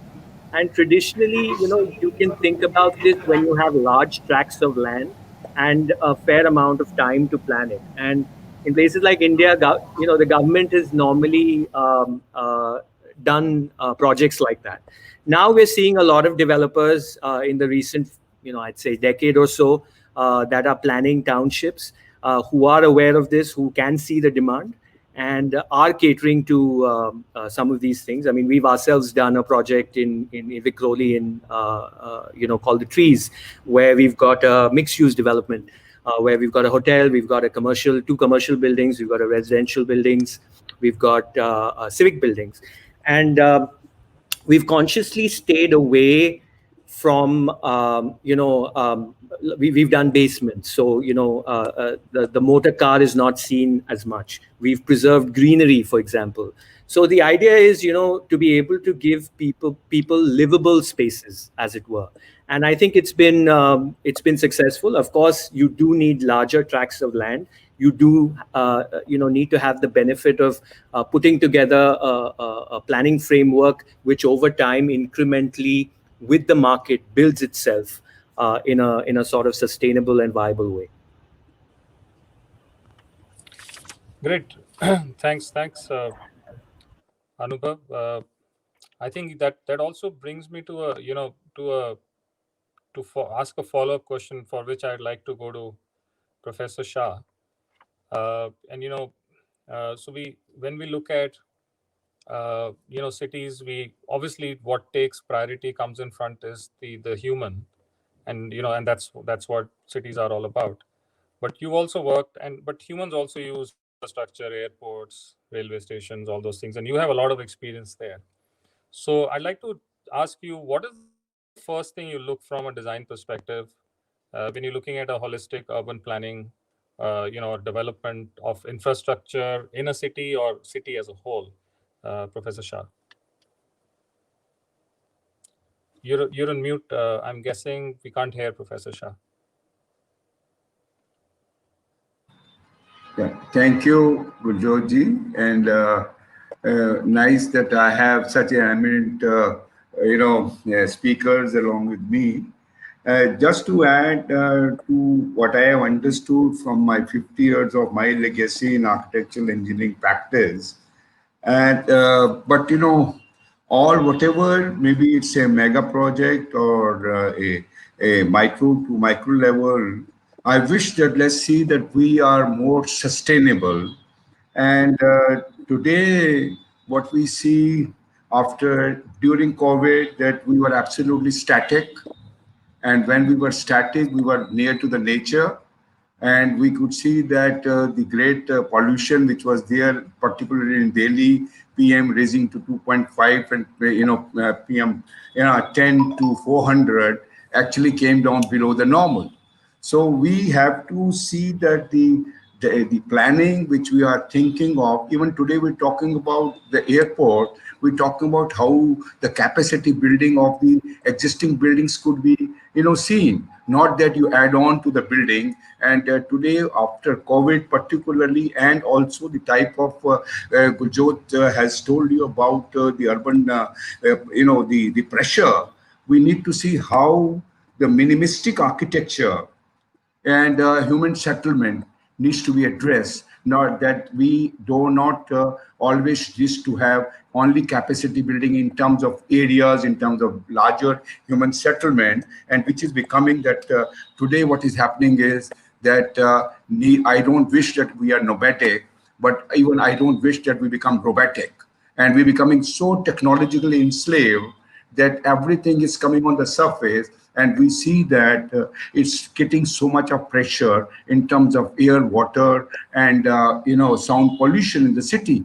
And cities have no more, like a place where we can really live in. And therefore, as my friend as Anubhav has said very rightly, today is the time that we need to dig out areas, open areas, piazzas, large, facilities which is green in the city, and we are with the nature, at least on the surface, and we take all our services, everything underground. Not that we learn from New York of Manhattan to, Tokyo or to other places, but yet we need to see that how all those things which are today has become a necessity as a technology goes down into the underground, and we have large open areas which are there on the ground. So that is what I wish, that through the larger infrastructure projects in the airports, or into the mixed use development, or into the larger redevelopment of the railway station. We have about 12, 13 railway stations we are doing. So there we need to see that how the intermodality, the last mile connectivity, and more open spaces can be generated, wherein we add to the green, and we can really see that it works for the people. Cities are meant for the people to live, to walk around, than the only the transport. And today, unfortunately, wherever we go, we see one layer to another layer, another layer. We could call it, like a metro, a speed metro, a rapid metro, or a flyover, or a foot over bridge, and many more layers are just interfacing with the city, and the city where the people live, it is being shadowed, and we do not get the nature in. So perhaps today is the time. And with this COVID, I wish that we understand the psyche of the human, and we go for the development which is absolutely humane, and which has a touch, and which I generally say that let's create the cities which are meant for the people and for the place. And once we make the cities for the people and the place, I can definitely say that you put life into the city, and that is like you're putting soul into the city, and it starts breathing. So lastly, I will just conclude with saying this, that let's see that built mass should not be looked upon as a mass of brick and concrete, but as a living organism which breathes and which is embodied with nature. Once we create organism and organic architecture, and be away for the cosmetic architecture and the material, try to be more local, let's see that we create Indian sustainable smart cities of tomorrow, where we have the belongingness of the people and the place. So thank you, Gurjit. I think we have constrained in time. So over to you again. Thank No, you. thank you so much, Professor Shah. That was great and very insightful what you shared. And I think I read this placard somewhere. I don't know where I saw this, where somebody had a placard saying, "Let's reclaim our cities." So I think bottom line, what you're saying is that let's reclaim our cities for the human benefit, rather than, in the 1950s and 60s, it was the cars taking over the urban planning, where everything, the buildings were being designed around cars and parking. So, and then there are many layers, as you rightly said. uh, we all agreed to the audience that we will not make this session about COVID-19, but it would be amiss not to mention because this is in many ways, something which has impacted the world, and we may never go back to world as we knew it. Uh, God willing, we will, but and or maybe we'll become better, is what I hope and pray for. But I want to ask you, Jayant. Uh, uh, Maybe this data will come up later. Maybe it already is there. Maybe we are seeing that some cities are said to have higher cases of COVID-19 infection, and somewhere it is less. Uh, it has to do, I'm sure, with many other things, many things like the medical readiness and healthcare system, etc. But do you think urban planning has a role to play today as we see it, or in the future? When something like this happens. Yeah. Thank you, Gurjot, and it's wonderful being with all you guys. This is a very relevant question today, and taking it after Mr. Professor Shah, what has mentioned that yes, I mean, if you look at it, you see a different patterns, right? There are statistics coming out that some cities seems to have more cases and some cities have a less cases, and being probably being an equal density, like if you see that Tokyo as one of the densest city, and still the number of cases there is not so much compared to New York, right? Like, so what is the difference, right? And of course the urban planners are asking each other, why is it like that? So what it if you look at it, what it coming out is that what the cities which are having more suburbs, the cities which are designed on hub and spoke systems, right? The cities which has a sort of a kind of modules of ecosystems, right? Like where, like say today, the Paris or has come up with a thing called 15-minute city, right? Where all your requirement is within that 15 minute, like, and it's a wherever the city is designed on an active mobility, where the people are sort of be able to satisfy their daily requirement by going around on a foot cycle, don't have to use the public transport, and those are the city. However would be the density would be, you would see lesser cases, like, and that is what it sort of made a lot of urban designer thinking that are we going on a right way, right? Like, have we been designing our cities rightly?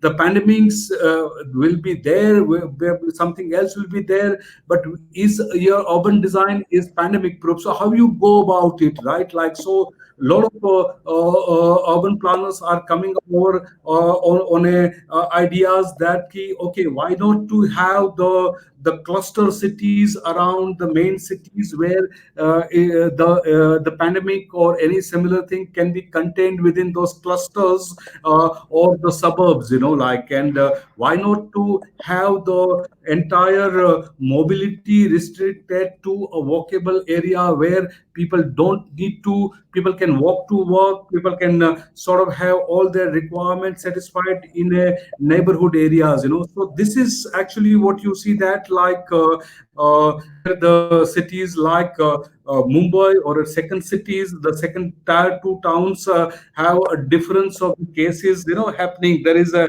pattern to be read about, and I think somewhere the root causes there in the design of the cities. I would say that that is what need to be explored. Whichever the cities has sort of access to the core services in the suburb, those cases, those cities, you will see lesser pandemic, right? Like, lesser cases coming out. So wherever there is the kind of a more public spaces are there, people will say that, like, you would see definitely lesser cases of the pandemic, coming out. So that is what it is, like, I mean, it's all lead to sort of increased city and regional planning, right? Where the city is made out of the region, and not the city is the center to a kind of a single megapolis. Like that's the difference between New York and London, probably Tokyo and New York. Like the way the whole thing is happening. So that is my take on that. There are a lot more aspect of the urban planning, but that will come to that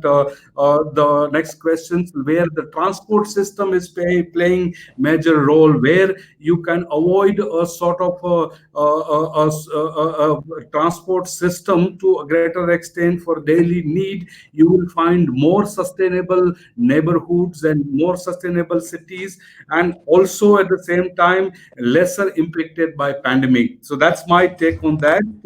Happy to take any other further points which you have it on that. Sure. No, no, thank you. Again, there's a lot to ask and a lot to talk about, but we are time constrained. Probably that's why they put a project manager as a moderator, which is me. So, I hope I'm able to finish this project on time. Because one of the key aspects, which if time permits, I'd like to go to, and maybe, Pankaj, I'll come to you. This was not scripted, but I'll still throw it in because it's really close to me. One is, how should we, so whenever we talk about urbanization, planning in urban areas, economy or the economics of it comes into question, and especially in not so rich countries. I don't want to use the word poor because we're rich in many ways more than economics, but not so rich countries like our country. And then, the government angle is very, very, we got, Mr. Wadhwa on the panel and everybody else in your own, or Anubhav from Godrej. Companies have done fantastic work, everyone.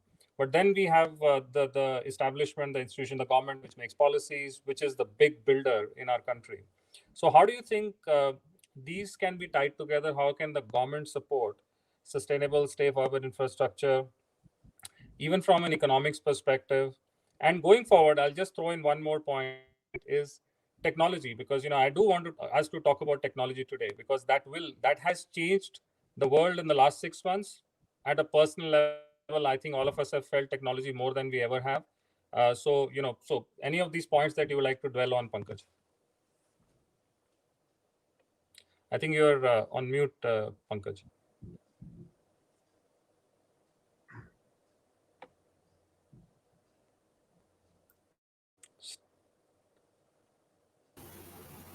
Yeah.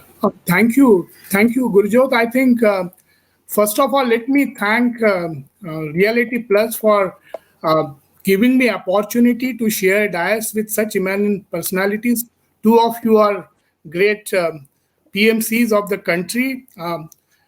Two of my esteemed customers, Godrej and Vijay Vadhwaji. I'm doing my life's best project with Vijay Vadhwaji, and I would not hesitate to putting on record that in and near Mumbai, what he's building in Panvel is going to be one of the best example of sustainability, which is a topic today. And we are fortunate that after working for 40 years, he gave us this opportunity, and it will be a showcase. I'm sure I will not like to steal the thunder. I would like him to talk about it, but wonderful project coming up near Mumbai, which will become a absolute example of best possible practices. Also, sharing dais with architects like Rahul Kadriji and Mr. Charanjit Singh is a great honor to me. So, friends, I think as the moderator started that today more than 50% of global population lives in cities, and the number is fast growing. It is estimated that the urban population is going to be doubling its size. Nearly 70 out of 100 people in the world will live in cities. India's economic survey of 2018 estimates that, as Sir said, will reach 650 million by 2031. And India's urban population is currently the second largest urban community of the world. So many architectural findings are showing that we will have to build 1 million per city per week, with 8 lakhs per family during this next 15 years. If we don't solve this equation, people will have to come anyhow to the cities, but they will have to live in slums and informal settlements, and which we are already experiencing in cities like Mumbai and many big cities. So urbanization in India is not just because of job opportunities, better income in big cities, but also due to inadequate rural economy, lack of employment, rural poverty, and unsustainable livelihood. Cities in India will need to create hundreds of new housing, provide access to quality education, healthcare, service, water and transportation infrastructure to accommodate the flow of migrants. City infrastructure such as water supply, sewage, solid waste management, and transport are all under pressure. Urban planning is critical to ensure success of cities. An alternate to building new cities to face the urbanization phenomena is to manage the growth of the existing cities. Local government role in main is a main function. Challenges and solutions related to urbanization process is very crucial. The urban transportation is shifting away from petrol dependent systems, and local government support in implementing alternate solution to tackle the urban mobility challenges cities are currently facing is extremely important. Government plays important regulatory role in safe and sustainable development of cities. However, the technical and financial capacities of many local government are insufficient to fulfill all the requirements. Hence, local and regional leaders and their association should have strong support from national government to achieve their goals. So national, state and city level spatial planning is a key instrument in achieving social, territorial and economic development within India. And there are various options available to enable investments in strategic infrastructure and urban development. And one such tool which is picking up in India is a tool of public-private partnership we call PPP. And PPPs can accelerate infrastructure development by tapping the private sector, financial resources and skills in delivering infrastructure effectively and efficiently on a whole life cycle cost basis. The Smart City Development Plan proposed by Government of India will help in improving the quality of life, urban sustainability, and the overall economy through smart solutions is my take, sir. Great. I think that was, Mr. Dhaka, that was very comprehensive. I think you addressed both the points as to, how the government can support at the local, at the central level. And you named two important tools. One is the PPP model, which we've seen grow over the last many years. And also the smart cities concept, which is very much here, and we wish it to grow by leaps and bounds. In interest of time, I'll go to you, Mr. Kadri. IMK has been your firm, very well respected, has been responsible for thought leadership and infrastructure and developments in and around Mumbai. Could you highlight the core focus, challenges, and solutions for the future? With special mention of Mumbai, it's Mumbai is the face of our country when we talk about it. So what do you think lies in future for a city like Mumbai? Gurjot, thanks a lot, and thanks for Reality Plus for inviting us to be in this panel. I'd just like to address one or two points that other members have brought up first. Anubhav, spoke about parks and green spaces, and Professor Shah spoke about reducing pollution. And you asked the question about, what is the government's role? Because it's really, cities are created by the development control rules. They play the maximum part in anything else. What the developer can do a fantastic job within a piece of land, but ultimately it's individual plots. So in India or in Mumbai, we have less than 2 square meters of open space per person, whereas the standards say we should have 10. Where are we going to get this space from? What's happened in our planning principles, if you see, there is a tremendous wastage of space.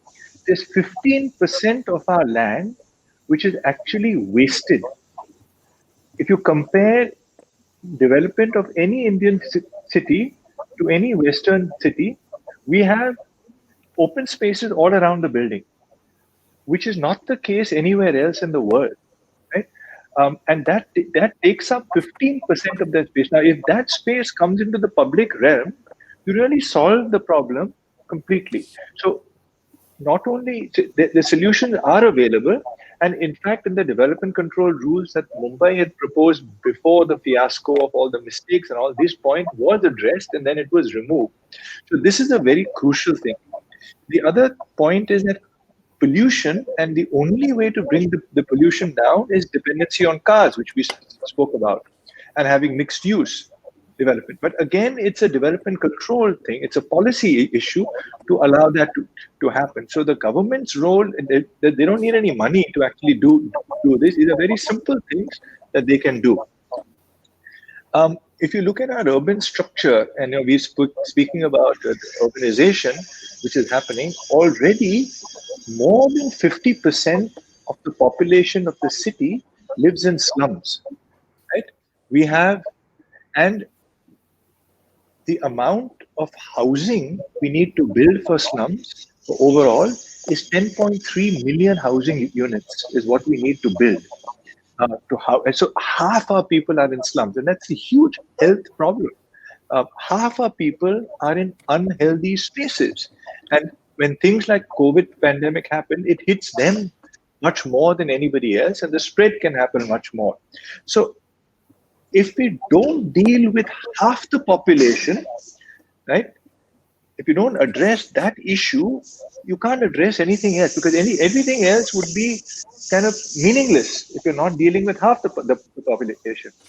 So, but we have only one tool in Mumbai to deal with slum rehab, which is SRA.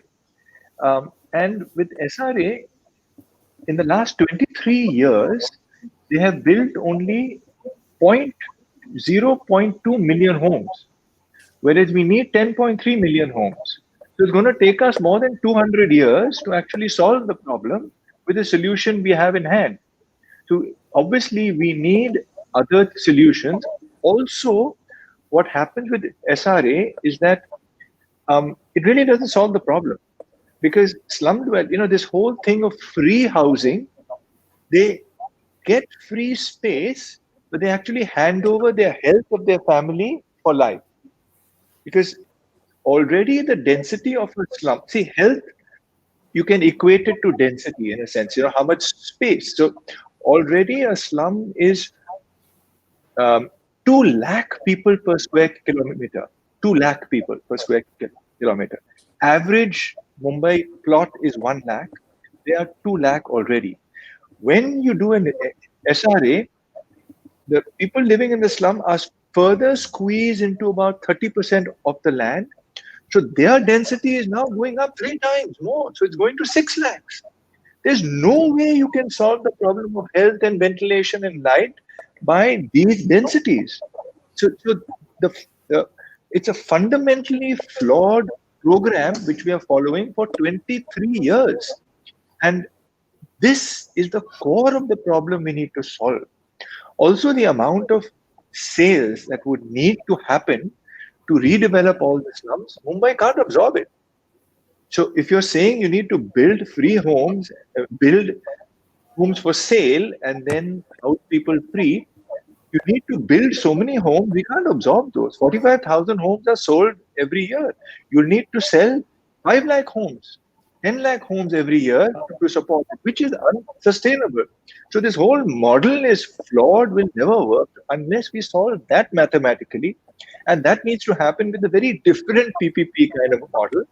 It will have to be, a combination of what was done earlier. There's sites and services where people are given cheap loans to redevelop over there and have a very small percentage of sale just to, oil the wheel, so to say. But people have to pay for their homes till we don't realize that, because so people can afford only a 12 lakh square feet home, right? So if they take a loan of an EMI of 5,000 over 30 years, then they can afford a 12 lakh square feet home. So you can't build a 375 square feet house or a 350 or whatever in that amount. it has to come down to 200. Right? So they are occupying 100 square feet now without a toilet, without water supply. So what they can afford is a 200 square feet house with water supply, with toilet, with good ventilation. So that is what we need to aim for. That will create a more sustainable model rather than the free idea which is happening. There's a fundamental change that needs to happen in our mindset of our planners. I think it applies all over the country. Thanks. Thank you so much, Mr. Kadri. I think that was some very, very hard hitting data and numbers and very compelling reasons that you shared. Uh, I'd love to talk more, but again, time is short. But you've brought me to a very, very important part of the discussion, and I want to go to Mr. Wadhwa. But before I do that, Mr. Wadhwa, you excuse me because I know you. I've interacted with you in the past, and I know this particular issue is at the core of what you always talk and think about. I actually read there's a World Bank blog. It's a very interesting blog which talks about. It says it's a tale of three friends, and it's set in Poland in 2004 2005, and it tracks the life of three friends who started together from a same social economic background, and how they settled or or acquired real estate in three different parts of a city, and how that changed their life going forward. Is very interestingly written in that blog. So, Mr. Kadri, I think you touched that, and that brings me to Mr. Wadhwa. You know, again, reclaiming, designing, and planning for the human in the city rather than the numbers and the volumes, etc., etc. Do you think urban planners, in the true sense, have understood the socio-economic aspects of the society while designing urban areas, or do we all kind of get swayed by the other paraphernalia that comes around it, which is part of our life? And if you have any examples to share, I'd love to hear those as well. So I think I would request you to hit the core of the matter. You know, uh, are we listening to the actual social and economic requirements while planning the cities and urban areas? This question is to me. Yes, yes. I'm Vijay Badra. We all on this panel have a lot of limitations. We want to do wonders, but we have limitations of the boundary. The land, whatever proposal comes to us, we do within the limitation. My request to you, all of us want to do something good for the city, for the country. Like Nana should be developed on priority basis with big master planning. Today you need big master plan. We are, all of us, Godrej is doing according to them, we are doing according to us. But we have to see the city as a holistic. Kadri Saab rightly said about slums. All the slums in a big chunk should be planned as a master plan. Now small societies are coming in those slums and developing in isolation. They are making a mess of it. So the real infrastructure, what they really deserve, that is the health, the hospitals, the playgrounds, the schools, other things, are getting diverted, The request is all of us need to request government to take up the projects in not isolation, but in totality. Today, Mumbai city is fully congested. We have limitations. Whatever boundary we are getting within our hands, we do it. So Nana can be developed in a very intelligent way, Kadriji. So as an architect, if Nana comes to you, you will do wonders in that project. Darkar Saab, you will do wonders in that project. You will give them health, you will give them, your quality of air. Regarding our Panvel project, the 450 acres, we tried to give sustainable means air quality, the real, connectivity. We tried to do our best. The support we all on this panel need is a chunk of big land where we can really do wonders and plan the things in a totality, not in isolation. That's my thought for this. The subject is very good, but none of us has got control on the government. My request to you is, we all are passionate about our jobs. Please involve government. Please involve Urban Development Secretary, Housing Secretary, Infrastructure Secretary. They should be compelled to take fast decisions. Otherwise, what is happening now in Nana, they have done master planning, but every builder is going in isolation, 50 acres. Ultimately, after 10 years, we will feel we had a beautiful opportunity in Naina to do something like Singapore or something. But because government is not moving fast in approvals, they have to do a big master plan. Not they have to settle it down in a with all infrastructure in that. Today there are no roads in Naina. Naina is 5 times bigger than Mumbai. If you don't do it rightly, we are to be blamed ourselves. We are having a panel discussion, but the discussion is of no use unless the people sitting in the government want to do it. Right. Kadri Saab will do but Godrej can do a wonderful job of trees and this underground, but they should get big lands. Absolutely. Great. No, thank you so much, Mr. Wadhwa. I appreciate, that, and I only hope that in the audience and in our own way, whichever side of the table we sit on, we can impact these decisions and these voices. नहीं sir, आपको एक request है, कादरी जी ने जो आपसे slum की बात किया, आप स्लम डेवलपमेंट की कमेटी से इनकी मीटिंग कराइए. If you really want to be a good anchor, don't be a TV anchor. Try to see that we do justice to the city, we do justice to the public. खाली TV में ये बात करके कोई meaning नहीं है भाई साहब. आप इनकी मीटिंग कराइए कि master. Sorry, I'm going to pass on that baton to Mr. Dharkar because he's from, he's perfectly poised as a part of the industry body to take this up in the most appropriate way. So, but I agree with you. Absolutely agree with you. My sincere apologies. I can see the passion coming up now, but we're at the end. I'm getting pings from the organizers to move to the Q&A because there perhaps are some people who would like to not miss the opportunity to ask you some questions. So, Khyati, back to you for any Q&A that the audience would like to address to the panelists.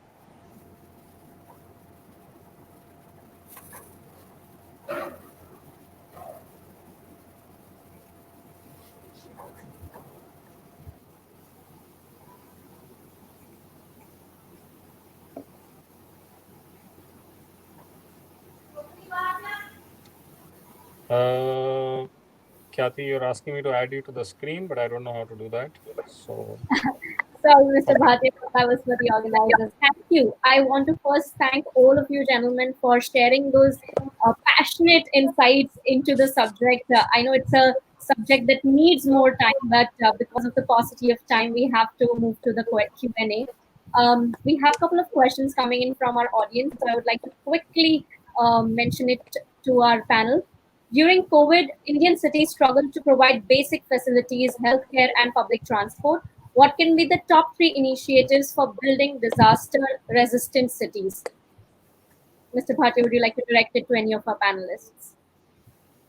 Yeah, I mean, maybe, I don't know, Jayant or Mr. Kadri or Mr. Wadhwa, anybody. I mean, it's open.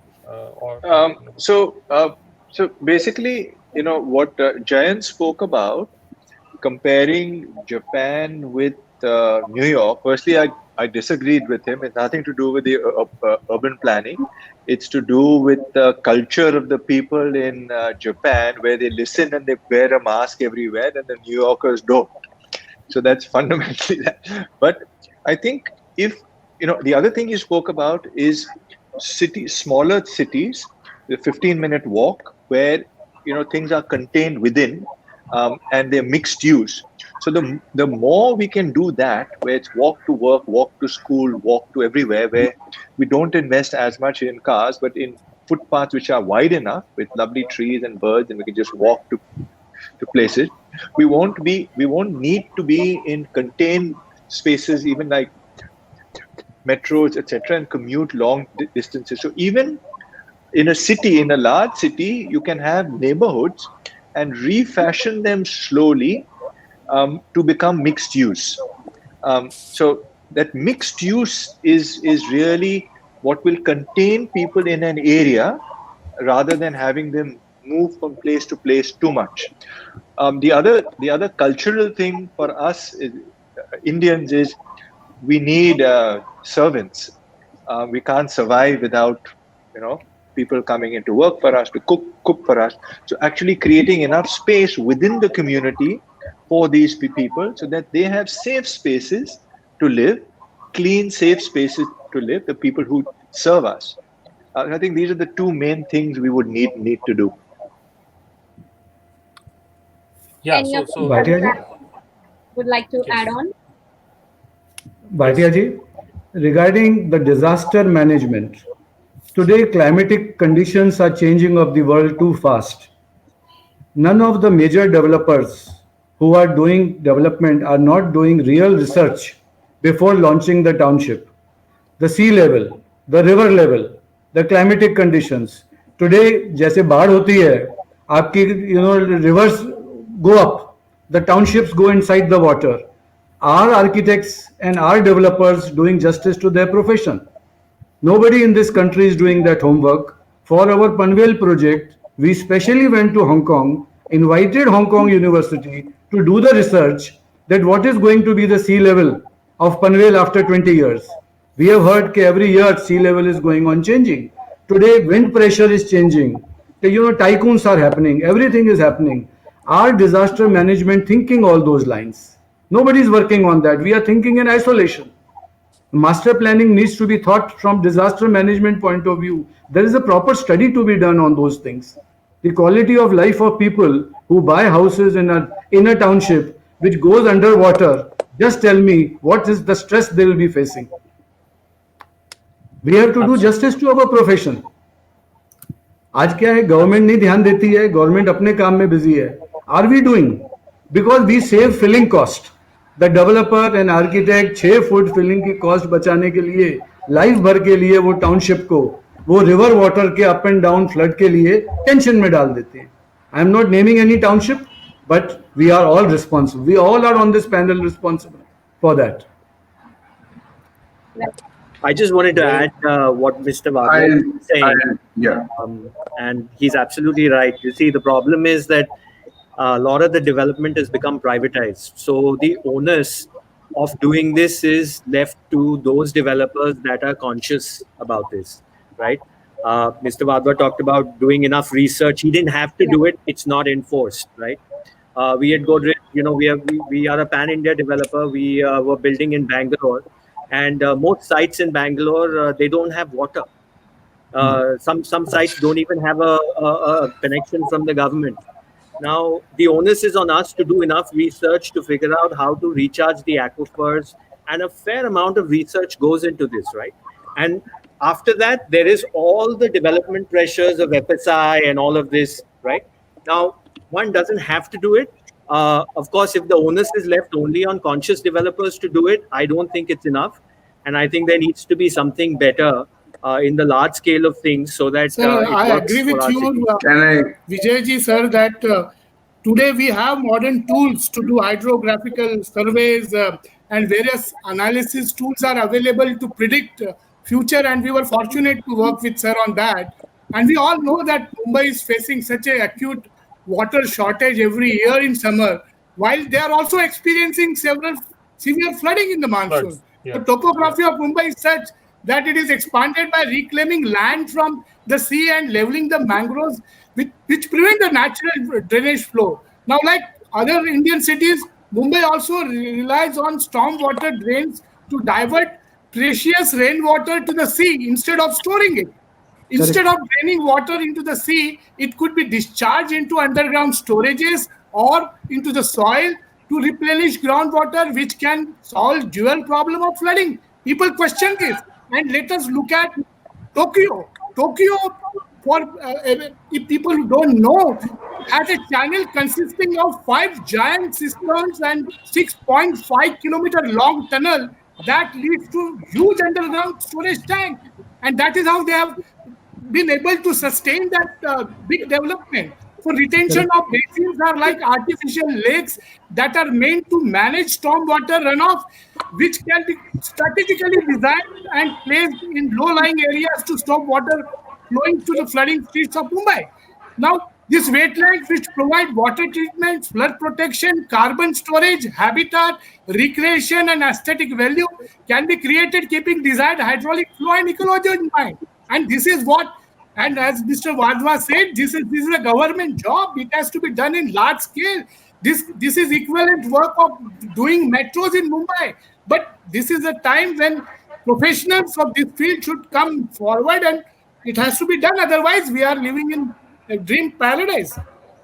Dr. Hello, Saab, you I think I'll just add on because as an architect planner or as a builder, Mr. Wadhwa is there, and my friend Rahul is there, Kadili ji. We need to understand that the basics are not being adhered. When we are talking about luxury housing or any other housing, we talk about skyscrapers. That's not the solution. We have more disaster management in the skyscraper than if I do, low rise, high density.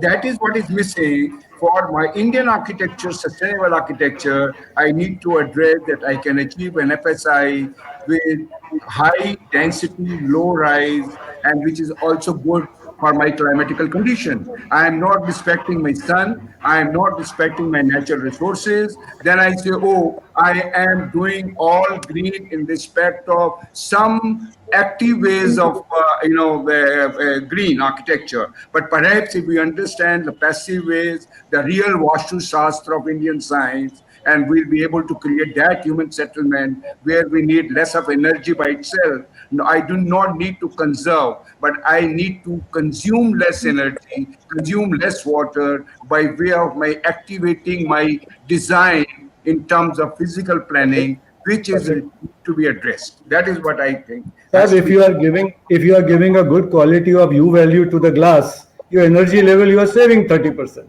So this is a conscious decision with a builder and the architect should take.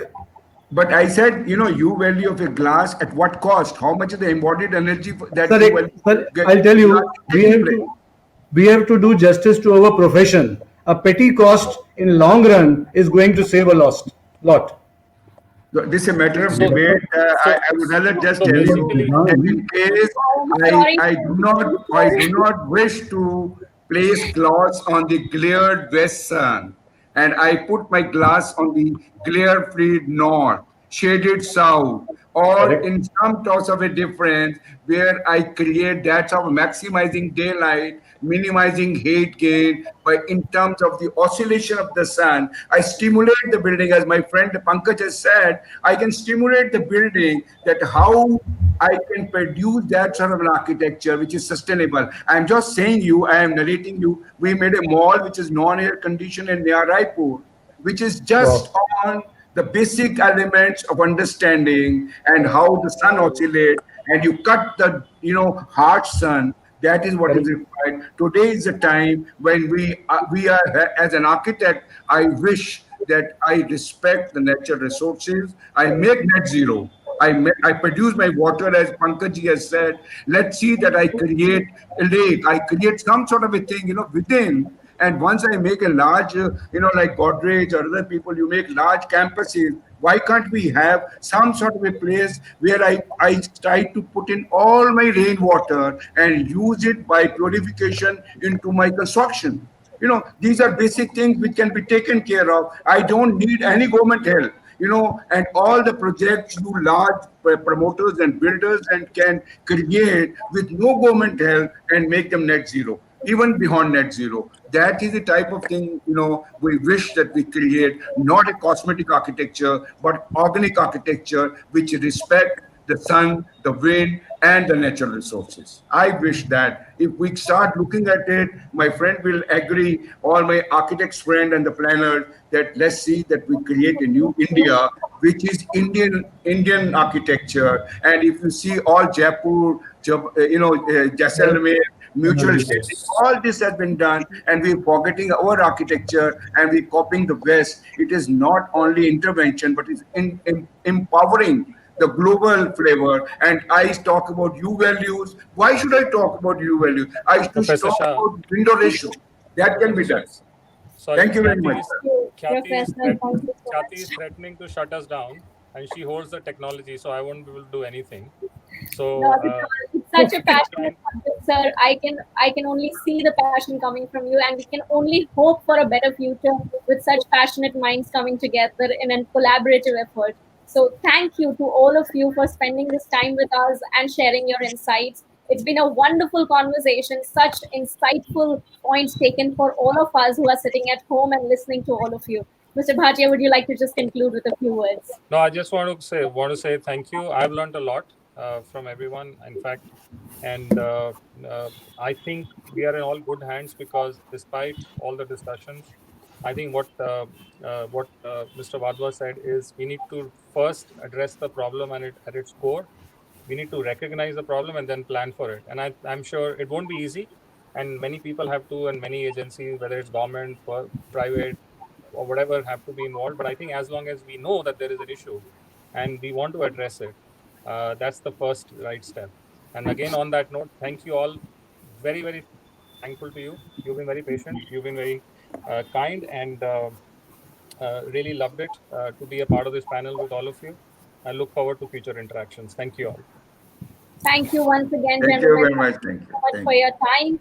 You know, they say that good Thank buildings you. come from good people, and all problems can be solved by good design. And we're only hoping that good people like you come together with all stakeholders in the industry to make our country a better country in the future. So thank you once again so much to all of you for being part of this panel. Thank you once again. Thank you. Thank you. Bye. Thank you. Thank you. Thanks all.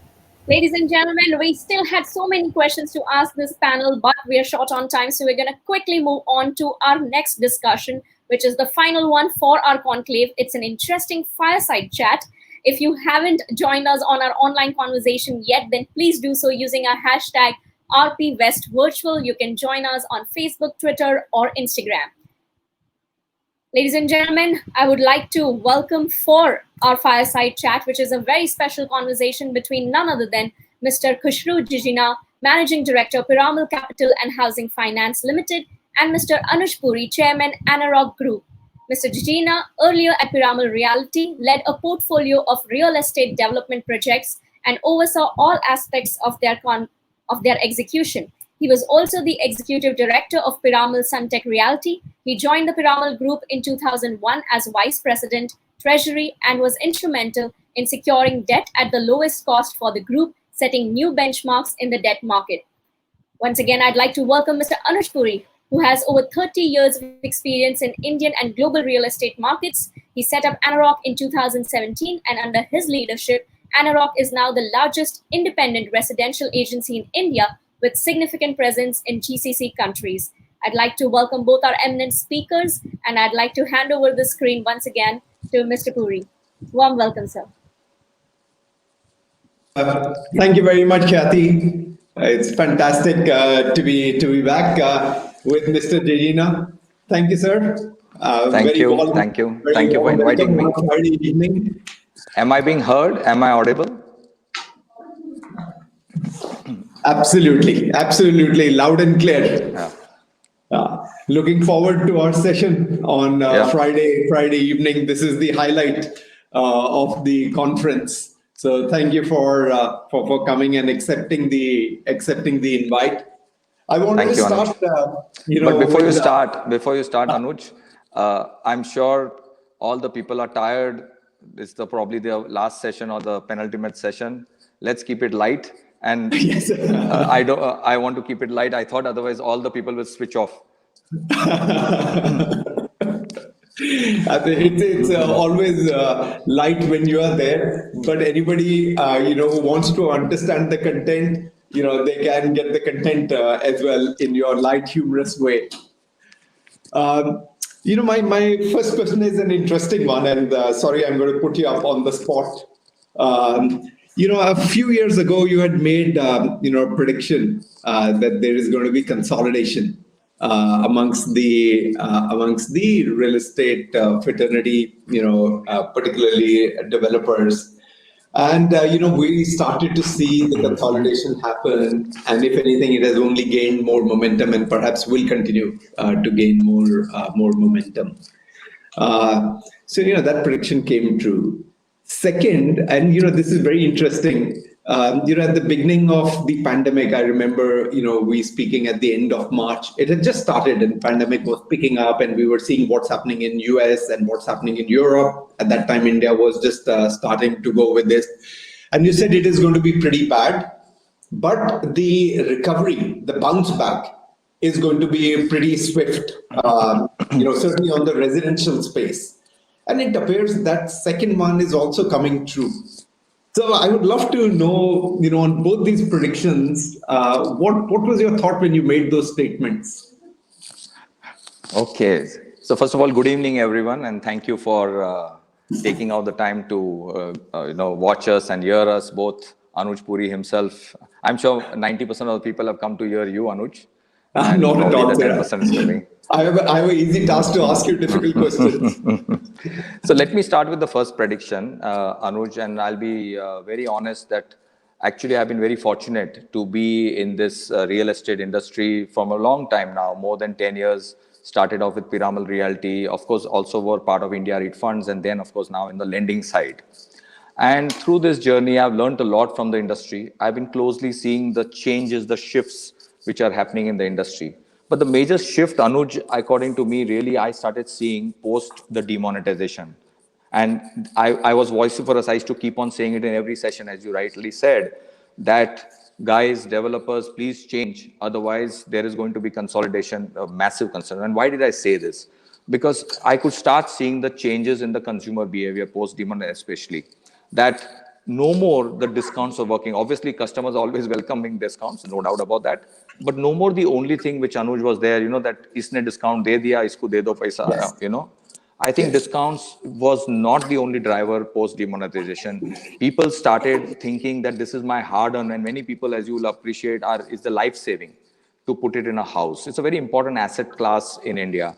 So to put their hard-earned life saving into development at an early stage, they wanted to be 100% sure that this is the developer I can trust my money with. And I could see that change happening. And that is why you would have also been there with me on various panels where I kept on saying that developers have to now look at this industry as an FMCG industry. What did I mean that time also was that the buyers, the customers, the preferences are changing very fast. You need to be delivering the product, and not the least, you need to manage your balance sheet well.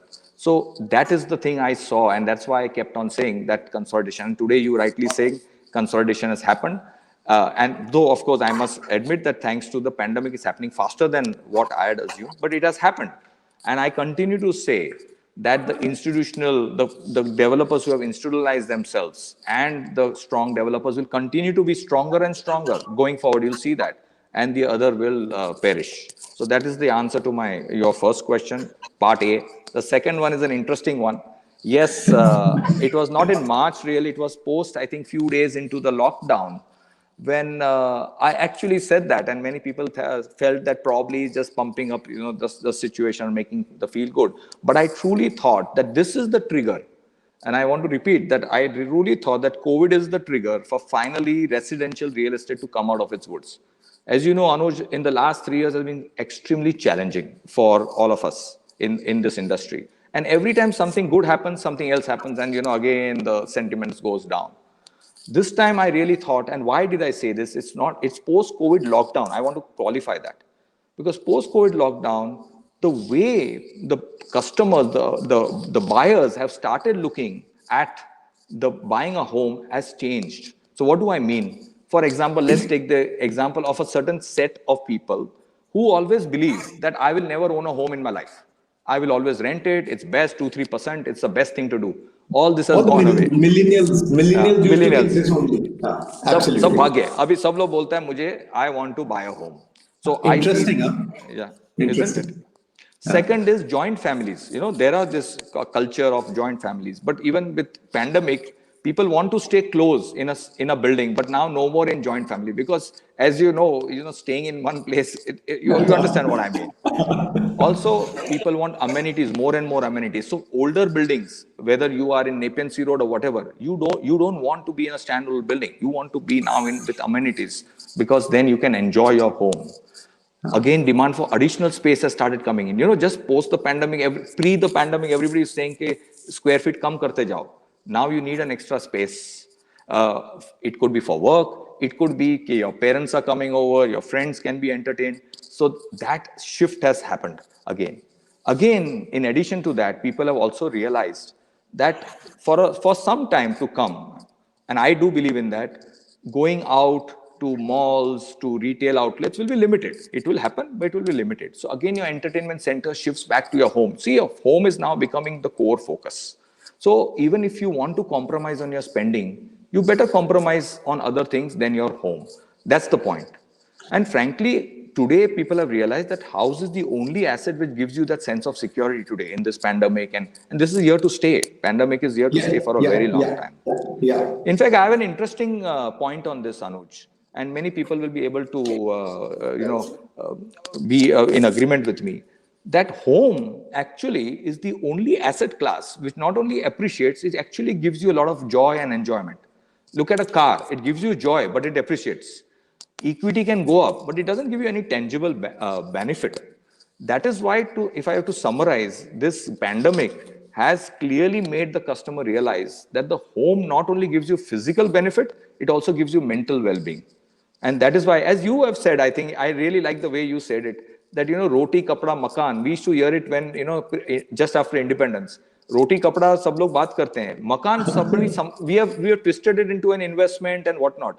It's back to the makan, and that's what I think. And I think your data clearly shows that. I was reading your reports, and I don't know whether you agree or not. I think things are looking much better than what it was a few months back. Yeah. And honestly, sir, in March, at the end of March, when you and I spoke on one of these panels, and you had said is that you feel that the bounce back was going to be quick.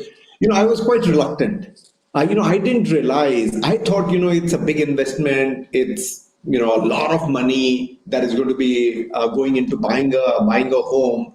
And at that time, you felt is that given where we are, this is going to bounce back quickly. I was thinking is that it's a very big investment. I'm not so sure that until beginning of next year, it is going to sort of come back.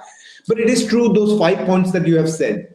One is that they want bigger space, so they want that extra area.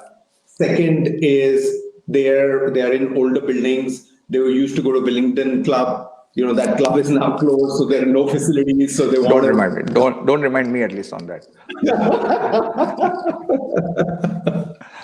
The third is, these youngsters, or it was considered as a financial product, saying is that the yield is 2%. Why should I buy? I'm going to rent it at 2%. Today, it is converted into a social security.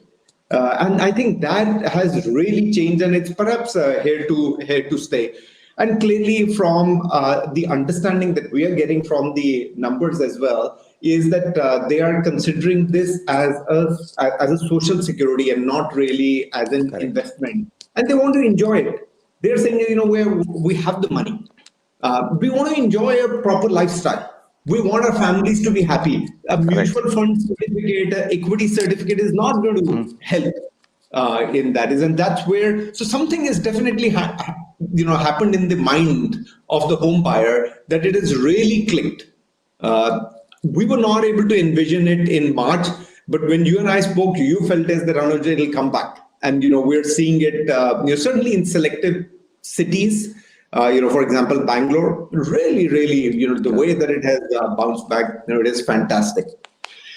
My next set of questions is slightly different, sir. Little tricky. This is regarding the tightening of the liquidity.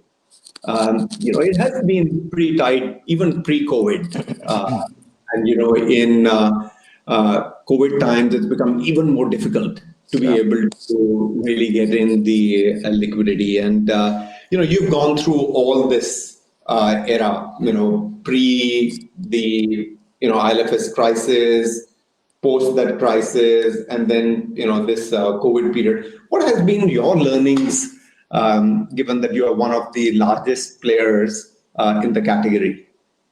So I'll actually give you a very interesting answer on that. So while I being a part of the NBFC, you would have heard it. I'll just repeat it for the sake of repetition. Everybody has learned their lessons, whether it's a bank or an NBFC, that the asset liability mismatch cannot be there, whatever it is. It is the most important thumb rule. The other thing could be that you need to have a mix of wholesale and retail. All this everybody knows now. And even in wholesale, you are growing fine, you can be good, but you need to have a granular book. That's obviously the learning for everybody. But very interesting thing which I want to share today with you, Anuj, which will surprise you again, is that again consistently what have we been saying? That if you want to lend in real estate, there are two most important things. One, you have to underwrite the cash flow, not necessarily the security. And the further more important one is you need to back the right promoter. The promoter is more important than the project. I'm sure everybody who's listening to me would say, okay, this is not the first time I'm saying it. And I think these two have stood in very good stead in these worst times, whether it was the ILFS crisis or even post-pandemic. So what did we do? Just to expand on that, Anuj, that even when the COVID broke out, we knew moratorium will come. We knew that ultimately, even if moratorium would not come, developers ke paas paisa kidhar? You can't just, what do you do? Right? It's a situation which is so bad. And we started working with each and every promoter of ours. We have more than 150 promoters today, with whom we work. And we started talking to them, that, dekho, in real estate, as I always say, show must go on. You must complete the construction. Nahi to double whammy hai. Mar jayenge sab. Sab log mar jayenge. Right? So you must complete. Now sales are down. In the beginning, to everything was stopped. Labor had disappeared. So we are ready to give you that extra amount of money. That's what we said. We are ready to do that. However, if you do that, we will obviously need to safeguard ourselves. So how do we do that? It could be by way of multiple things. It could be by way of bringing equity.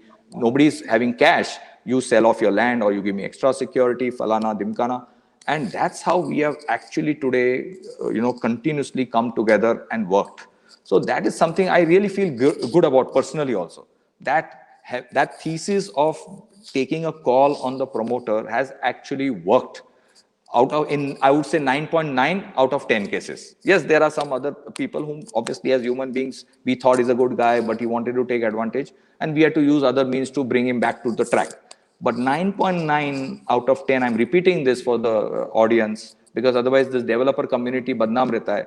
For us, our selection has helped both of us, both the partners. We treat truly our developers and partners. I think in good times and bad times. This bad time has actually proved the partnership model. So that's what I would say that. And are you seeing in that one that where the developer has perhaps no equity left in the project?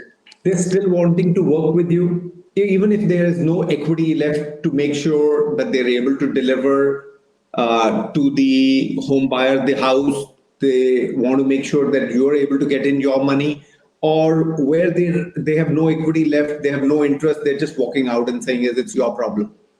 A very good question, Anuj. Again, it goes back to my point. Who is the developer?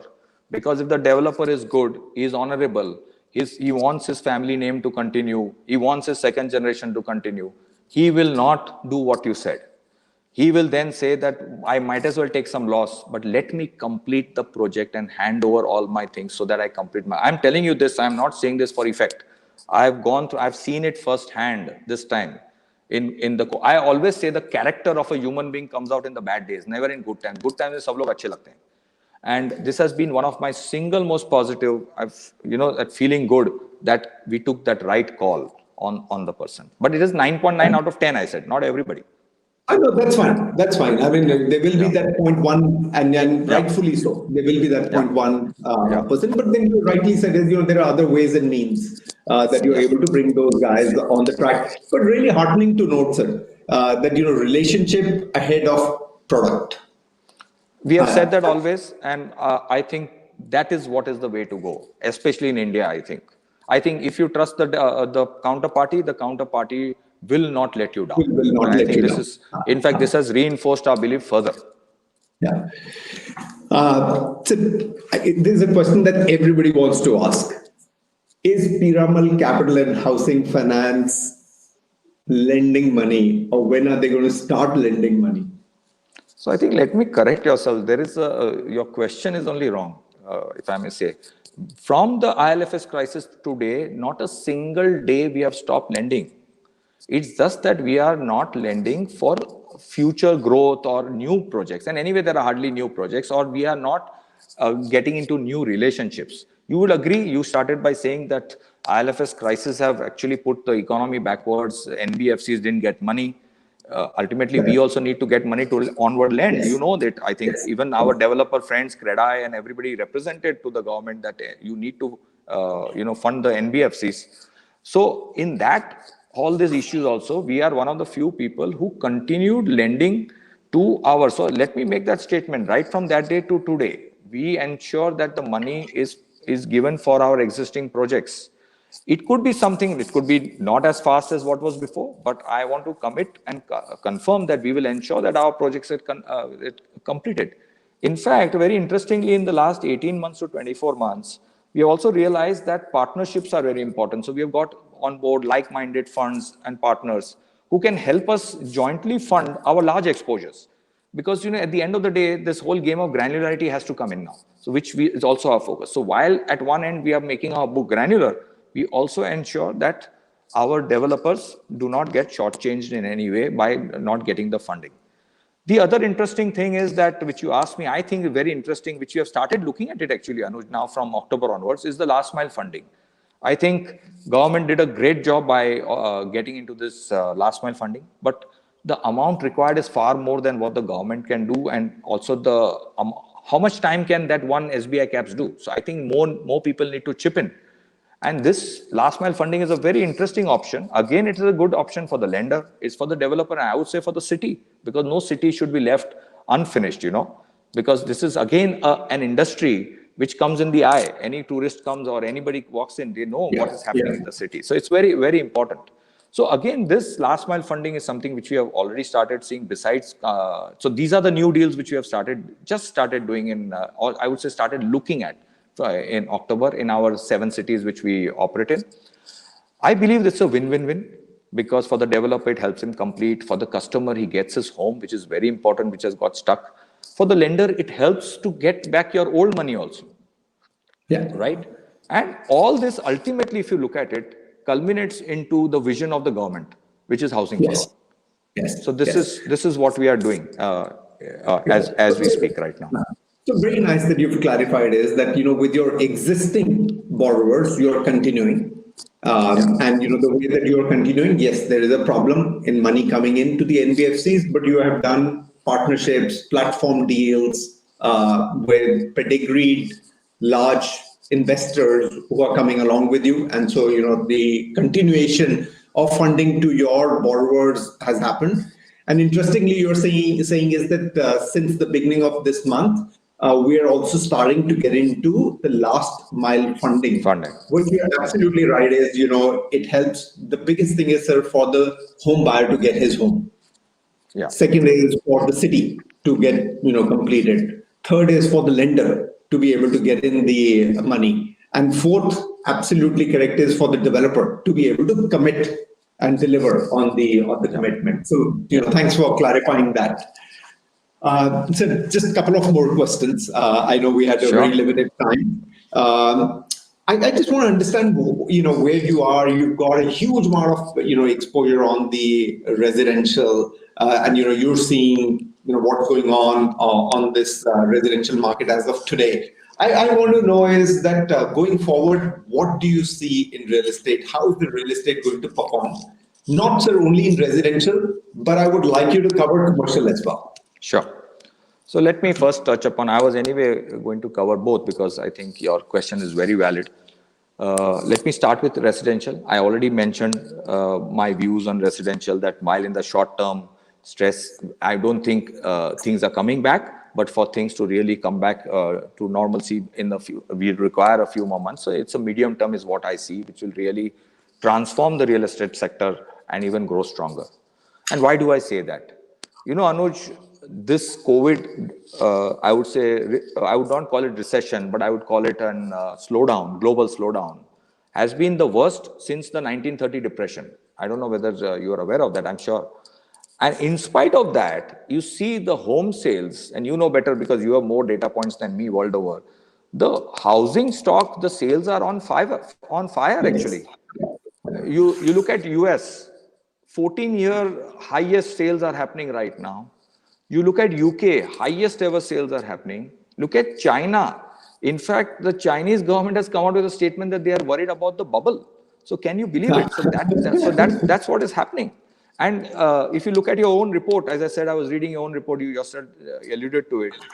Things are back. Look at my own portfolio. In August, 95% of my pre-COVID numbers of sales have come back in August of my own portfolio. Wow. Yes. Wow. And again, people had written off luxury.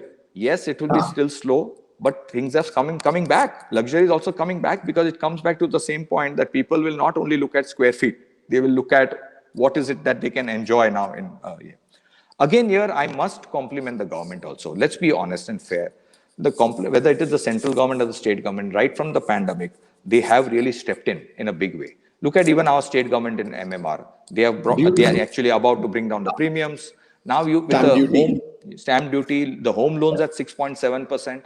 So everything is coming together. It goes back to my philosophy or prediction, whatever you call it, that this is the trigger finally for residential to come back. So this is how I look at the residential part. Commercial, I believe that the work from home is here to stay. However, having that, I don't think companies can be run permanently from work from home. I don't think so. This is my view. I don't think it was going to be like this throughout the lifetime. On the contrary, I think the way the office spaces are going to be designed or allocated will be different. For example, 75 square feet per person may go to 125. There'll be probably more larger open areas, less touch points, more conference rooms, etc., etc., etc. That could happen. I think that could be but one very interesting point is what I want to bring here, why I believe that work from home cannot be sustainable. Because every organization is known by its culture. You'll agree, even Anurag you'll be driving a particular culture. So most important thing is culture. And no way a company can bring about its culture by having people continuously working from home. So I truly believe that commercial offices will be back, will have, there's no choice. In fact, in Hong Kong, I was talking to one of my funds who are my partners and they have large investments in Hong Kong offices. They were saying that 98% of the leases are being paid now in August. So it's back. Wow. It's not, it's back. So I do believe, absolutely, I agree with you. Office requirement will stay. So this is just a short-term phenomena. Whoever is written off commercial, I don't agree with them. So that's my answer on and it's very difficult to continue to work from home. The innovation, the collaboration, the culture, as you rightly said, you cannot bring that up if you continue to work from home. Yes, for a period of time you can. It's like a train. It is going. It was a Shatabdi train. Going at 140 miles an hour. So it will continue for a while. But if you do not come back into the office, so 6 months, 8 months, 9 months, it will continue. But at some stage, you'll have to get back to the team. Absolutely. To drive them, absolutely. I agree with you, Anuj. I agree. So we're going to run out of time. I'm going to ask you just last question. Khyati has been messaging me. What is your message going to be to the industry? There are lots of folks from the industry who are listening to this. So what is your message as we conclude this session and the day? Okay. So Anuj, I think clearly there are significant shifts taking place in the real estate industry. I think that is, I think everybody is saying that is not something new. Yes. I think in terms of technology, I'm sure in the whole session, people would have spoken on technology. It will play an important role. It is already playing an important role. Personally, I would have never dreamt, and let me tell you, in spite of so many years in real estate, I would have never dreamt that you can sell online with virtual. I would have never in my life dreamt. It has happened today. In fact, somebody was telling me the other day that in India, had this COVID not happened, we would not have embraced technology so fast. As common man, we would have taken our own sweet time, Indians, but we have actually done that. Interestingly, I was reading a report on China that 80% of the Chinese developers are now selling online. And the 4 top developers have made a statement that in 1 year, they'll go totally paperless. Now, that's an important statement from Chinese. So that's the shift I see in technology bringing in real estate, which I don't think I would have dreamt of this pre-COVID. The other one is the trust and reputation of the developer. I spoke about it, but I'd like to add one more important point here, that no more, I believe, developer is just making good homes. I think he will have to step in for services. In other words, when I'm entering into a ex-developer's home, I'm expecting a certain level of services now. So in other words, they will have to start taking responsibility even in the managing of the properties, etc. So I don't know how you look at it. So maybe even if Anurag is given that, but the responsibility has to be taken by that guy. So I hope you understand what I mean. So Yes, I think the absolutely. service, it's moving from just the product to service. I think the other thing would be to keep a continuous eye on the consumer behavior. Now look at this. At one time, we didn't want balconies because we want to pay for the square feet. We said, no, we don't want balconies. Now everybody wants a balcony. Balcony, yes. Recently a study was done. People say we want a balcony. Now there's suddenly an increased demand in second home that, okay, why not go and stay separate and all those things. Safety features, including medical, is there medical facilities near our home? And I don't know whether it will happen immediately, but it can, with the infrastructure improving in the cities, it can become like UK, where most of the people stay outside in a large home, drive down and go Very back. good So idea. that can happen. The other point I would like to leave on the table for all the developers here is the demand planning. I do not know, we are nowhere near that. Let me give you the example of US. Why US prices never collapse? See, even now it has gone back. Because at any given time, you do a research, or you take any period, 10, 20 years, every year in a calendar year, the supply of real estate stock is roughly 85% or 90% of the demand. So there's no way there's oversupply what's happening in India. So how we will do it, how do we do it, I don't know. But I can just give you my observation. Because in this pandemic, I've had time to read also a lot. The other advice I will give developers, which is immediate, that while everybody's talking everything, I would advise deleverage. Please deleverage. I would request all developers, please, this is the time to deleverage if you want to again go as a hockey stick up. Last but not the least, I would always end up in a positive note because I'm from the industry. I always feel very positive about this industry. Anuj, I feel very proud. Pre-COVID, we kept on saying that we are supporting 350 industries and we are a very important industry today. And I don't know whether everybody's realized, post-COVID, we also got battered. But even in this battering, we have added the number of industries we are supporting in this country. That's all the tech. See, today we are talking on this, we are obviously supporting somebody. Yeah. So we have added that in spite of getting battered, and we are now bouncing back. And in that new, wave, we are again helping some more industries to come up along with us. And I think that is the uniqueness of this industry, that hum log sab kuch saath mein leke, wo bolte hain na, sabka saath, sabka vikas. I think this is the industry. So this is what I would like to tell. I would end up with a quote, as always. Unfortunately, we are not physical, so normally I end up with a song. So I will end up with a quote that we don't grow when things are easy. We don't grow when things are easy. We actually grow when we face challenges. With this, I would like to thank everybody for inviting me. Have a safe year ahead. We have a festival season. Let's enjoy the festivity, but let's be safe. And I really want to thank Realty Plus and you, Anuj, specifically for, on my request, you join this fire chat. As you know, we have done the maximum fire chats. Probably we'll get into Guinness Book of World Records very soon. No, but this is beautiful, sir. What you said is, as a human tendency, we are always there, and we hate problems, as you rightly said, and we hate challenges. But these challenges and problems only make us stronger. Only help us to grow. Only help us to realize what our strength is. So beautiful in the way that you've said is, we don't grow when things are easy. We grow when we face the challenges.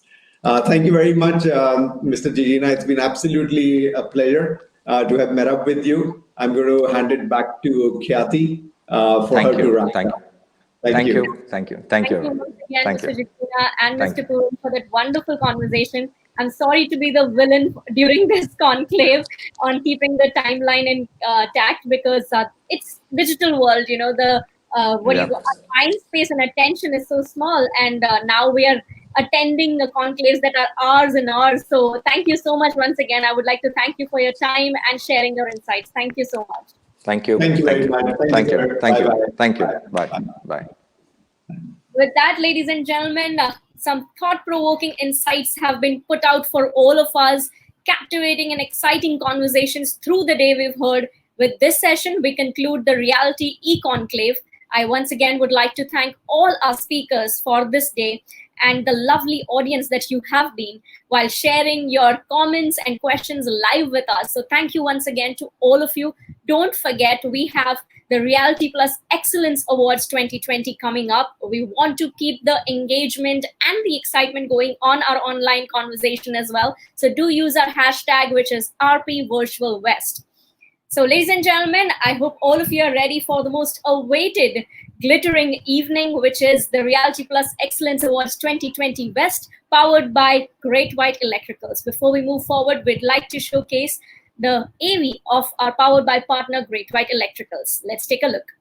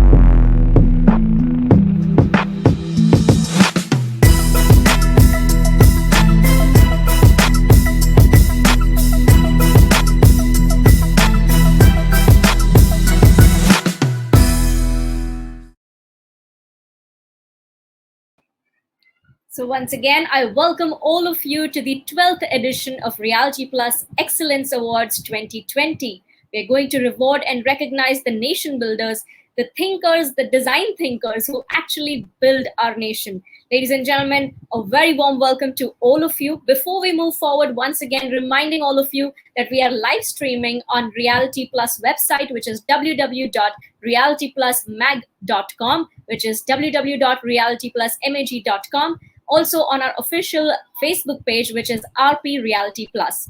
Also, don't forget to use a hashtag, which is RP West Virtual, and spread the word about being part of this exciting virtual experience. Do remember to tag us on our social media handles. On Facebook and Twitter, we are with the handle RP Reality Plus, and on Instagram, RP_reality.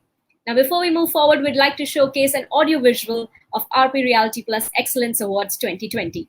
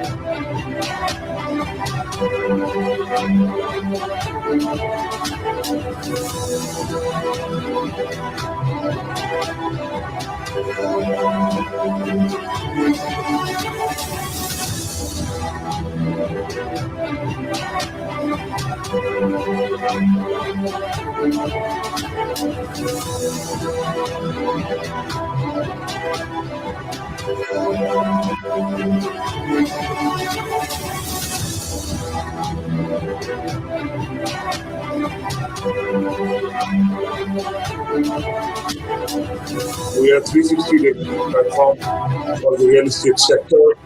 You know, the last 5 months have been very, very tough. They've been very challenging, but they have been rewarding in the way that it has put us on a reset. We have reimagined how we operate, how we work, how we live, how we build our companies, how each of the sector works.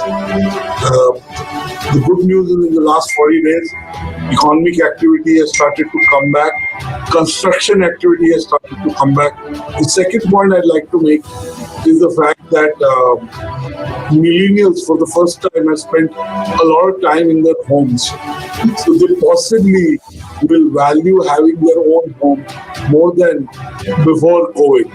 Now, the value of a home will be realized by millennials, which may result into creation of demand. Third is, I think for the first time, every entrepreneur, every stakeholder in this sector has looked at what can be done with less. How can we do more with less?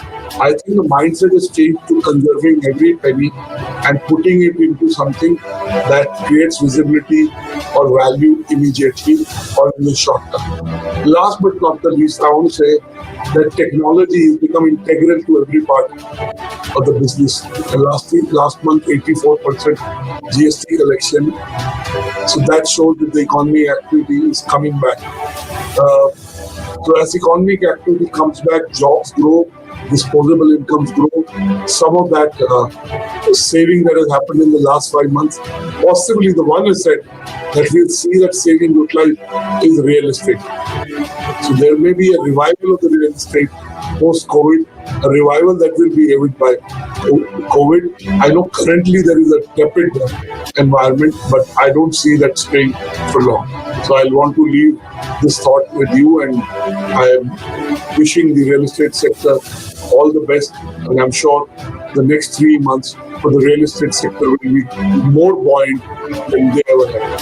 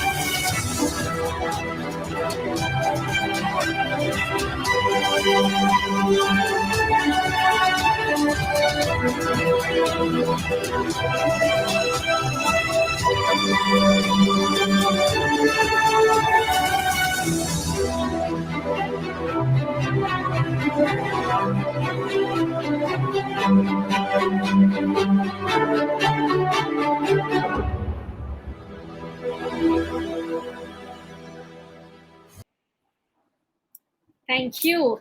Ladies and gentlemen, this is not all. We also have the eminent jury members of these awards who've taken out their precious time in evaluating, analyzing, and then coming down to the award winners of tonight. Ladies and gentlemen, I'd like to share an audiovisual where our jury will be sharing their opinion. Can we have the AV, please?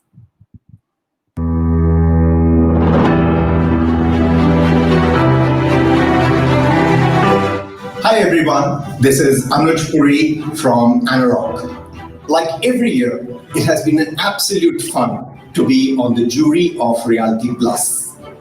Like every year, we went meticulously through each of the contestant, each of the applications, and awarded the one which we felt had the best criteria laid out. I wish all the contestants who filed for this application and finally all the awardees all the very best. Hello everyone, I am Chaitanya, partner with EY, and for the past 15 years I've been working with the real estate developers, helping them navigate this uncertain environment and helping them prepare for the future. Reality Plus has provided an excellent platform, and I must congratulate all the entries to showcase their product, their design, their thinking, their past track record and experiences, and I must say that it did put pressure on me to score the different entries. Congratulations once again for all the entries, and let the best team win. Cheers. Reality Plus is one of the most prestigious awards in the real estate space. It has been doing a commendable job in organizing conclaves and recognizing contribution of the real estate for decades. It was a tough task for me to be ranking and judging in these categories for residential, retail, and office. I believe each nominee deserves an applause and an award. Thank you, Reality Plus, for continuing this tradition, even in pandemic, keeping the morale and spirits high. And heartiest congratulations to all the winners. Hi, my name is Gopalakrishnan Padmanabhan, and I'm GDCI's Managing Director for the Southeast Asia and the Middle East markets. I'm grateful for the opportunity to meet with you virtually in these unusual times. In the face of COVID-19, resilience is a key descriptor for our country and region. And I would like to take a moment to acknowledge our frontline workers, the health workers and the essential workers who have been working day and night to protect our communities. I'm once again happy to be part of the Reality Plus Conclave and Excellence Awards. Greetings, everyone. It is a pleasure to be part of the jury panel again this year for the Realty Plus Excellence Virtual Awards. Realty Plus has been providing an excellent platform to acknowledge and celebrate all the great work done by our industry players. It is overwhelming to see such fantastic projects, and to evaluate and go through each entry and rate it has been a great experience this year again. I'd like to send my best compliments to all the participants and the awardees. Thank you, Realty Plus. Hi, this is Reza Kabul, architect, and I'm very excited to be a part of this Realty Plus Conclave and Excellence Awards. It's a different experience. It's for the first time that we are doing something like a virtual award and a virtual competition. My message to all the participants is kindly be specific, all the best, and we are very excited to do this. Hi, this is architect Premnath from Mumbai. I'm happy to be a jury for Reality Plus Excellence Design Award for the year 2020. I pursued the entries and found them to be very interesting, comprising of Project Design Award, Developer of the Year, Excellence in Services, and whatnot. The entries received comprise good quality content, good services, good quality design, good quality amenities, and facilities. Some of them are iconic entries as well, which deserve award. I wish all the best to Reality Plus Conclave for the year 2020. Hello friends, I am extremely happy to be a jury on these prestigious Realty Plus Excellence Virtual Awards this year.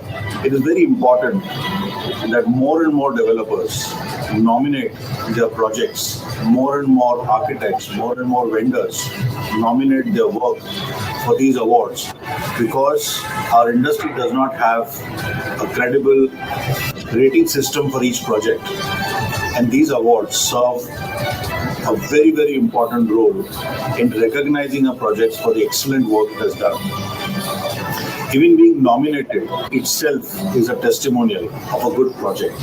I wish all the best to all the nominees, and I'd compliment Realty Plus for putting together such an excellent event, even in these times. Thank you.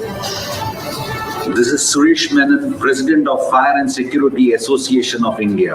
I'm extremely happy to be the jury member of Reality Plus Excellence Virtual Awards. Response has been extremely good and interesting. Many of the entries are so good that our job became very tough. Interestingly, few of the projects have clearly shown the measures they have taken towards fire, life safety and security, which was satisfying. I wish all the participants develop safe and secure projects, thereby helping India march towards Surakshit Bharat.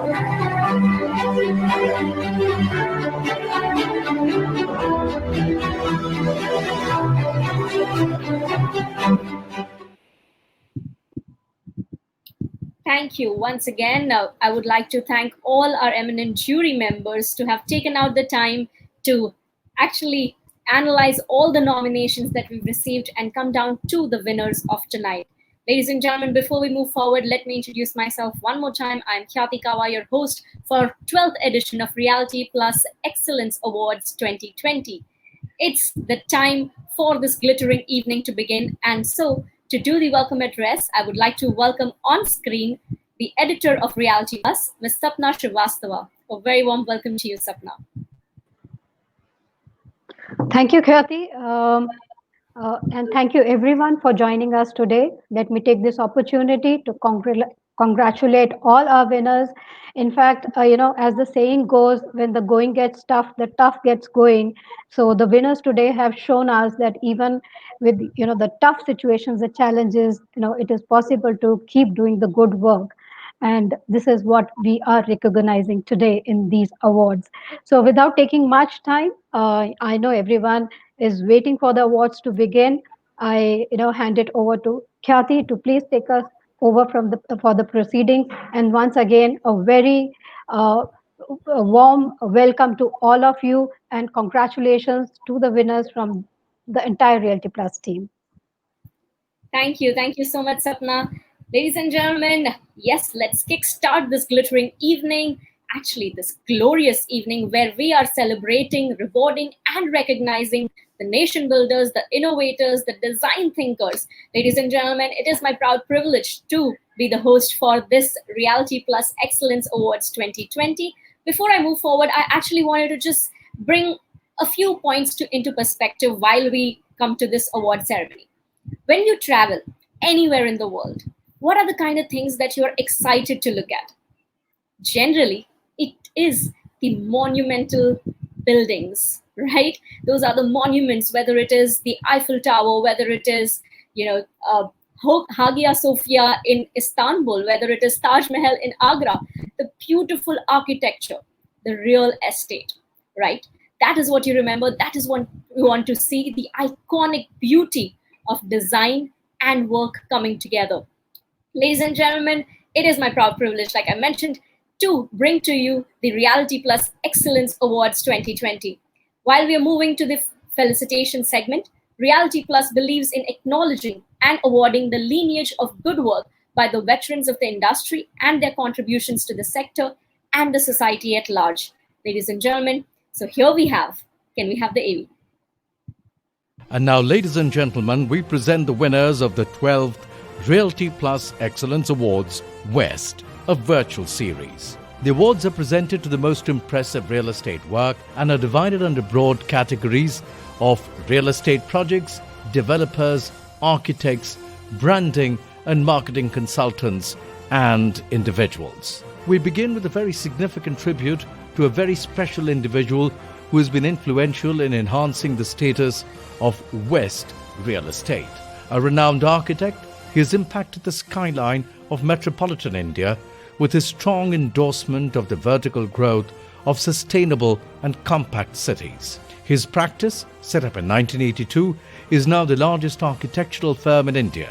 Passionate about social housing, his dream is to provide a house for every Indian. Ladies and gentlemen, the Lifetime Achievement Award of the Year goes to the visionary architect Hafiz Contractor, founder and principal architect Hafiz Contractor.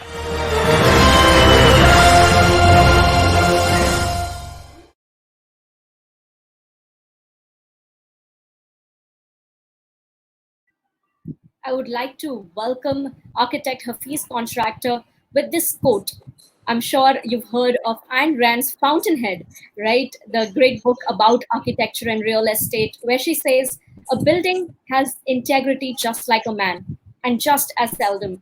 And here is a man with integrity and years of work put into this noble profession. Ladies and gentlemen, we have with us architect Hafiz Contractor, and I'd also like to welcome on screen Dr. Niranjan Hiranandani to felicitate architect Hafiz Contractor for this award. Very warm welcome to you, gentlemen.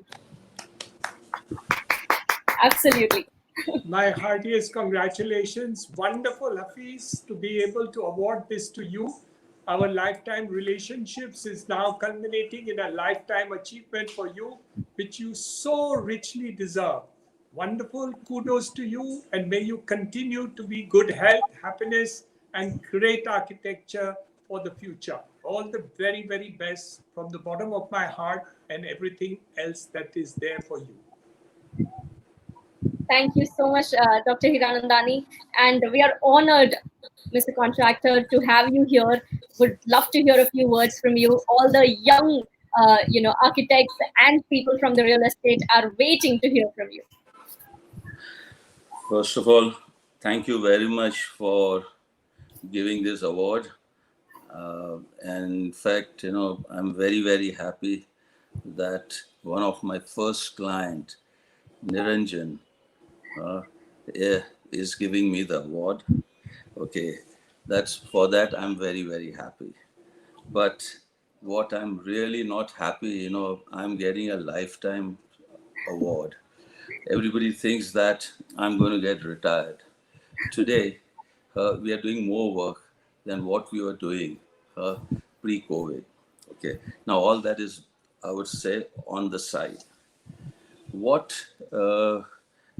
I would just like to say a few words, but I think they are very, very important. What has happened in the last 6-7 months and the way what has happened in the world, in fact, it's an awakening call for everyone. And it's an awakening call. Why? Because the world is changing. Everyone, maybe you might be hearing, not hearing, but not many people are conscious about it, about global warming. And the best part or the worst part is that in thousands of years, we are the first generation who can do something about this global warming.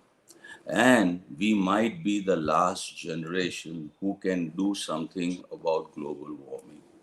So that gets to, us, all of us, how we are designing our buildings, how we are designing our cities, and why it is more important for India, because we are a country with bursting population. And most of our country, I would say 60 to 70% of what the built form is going to be in the next 40 years is still not built.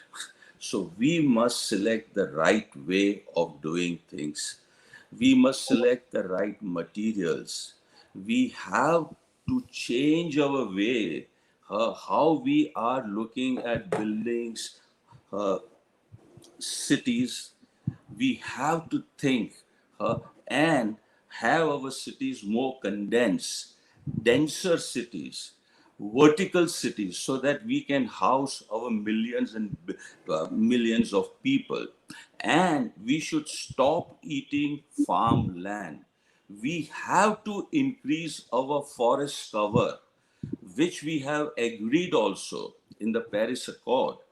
And the only way that we can increase our forest cover is, are we going to eat up the farmland? No.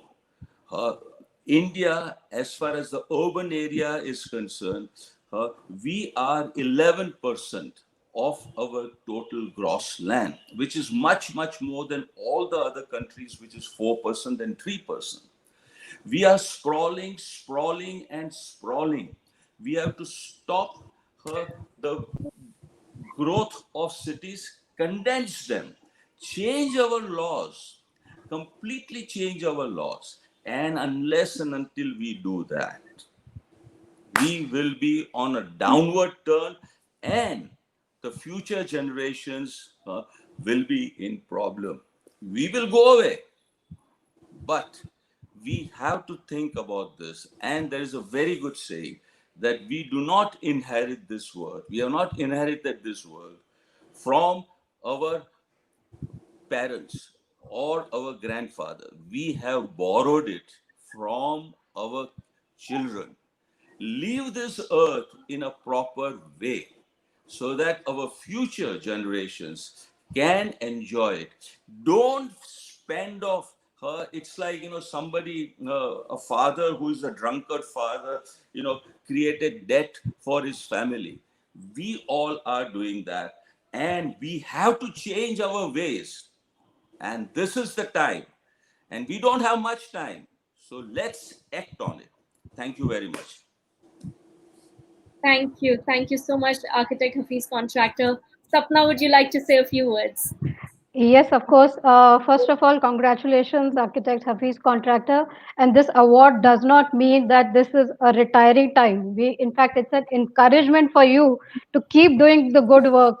Keep making buildings for us. Thank you, my dear. Thank you, my dear. And Mr. Hiranandani, thanks for being here. We knew that you are long-term associate and friend of Architect Hafiz. So we wanted to have you here with us today to, Niranjan want to shake hands with you. let's have a high five between the two. Thank you so much, Architect Contractor. It's a pleasure. The pleasure is ours to felicitate you. Thank you so much for your time, Dr. Hiranandani. Thank you so much for your time. Thank you so much. Thank you, everyone. I would once again like to congratulate Architect Hafiz Contractor. Many, many congratulations to you. Thank you for paving the path for the youngsters coming into this industry. Thank you very much. Thank you, my dear. Thank you, sir. Thank you, everybody. Thank you. Bye-bye. Thank you, sir. Yes, ladies and gentlemen, throughout the centuries, there were men who took first steps down new roads, armed with nothing but their vision. And you just saw a man like him, Architect Hafiz Contractor, who has taken away the Lifetime Achievement Award only to pave a further path for all the youngsters coming into this industry. Being conscious of the environment, being conscious of the world that we will leave forward for our children. Ladies and gentlemen, with that, I hope all of you are ready. We've got this inspirational message from the leaders. And on that high note of achievement, let's begin the celebration of triumph. Do remember to tag us in your lovely winning shots and posts that you're going to do on social media. Our handles are Reality Plus on Facebook and Twitter, and on Instagram, we are by the handle RP_reality. Now, dear friends, we present the winners of the 12th Reality Plus Excellence Awards West, powered by GreatWhite Electricals, a virtual series. The awards are presented to the most impressive real estate work and are divided under broad categories of real estate projects, developers, architects, branding and marketing consultants, and individuals. And I hope all of you are ready to kickstart the award ceremony. Although I can't see the reaction from all of you, but I'm hoping that with your comments and emojis, you are with us and excited as we are. Ladies and gentlemen, presenting to you the 12th edition of Reality Plus Excellence Awards. And coming up is our first category. Let's have the audiovisual.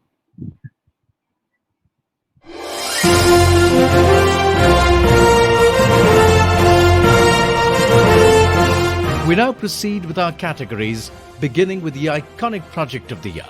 And the award goes to Godrej Properties for Godrej Boulevard.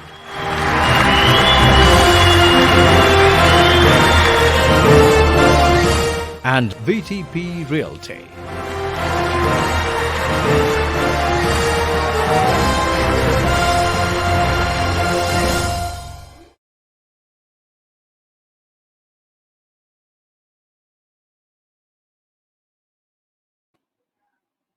Many congratulations to both the teams here who won the iconic project of the year, Godrej Properties for Godrej Boulevard. Do we have anyone from the Godrej team here who'd like to come forward and say a few words? We'd love to hear from you. Yeah, hi. Thank you, Kathy. Good evening, everyone. It's a tremendous honor to accept this award on behalf of Godrej Properties. So, a little bit about this project. It's part of a 100-acre township in Pune, and the prime positioning provides direct access to all township level amenities. And we made sure that each of the units in this sector has direct view of the central greens. I feel Godrej Properties is changing the skyline of Pune one project at a time. And our key driving factor behind this is delivering joy to our customers at every single step. So, having said that, I'd like to thank the entire team for this achievement. Thank you. Thank you and congratulations, Soumya, and do give our regards to the entire team on the project. Thank you. Thank you, Kwati. Thank you. And the joint winner of the iconic project of the year, I'd like to welcome from VTP Realty, Kajal Shah, Head Marketing and Pre-Sales from VTP Realty. A very warm welcome and congratulations. All right. Unfortunately, because of technical glitch, Kajal couldn't be here. We would once again like to congratulate the entire team of VTP Realty for their big win. Ladies and gentlemen, there's a quote that says, every building is like a person, single and unrepeatable. And this award definitely was the actual synonym of iconic project of the year, single and unrepeatable. So many congratulations to the winners. Moving on to our next category, let's take a look.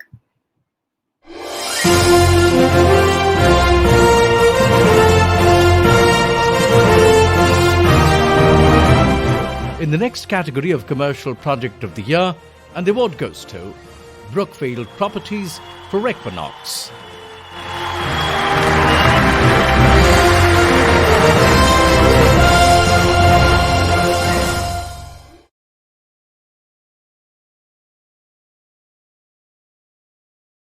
The year, Brookfield Properties for Equinox, and we have with us Naresh Asawa, Senior General Manager Operations, Brookfield Properties. A very warm welcome and many congratulations.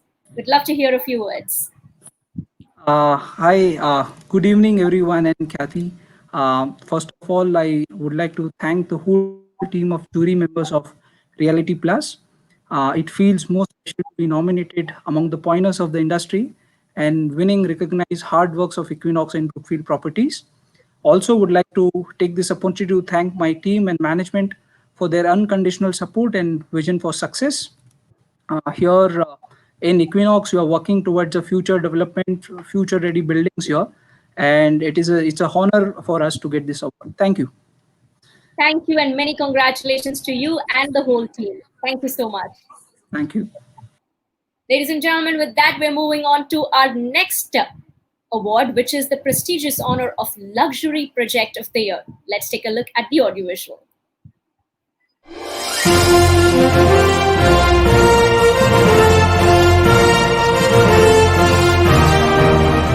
Moving on to the most environment-friendly commercial space, and the award goes to K. Raheja Corp for Mindspace West.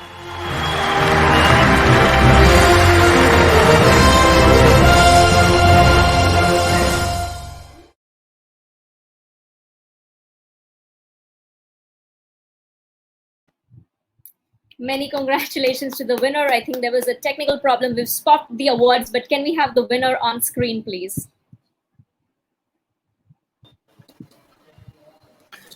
Hi, Kathy. Thank you so much. I'm Abhishek Shah at Piramal Mahalakshmi. I would like to take the honor to say thank you to Piramal Reality to giving me this opportunity to be here.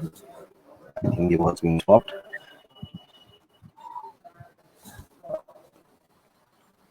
I would like to thank the Reality Plus team.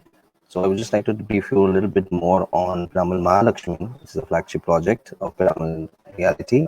It is strategically located in Mahalakshmi, right in the center of the South Mumbai, offering uninterrupted lifetime views of racecourse and the Arabian Sea.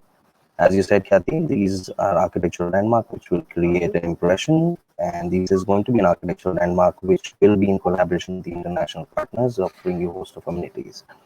So I'd like to thank once again to all of you and to the team Reality. Thank you so much.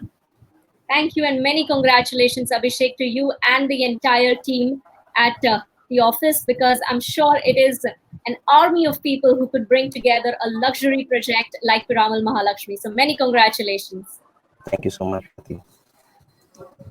Ladies and gentlemen, moving forward to our next category of award, and I'm sure a lot of people are looking forward to more projects like this one. This is the most environment friendly commercial space. Let's take a look at the audiovisual.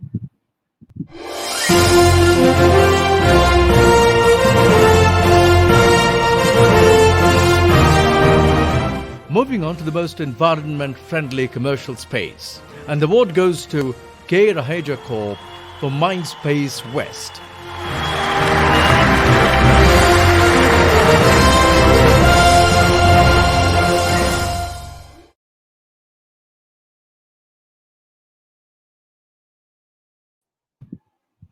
So big congratulations to the whole team. And we have with us Mr. Shabbir Kanchwala, Senior Vice President, K. Raheja Corp. Many congratulations, sir. We'd love to hear a few words. Yeah, thank you, Kathy. Thank you. On behalf of my company, we are honored to be here tonight to be awarded the most environment-friendly commercial space of the year award. This is for our IT SEZ Mindspace West project at Airoli, Navi Mumbai. My company, Mindspace Business Park REIT, is one of the India's largest Grade A office projects, which owns quality portfolios of office in the west and the southern part of India, with a leasable space for almost 3 crore square feet and more than 2 lakh IT employees coming to work in my IT park every day. Other than that, a quick overview of having the highest green building footprint in India, with our projects getting certified either by the US Green Building Council or CIIGBC. We did that by being the first developer 13 years back to sign a MOU with the CIIGBC to construct only green buildings in the country. Once again, on behalf of my entire team and with a sense of pride, thank you. Thank you. And once again, congratulations to the whole team. Thank you so much, sir. Thank you. Ladies and gentlemen, with that, we are moving on to an always has been a popular category at the Realty Plus Excellence Awards. This is the award for the Developer of the Year Residential. Let's take a look at the audiovisual.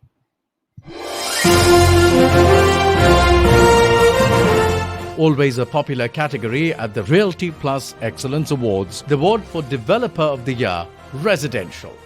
And the award goes to Hiranandani Group.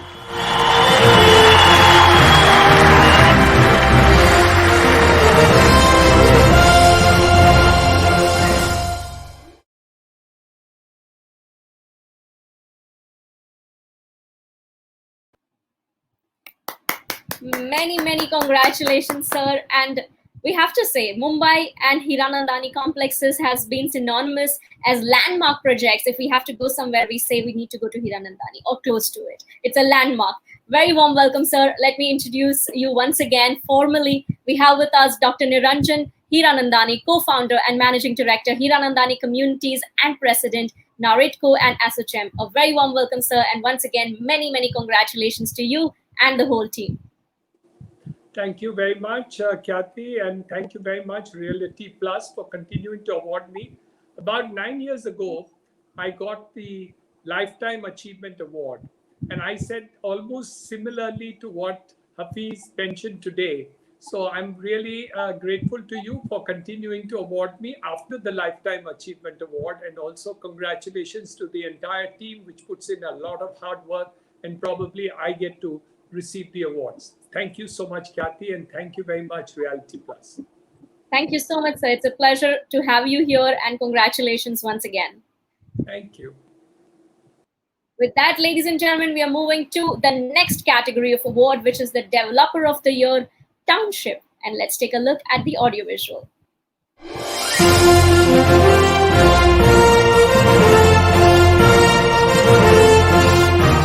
Next we have is the Developer of the Year Township. And the award goes to VTP Realty.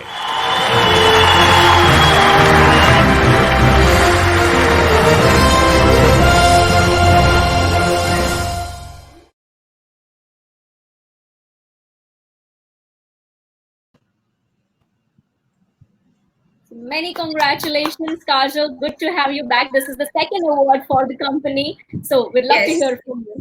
Thank you, and good evening, everybody. It is such an honor to win this award with such an honorable jury, and this award is especially, it's really special for us for BTP Realty because we have two very large, prestigious townships running parallelly in Pune city. One in the east and one in the west, and they are doing both phenomenally well. Has literally changed the face of Pune real estate.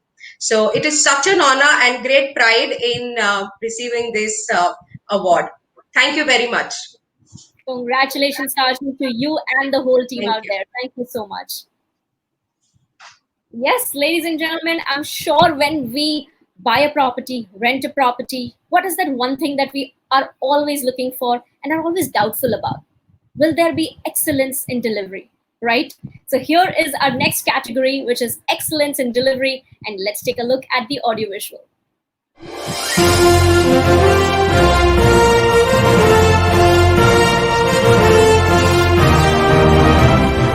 Our next category is for excellence in delivery, and the award goes to Supreme Universal.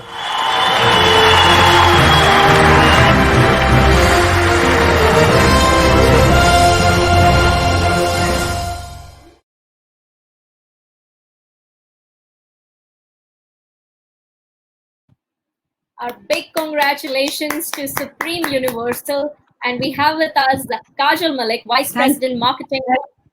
Very warm welcome, Kajal. Congratulations.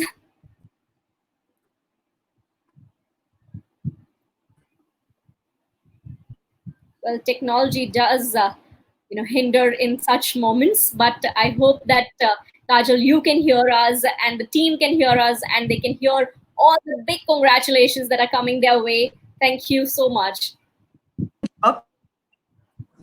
Yes, yes. Can you see me now? Yes, absolutely. And hear you clearly. Great.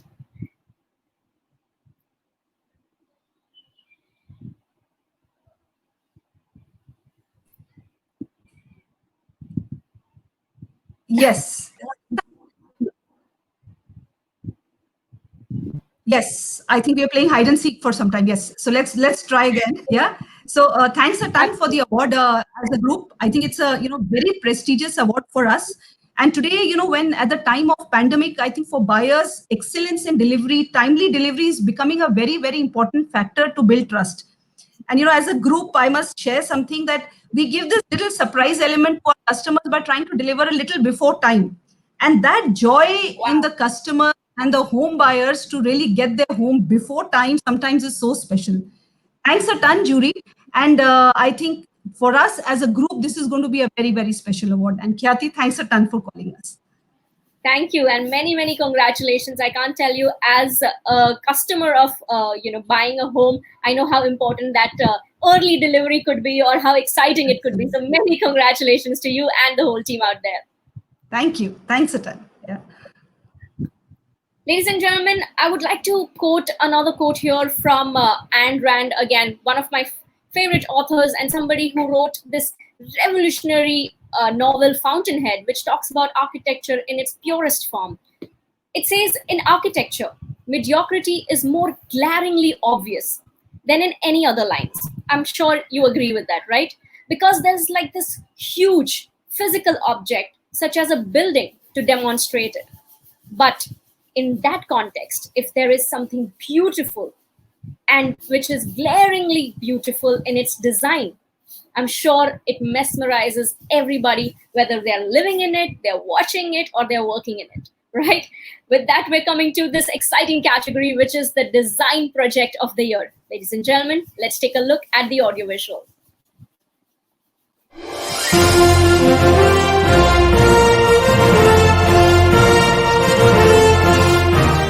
Always an exciting category, the design project of the year. And the award goes to the Wadhva Group for Atmosphere O2.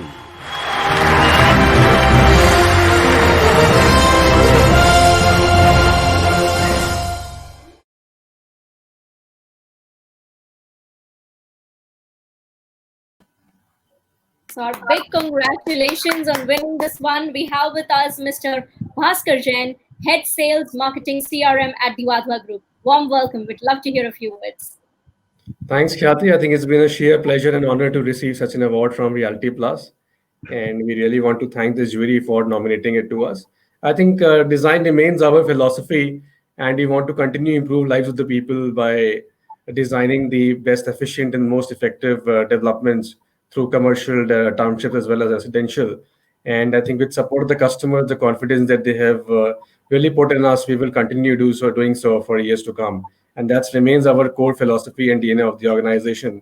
The design really helps improves the betterment in the lifestyle of the people, let's say, in coming future. And that's what we want to do, even, let's say, going forward. So thanks a lot, everyone. Thanks, Reality Plus. And we look forward to your support. And we really want to deliver it even for years to come and receiving these kinds of awards for our design philosophies. Thank you. Thank you. Congratulations, Mr. Jain, and to the whole team out there for Atmosphere O2. Ladies and gentlemen, I hope all of you are ready because we are moving quickly to our next category, which is going to be for the Integrated Township Project of the Year. Let's take a look at the audiovisual.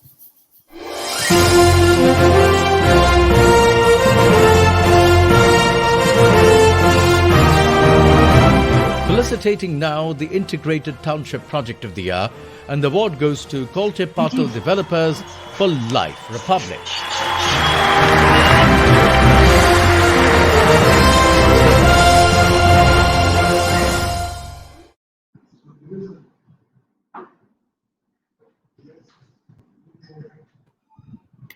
So many congratulations.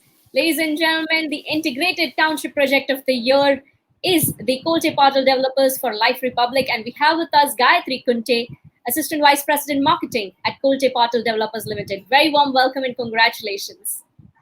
Thank you, Khati. I would like to take this opportunity and on behalf of Kolte Patil would like to thank Reality Plus for honoring us with this prestigious award. I think Reality Plus takes immense efforts to ensure visibility of the industry and as well as recognize the performance excellence. At Kolte Patil, construction means creation. And today I would like to take this opportunity and invite you all at Life Republic Pune, which is one of our such creation, and it's a landmark township which is shaping up near Hinjewadi, where the focus is not only on building the homes, but we are creating an environment worth living in. Thank you once again, Reality Plus. Well, Pune is glad to have this township there. Many congratulations to you and the whole team out there. Do celebrate. Thank you. And ladies and gentlemen, I hope you're not forgetting to join us in our online conversation and congratulating these winners, the stalwarts in the industry, iconic projects in the West Zone. Ladies and gentlemen, moving forward, I hope that all of you know that for any Indian, buying their own house is such a big dream. And here is an important category where we are celebrating, rewarding, and recognizing the coveted residential project of the year. Let's take a look at the audiovisual.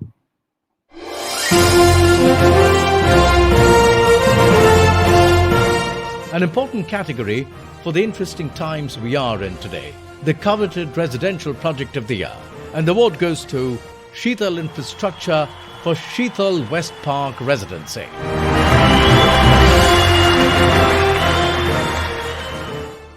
And Nayati Group for Nayati Evolve.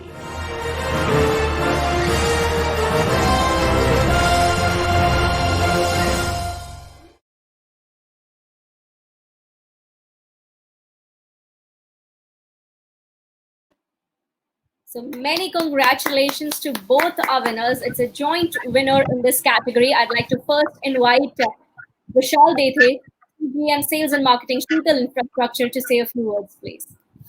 Good evening, Khyati, and thank you very much for bestowing this honor to Sheetal Infra. And I feel honored on receiving this on behalf of my company, as Sheetal Infra is in this industry since 15 years, and we are making landmark projects in city like Ahmedabad, Gandhinagar. And this honor means we will continue, doing great work like this in future also. Thank you, Realty Plus Award. Thank you very much. Congratulations and give our regards to the Thank you so much. Thank you. Thank you. Thank you.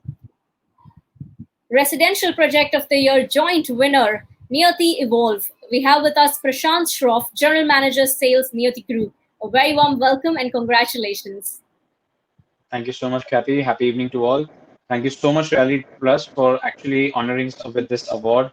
It was a it was a task between all the major players there in Magarpatta, and Nyati is coming with this brand new project called Nyati. Thank you so much for everything. Thank you and congratulations to you and the whole team. Many congratulations. Ladies and gentlemen, our world is evolving, moving towards IT quite a bit, isn't it? As you will see a lot of IT parks erupting and emerging in the cities. And here is our next category of award, which is going to reward and recognize the IT Park Project of the Year. Let's take a look at the audiovisual.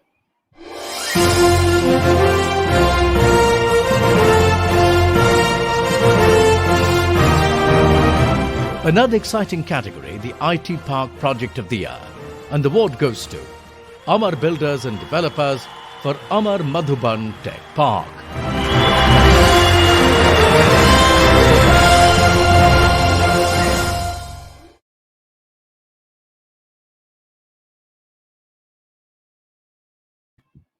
So many congratulations. We have with us Prakash Londhe, Senior Manager Finance and Accounts at Amar Builders.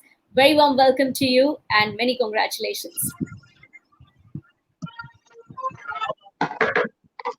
Thank you, Kathy. So, on behalf of Amar Builders, I would like to thank Reality Plus Awards and the jury for recognizing our efforts. Amar Madhuban Tech Park is near about 4.5 lakh square feet IT park.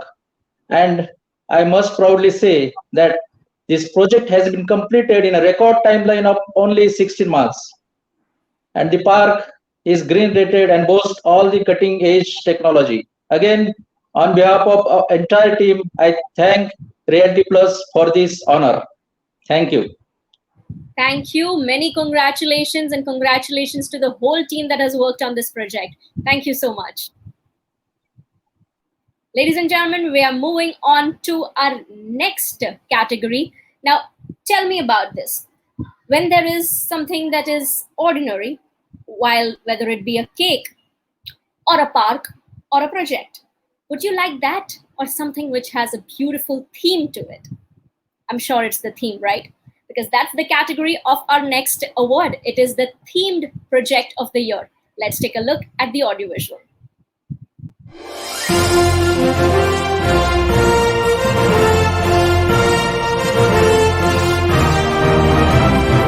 Themed Project of the Year is the next category of the evening. And the award goes to Gera Developments for Gera's River of Joy, Goa. And Provident Housing for Adora de Goa by Provident.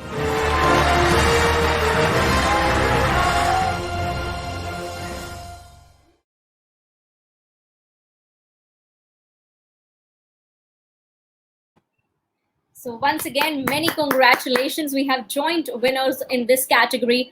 Firstly, I would like to call on Gera Developments for Gera's River of Joy. From there, we have Jayant Gosavi, Senior Vice President Operations. A very warm welcome. Many congratulations. We wish to hear a few words from you. Thank you, Kathy, and a very good evening to everybody. On behalf of Gera Development, I would like to thank Reality Plus for awarding this prestigious award to us, and it's definitely a recognition of all the efforts of Team Gera, and I'm sure we'll continue to outdo in future. Thank you so much. Thank you. Many congratulations to you and the whole team. Thank you. Ladies and gentlemen, Themed Project of the Year has a joint winner, so we'd like to invite from Provident Housing for the Adora de Goa by Provident, Abhishek Kapoor, COO, Purvankara Limited. Can we have Abhishek here? Many congratulations. Hi, Kathy. Thank you so much, Kathy. We'd love to hear a few words. What is this project like? How does it feel to win this Themed Project of the Year award? Oh, this is something that we have done against all odds. One of our performing projects with ideas that have never been seen before in Goa. And it is a project which has attracted buyers from all over the country, as Goa is a destination which people love, and it's a second home destination, and it's really come out successfully. We have partnered with a hospitality partner in which we have promoted the project with a lot of services, and it's really worked well for us. And the kudos to the team. They have put together a product which has really worked, and it's addressed the demand of the market. Amazing. Many congratulations, Abhishek, to you and the whole team that's worked on the project. Congratulations. Thank you. Ladies and gentlemen, we are moving on to our next award category, which is the Industrial Project of the Year. Let's take a look at the audiovisual.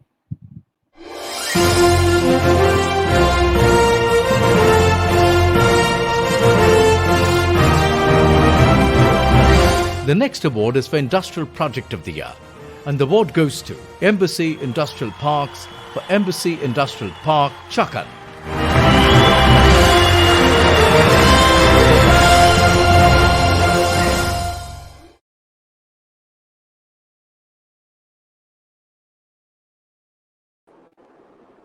So many congratulations for the Industrial Project of the Year award goes to Embassy Industrial Parks for Embassy Industrial Park Chakan. And we have with us Sandeep Chanda, Head Strategy and Acquisition from Embassy. A very warm welcome.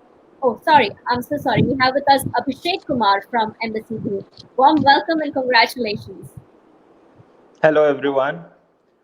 I'm Abhishek from Embassy Industrial Park, and I would like to thank the distinguished jury and the organizers for this honor.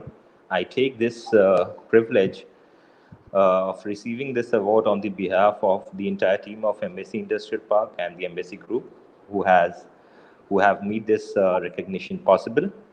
Embassy Industrial Park Chakan was the maiden project of Embassy Industrial Park, which is spread over 52 acres and is an availed location for MNC industrial manufacturers and logistic companies. Mr. Kumar, sorry to disturb you, but would you be able to switch on your camera? I'm sorry. That's not getting displayed over here. That's the problem in my interface. Yeah. Okay, no problem, sir. Please go on. Yeah. So we started MSc Industrial Park 4 years back, and now we have 3.5 million square feet of operational warehousing and industrial asset across India, and we have another 100, like probably 10 million square feet of developments coming up in India. That is it for the Embassy Industrial Park as of now, and thank you for this honor. Really appreciate and thanks. Thank you so much, Mr. Kumar. Congratulations to you and the whole team who's worked on the project. Kudos to all of you. Thank you so much. Thank you. Ladies and gentlemen, we are moving on to the next category of award. Now, this is something that we've been doing since ages, since the time immemorial. We've loved to live in communities. Humans are social beings. We can't live in isolation. We love to interact with our community, and which is why our next category of award is the Residential Complex of the Year. Ladies and gentlemen, bringing to you the next audiovisual.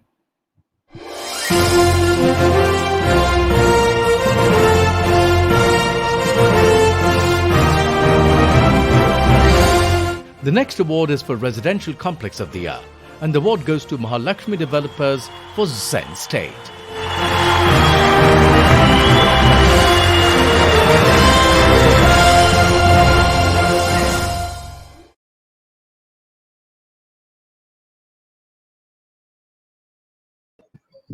So our big congratulations to Mahalakshmi Developers for Zen Estate. We have with us Mr. Manoj Gupta, who's the Managing Director at Mahalakshmi Group. Warm welcome. Congratulations, sir. We'd love to hear a few words. Thank you, Yati. Hello, everyone. We at Mahalakshmi Group are honored to receive this award for our project Zen Estate. Zen Estate focuses on a balanced and peaceful life. With our conscious efforts, we have earned a Platinum pre-certification for our project Zen Estate. I would like to thank everyone associated with Zen Estate for believing in the idea of Zen Estate and working to bring it into a reality. We believe in a balanced and peaceful life. I would also like to thank Realty Plus and all the jury members for honoring us by giving this award. Thank you. Thank you. Congratulations, sir, and to the whole team who's worked on the project. Many congratulations. Thank you. Ladies and gentlemen, with that, we are moving on to our next category of award. Now, this is a category which has been spoken even during the conclave, mixed use. Mixed use projects where there is all the amenities available, all the utility organizations, institutions also available in the project. And right here is our category of mixed use project of the year. Let's take a look at the audiovisual.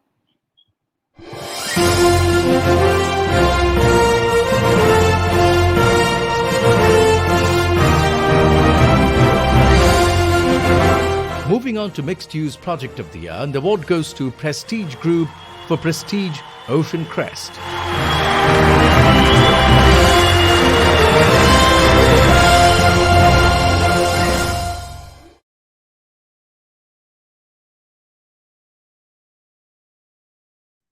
To Prestige Group for Prestige Ocean Crest, we have with us Mr. Praveen Srivastava from Prestige Group. Congratulations. We'd love to hear a few words from you.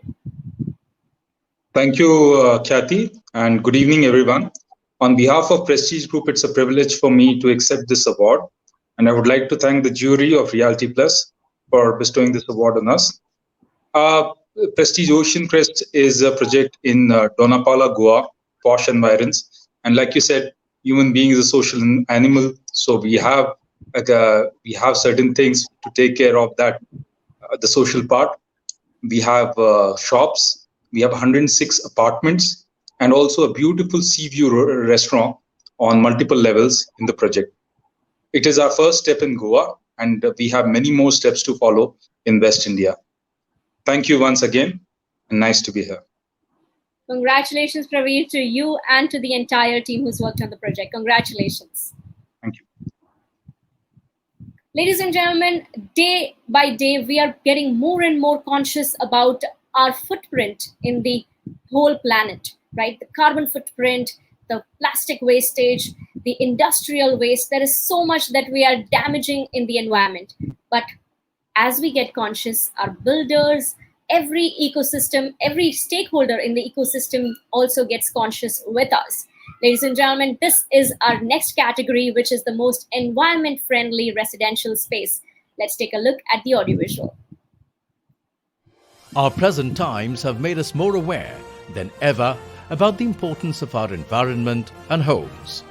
Our next category is for the most environment-friendly residential space, and the award goes to Godrej Properties for Godrej Park Greens and Godrej Forest Grove.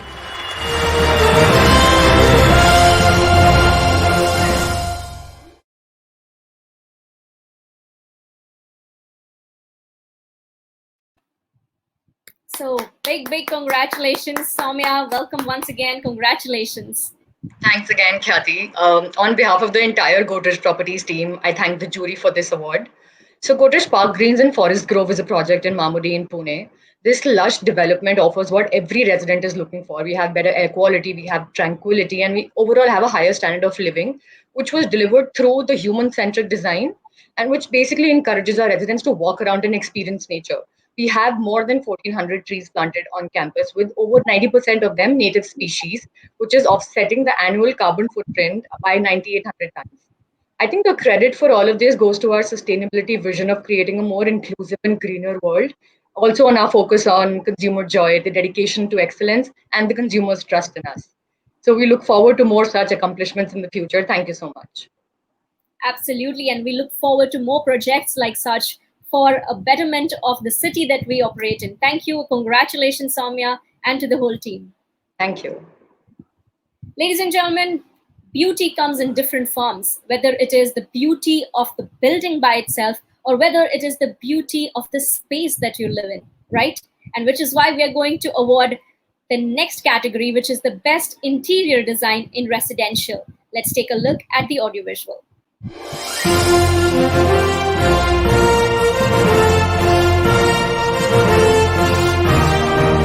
Next award is for the best interior design residential, and the award goes to Kalpataru for Kalpataru Magnus.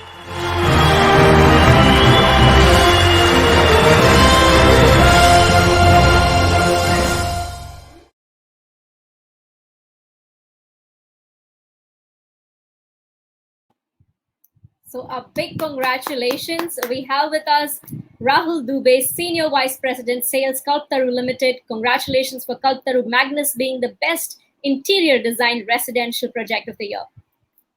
Thank you so much, Kathy. It's indeed a pleasure to receive this award. And Magnus is right in the heart of city. So Mumbai being a commercial capital of India and BKC being the biggest commercial district in India, Magnus is right there, 5 minutes away. So while we took over this project, we indeed knew that we will have to create something remarkable to live up to the expectations of the Mumbaikars. And that's what Magnus does. So Magnus is a project which has a right blend. While the location is great, it has a right blend of everything which nature offers plus man-made stuff. So that's why Magnus is so special. While it has been 50 years of creating landmark projects, but whenever good work is rewarded and appreciated, it feels even better. So it's my personal favorite, Kalpataru Magnus, and really thankful to Realty Plus and the jury that they've really appreciated this and we recognize that. Thank you. So congratulations, Rahul, to you and the whole team out there for this big win on Kalpataru Magnus. Many congratulations. Thank you. Ladies and gentlemen, with that, we are moving on to the next big award, which is the Developer of the Year Commercial. I hope all of you are ready. If you have any guesses, please go ahead and comment on our social media handles. Let's take a look at the audiovisual.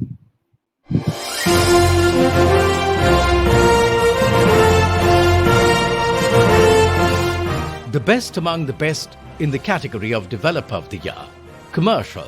And the award goes to Brookfield Properties.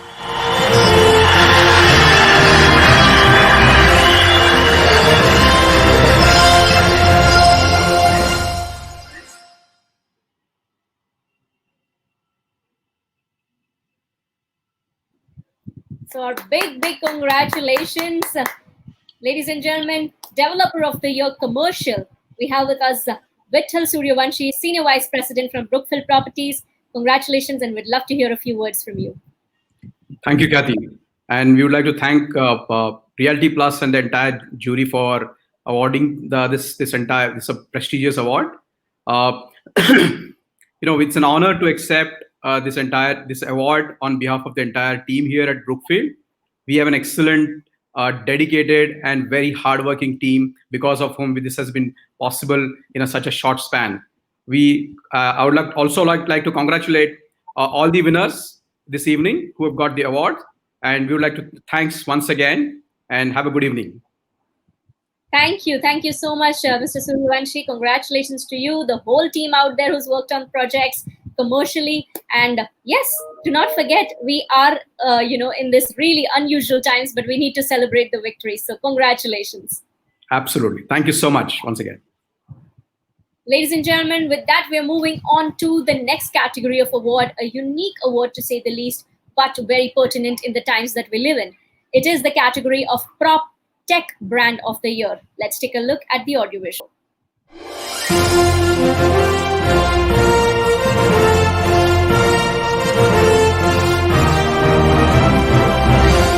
Next, we have the Prop Tech Brand of the Year, and the award goes to Sell Do.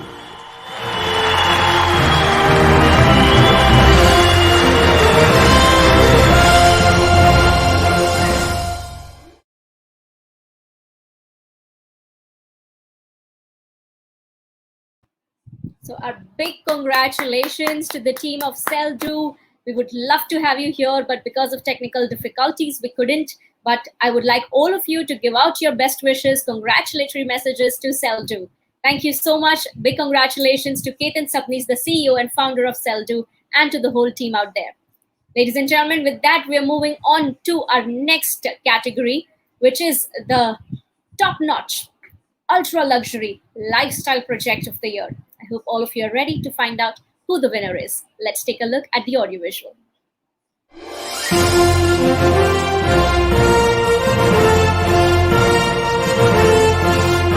Taking it a notch ahead is the ultra-luxury lifestyle project of the year. And the award goes to Amar Builders and Developers for Amar Best View.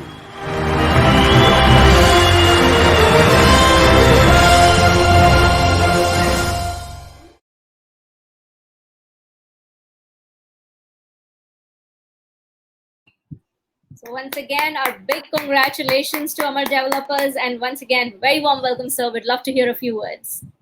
Yes, once again, thank you, Kathy. Definitely, Amar Builders is based in commercial, but Sorry for that technical error. Please go on. yeah, no problem. So, what I wanted to say that Amar Builders is based in commercial, but we are the masters in residential projects. So, on behalf of Amar Builders, I would like to thank Realty Plus Awards and the jury for the recognizing our efforts for achieving a new benchmark in ultra luxury segment. Amar Westview is one of the most ultra luxurious offering located in the lush green location of KP, that is Koregaon Park of Pune, offering one the single largest floor plates. The project is at the cutting edge of the ultra luxury. Again, on behalf of the entire team, I thank you, Realty Plus, for this honor. Thank you once again. Thank you. Congratulations once again to you and the whole team out there. Thank you so much. Thank you. Yes. Ladies and gentlemen, with that, we're moving to our next category. Now, this category is something that is pertinent in all industries. If you have the best customer service, no matter how or what the frustration of the customers is, you can win their heart. Ladies and gentlemen, by providing high quality customer value, brands are set apart by the competition, and receiving the tribute for excellence in customer service is our award winner. Let's take a look at the audiovisual.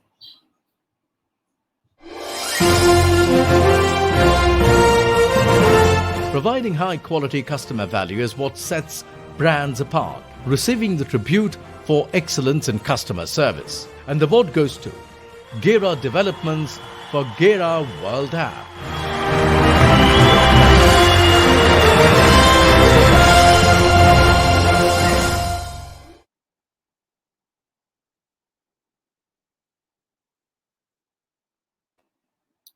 So once again, many congratulations. Here we have with us Jayant Gusavi, Senior Vice President Operations, Gera Developments. Many congratulations to you, sir. Gera World App has won this prestigious award. What would you like to say? Thank you, Kathy. It's a pleasure to be back here and receive this award. And I must thank the jury to recognize this unique service that we're providing to the customers.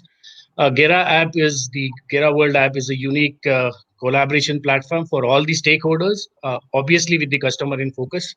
So this is a result of the dedication and efforts of our IT team and CRM, and I'm here to receive this on their behalf. And thank you so much. I'm sure we'll continue to outdo in the field of technology. Thank you once again. Thank you. Many congratulations to you and the whole team at Gera Developments. Congratulations. Ladies and gentlemen, with that, we're moving on to our next category. Now, this category, again, is pertinent in all industries. It is pivotal now more than ever. This digital era that we talk about, we need to be touched upon at every digital points. We need to know what the brand is doing, how is it doing, how do we get this information through their digital marketing campaigns, which is why our next category of the award is the Digital Marketing Campaign of the Year. Let's take a look at the audiovisual.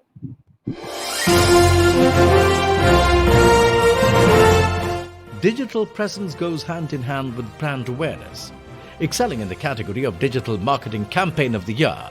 And the award goes to Amura Marketing Technologies for Premium Living Meets Convenience Campaign for Rama Metro Line.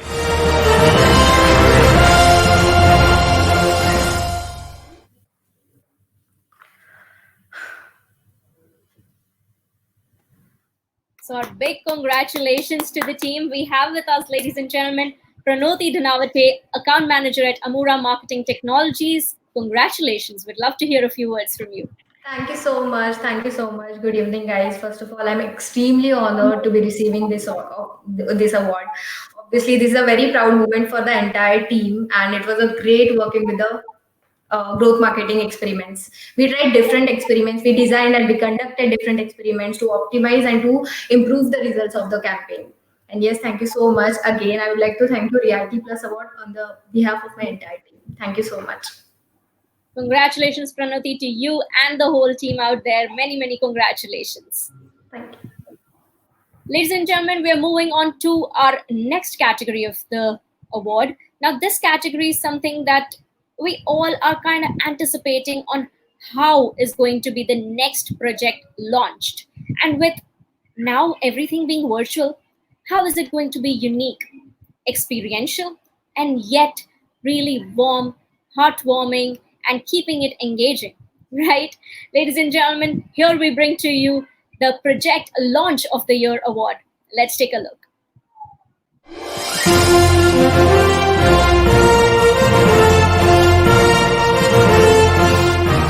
The award for the Project of the Year goes to a company making waves for its creativity. And the award goes to Nayati Group for Nayati Enthrall.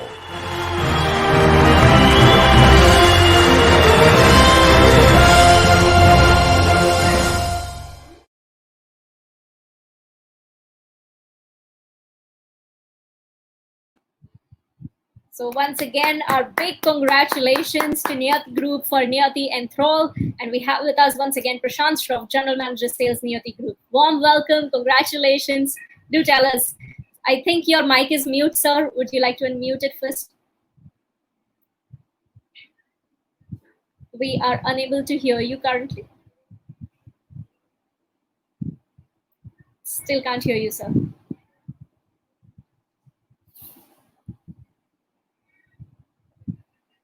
Mr. Shroff, would you like to disconnect the headphones and try?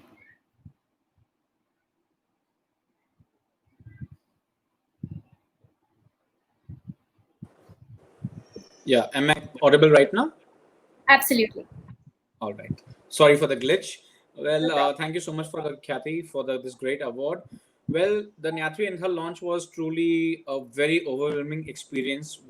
So more than 1,100 people visit us that day.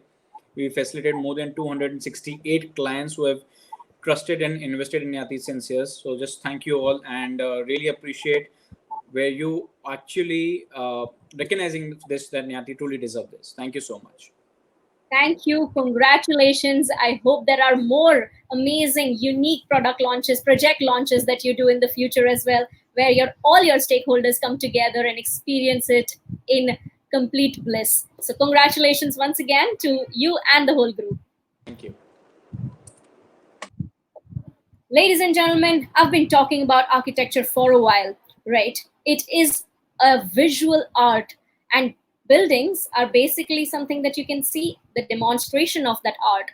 Ladies and gentlemen, coming forward is our next category of award, which is the Architectural Firm of the Year. Let's take a look at the audiovisual.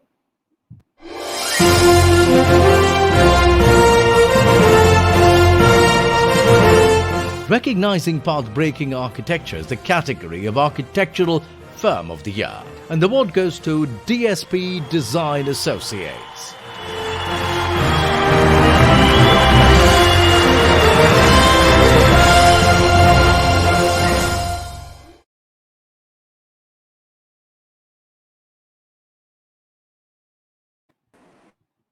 So many, many congratulations. We have with us, ladies and gentlemen, architect Yatin Patel, founder and principal, DSP Design Associates. Warm welcome to you and congratulations on being the Architectural Firm of the Year.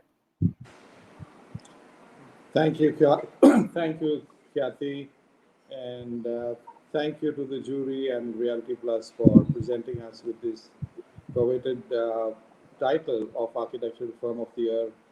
This happens to be the third year in a row that we've got this award, and it keeps getting us to really up our game. And this year, again, we have introduced now our partnership with Intelligent Buildings to provide smart building technologies and solutions for large-scale commercial developments across India, Southeast Asia, and Australia. And with our collaboration with One Global Design, our footprint now is absolutely global. I had mentioned this in a couple of years back in one of these awards that we received, that we are truly now an Indian global organization that delivers architectural solutions across the world. Thank you again, and have a good evening.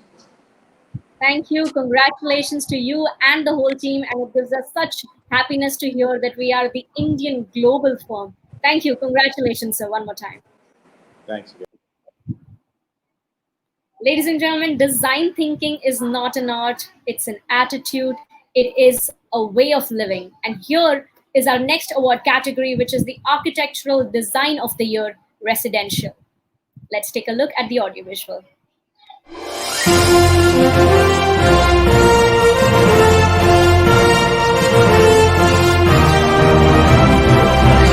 Architectural Design of the Year Residential, and the award goes to Supreme Universal for Supreme Estia, Pune.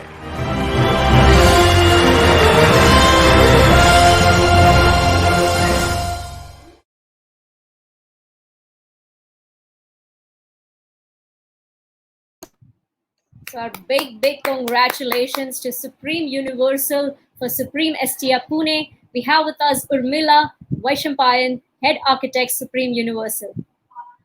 Warm welcome, Urmila. We'd love to hear a few words from you. If you can please unmute your mic and switch on your camera, it'll be great. Can you hear me and can you see me? I can hear you, Urmila, but unfortunately I can't see you yet. I don't know what is the problem, but I can hear you very well and I am able to see you as well. First All of right. all, yes, congratulations. Yeah. Thank you so much. Thank you, Realty Plus and jury members for this award. I'm Architect Urmila from Supreme Universal taking this award. I extend my thanks to Architect Rushikesh Hadnurkar as well as the team who has worked with us for this project. Also, I would like to thank all my managing directors and everyone who has supported this design of the project and allowed us to have it executed. I think this award is a testimony to the fact that when an idea or a concept is clear cut in its approach and prioritizes the needs of the end users, it will definitely strike the end user for sure.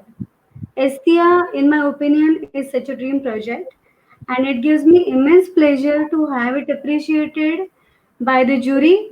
And very happy to have this award, and we are selected as a award winners for this category.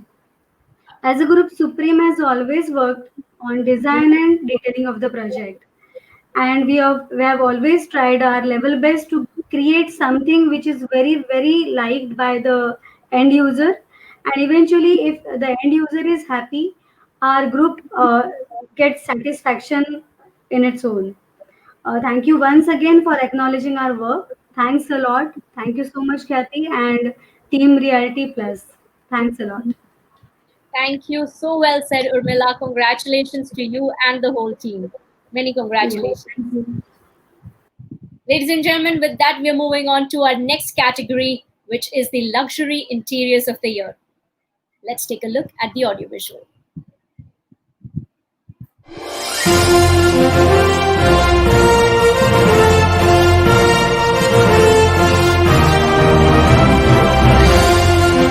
Luxury Interiors of the Year, and the award goes to Imagination INC for 24K Stargaze.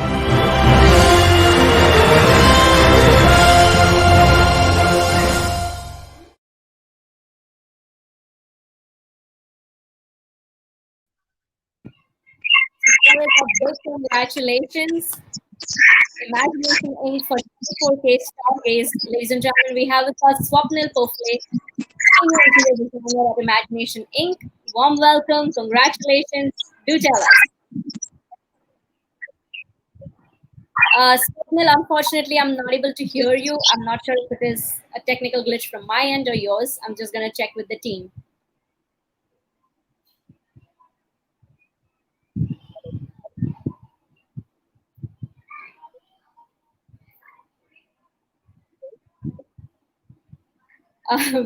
Unfortunately, Swapnil, I think there is a connection problem. Would you be able to rejoin us?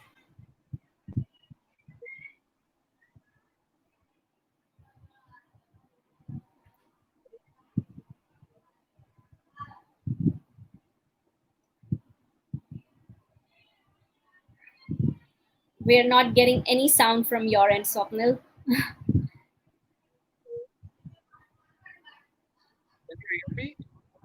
Yes, yes, little bit. Yes, now I can.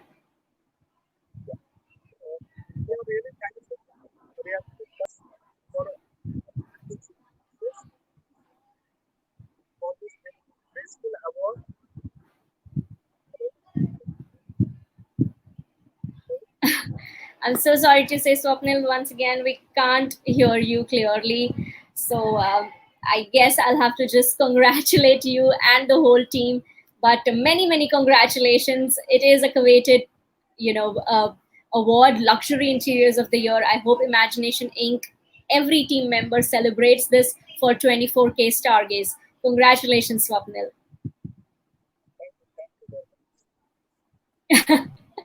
Yes, technology sometimes does this mischievous stuff with us, but congratulations, Swapnil, once again. With that, ladies and gentlemen, we are moving on to our next category, which is the Project Construction Management Firm of the Year. There are many stakeholders when you want to build a project, or rather see a project to light. And here is one of the most important stakeholders, which is the Project Construction Management Firm of the Year. Let's take a look at the audiovisual.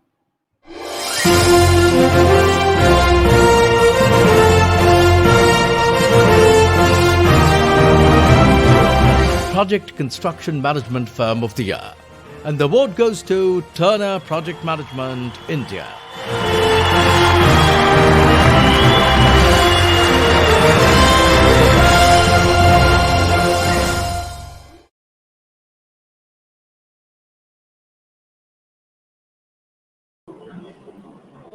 Big congratulations, firstly, ladies and gentlemen. Project Construction Management Firm of the Year, Turner Project Management India. And we have with us Mr. Dinesh Dubey, Director of Operations at Turner India. Warm welcome, congratulations, sir. We'd love to hear a few words. Thank you, Kathy. It's been a great journey for us, and thank you for recognizing us. We owe this to our customers who've been continuously reposing faith through the best of time and the worst of times, actually. And to our Turner team, who's been continuously delivering the quality service to our customer by upholding our core values of teamwork, integrity, and commitment. It's been a great journey so far, and we are thankful to the jury and Reality Plus also. Thank you very much. Congratulations, Mr. Dubey, and to the whole team. Many congratulations. Thank you. Ladies and gentlemen, we are moving forward to our next award category, recognizing the Integrated Brand Campaign of the Year, giving a 360-degree approach. Ladies and gentlemen, let's take a look at the audiovisual.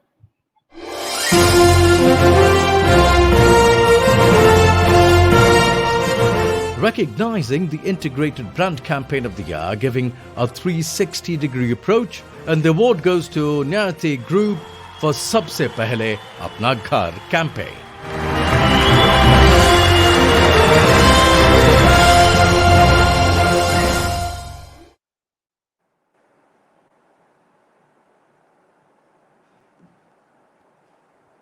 Many congratulations once again to Niyati Group for a beautiful campaign which says Sabse Pehle Apna Ghar, a sentiment that most Indians share. So once again, Prashant, very warm welcome, and we'd love to hear a few words.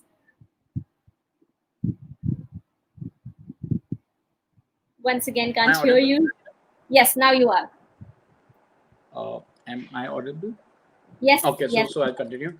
Thank you so much, Kathy. Sorry, I missed what you said.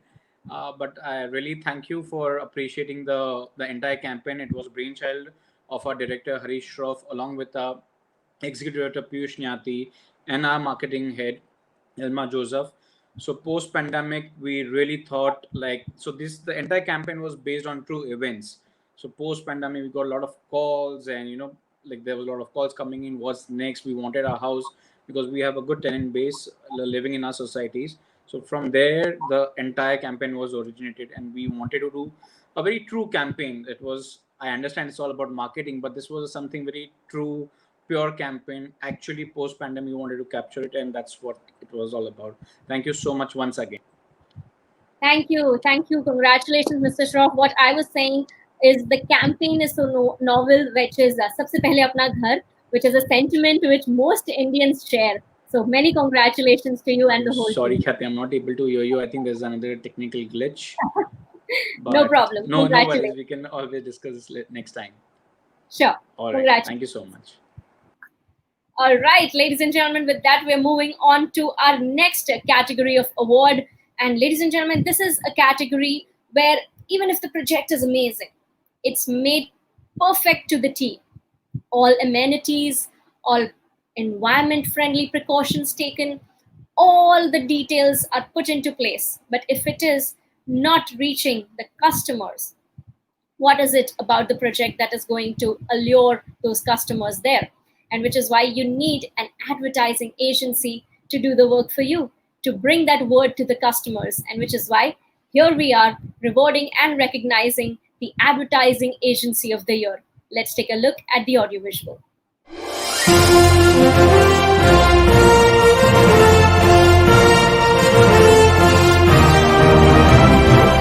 And now we have the Advertising Agency of the Year. And the award goes to Amura Marketing Technologies.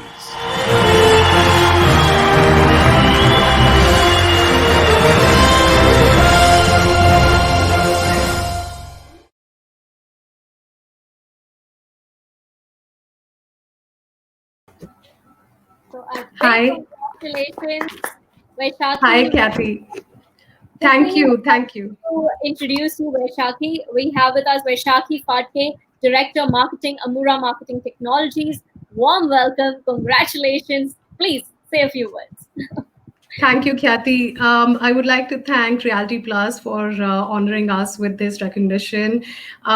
This award definitely goes to the entire team at Amura Marketing Technologies, and definitely to our clients, Hiranandani Group, for whom we've won this award. And a little about Amura Marketing Technologies.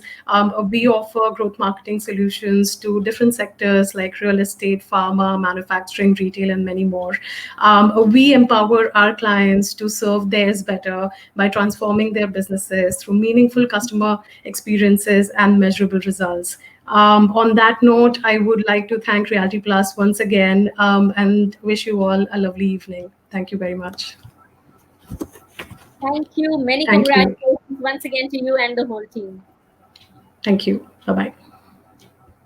All right, ladies and gentlemen, with that, we're moving on to our next award category, which is the final award of the award ceremony. Here it is. To be a true reality influencer, you also have to be a super CXO. The Reality Plus CXO of the Year award. Here it is. Let's take a look.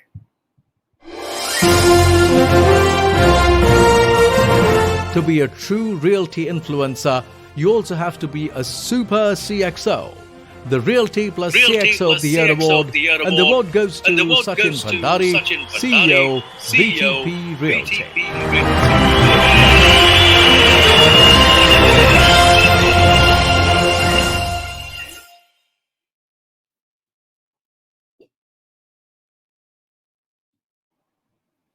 So our big congratulations. We had this amazing eco effect coming in when your name was announced. So once again, many congratulations, ladies and gentlemen. The Reality Plus CXO of the Year award goes to Sachin Bhandari, CEO, VTP Reality. We'd love to hear a few words from you. Thank you, Kathy. Thank you, Reality Plus. It's really an honor to get adjudged as the best CEO of the year. That too from the esteemed jury that Reality Plus had on board. I must say that this is an acknowledgement of the good work that we have been trying to do at VTP. At VTP, we have been trying to do be the best brand for our customers, for our employees, and for our finances. I clearly can say that we are setting benchmarks in real estate industry. While we are only in Pune, I can clearly say that those benchmarks are really emulated by everybody else in the country as well. And I promise you here that in the real estate industry, we'll continue to bring positivity. We'll continue to set benchmark for ourselves as an industry. And as a whole, as VTP, not only will remain the leader of the industry, will retain our #1 position, but for the industry also will act as a torch, as a light, so that the whole industry moves ahead.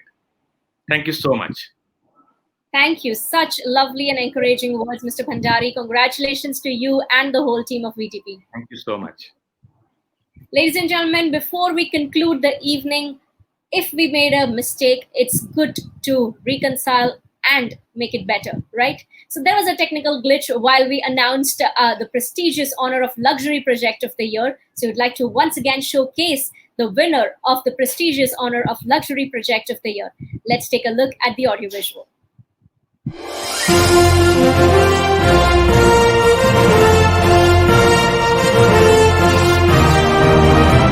Next is the prestigious honor of Luxury Project of the Year, and the award goes to Piramal Realty for Piramal Mahalakshmi.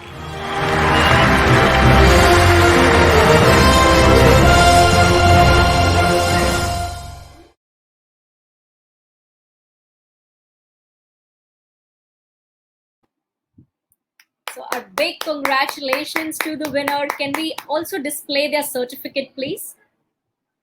Yes, a big congratulations to Piramal Realty for being the Luxury Project of the Year.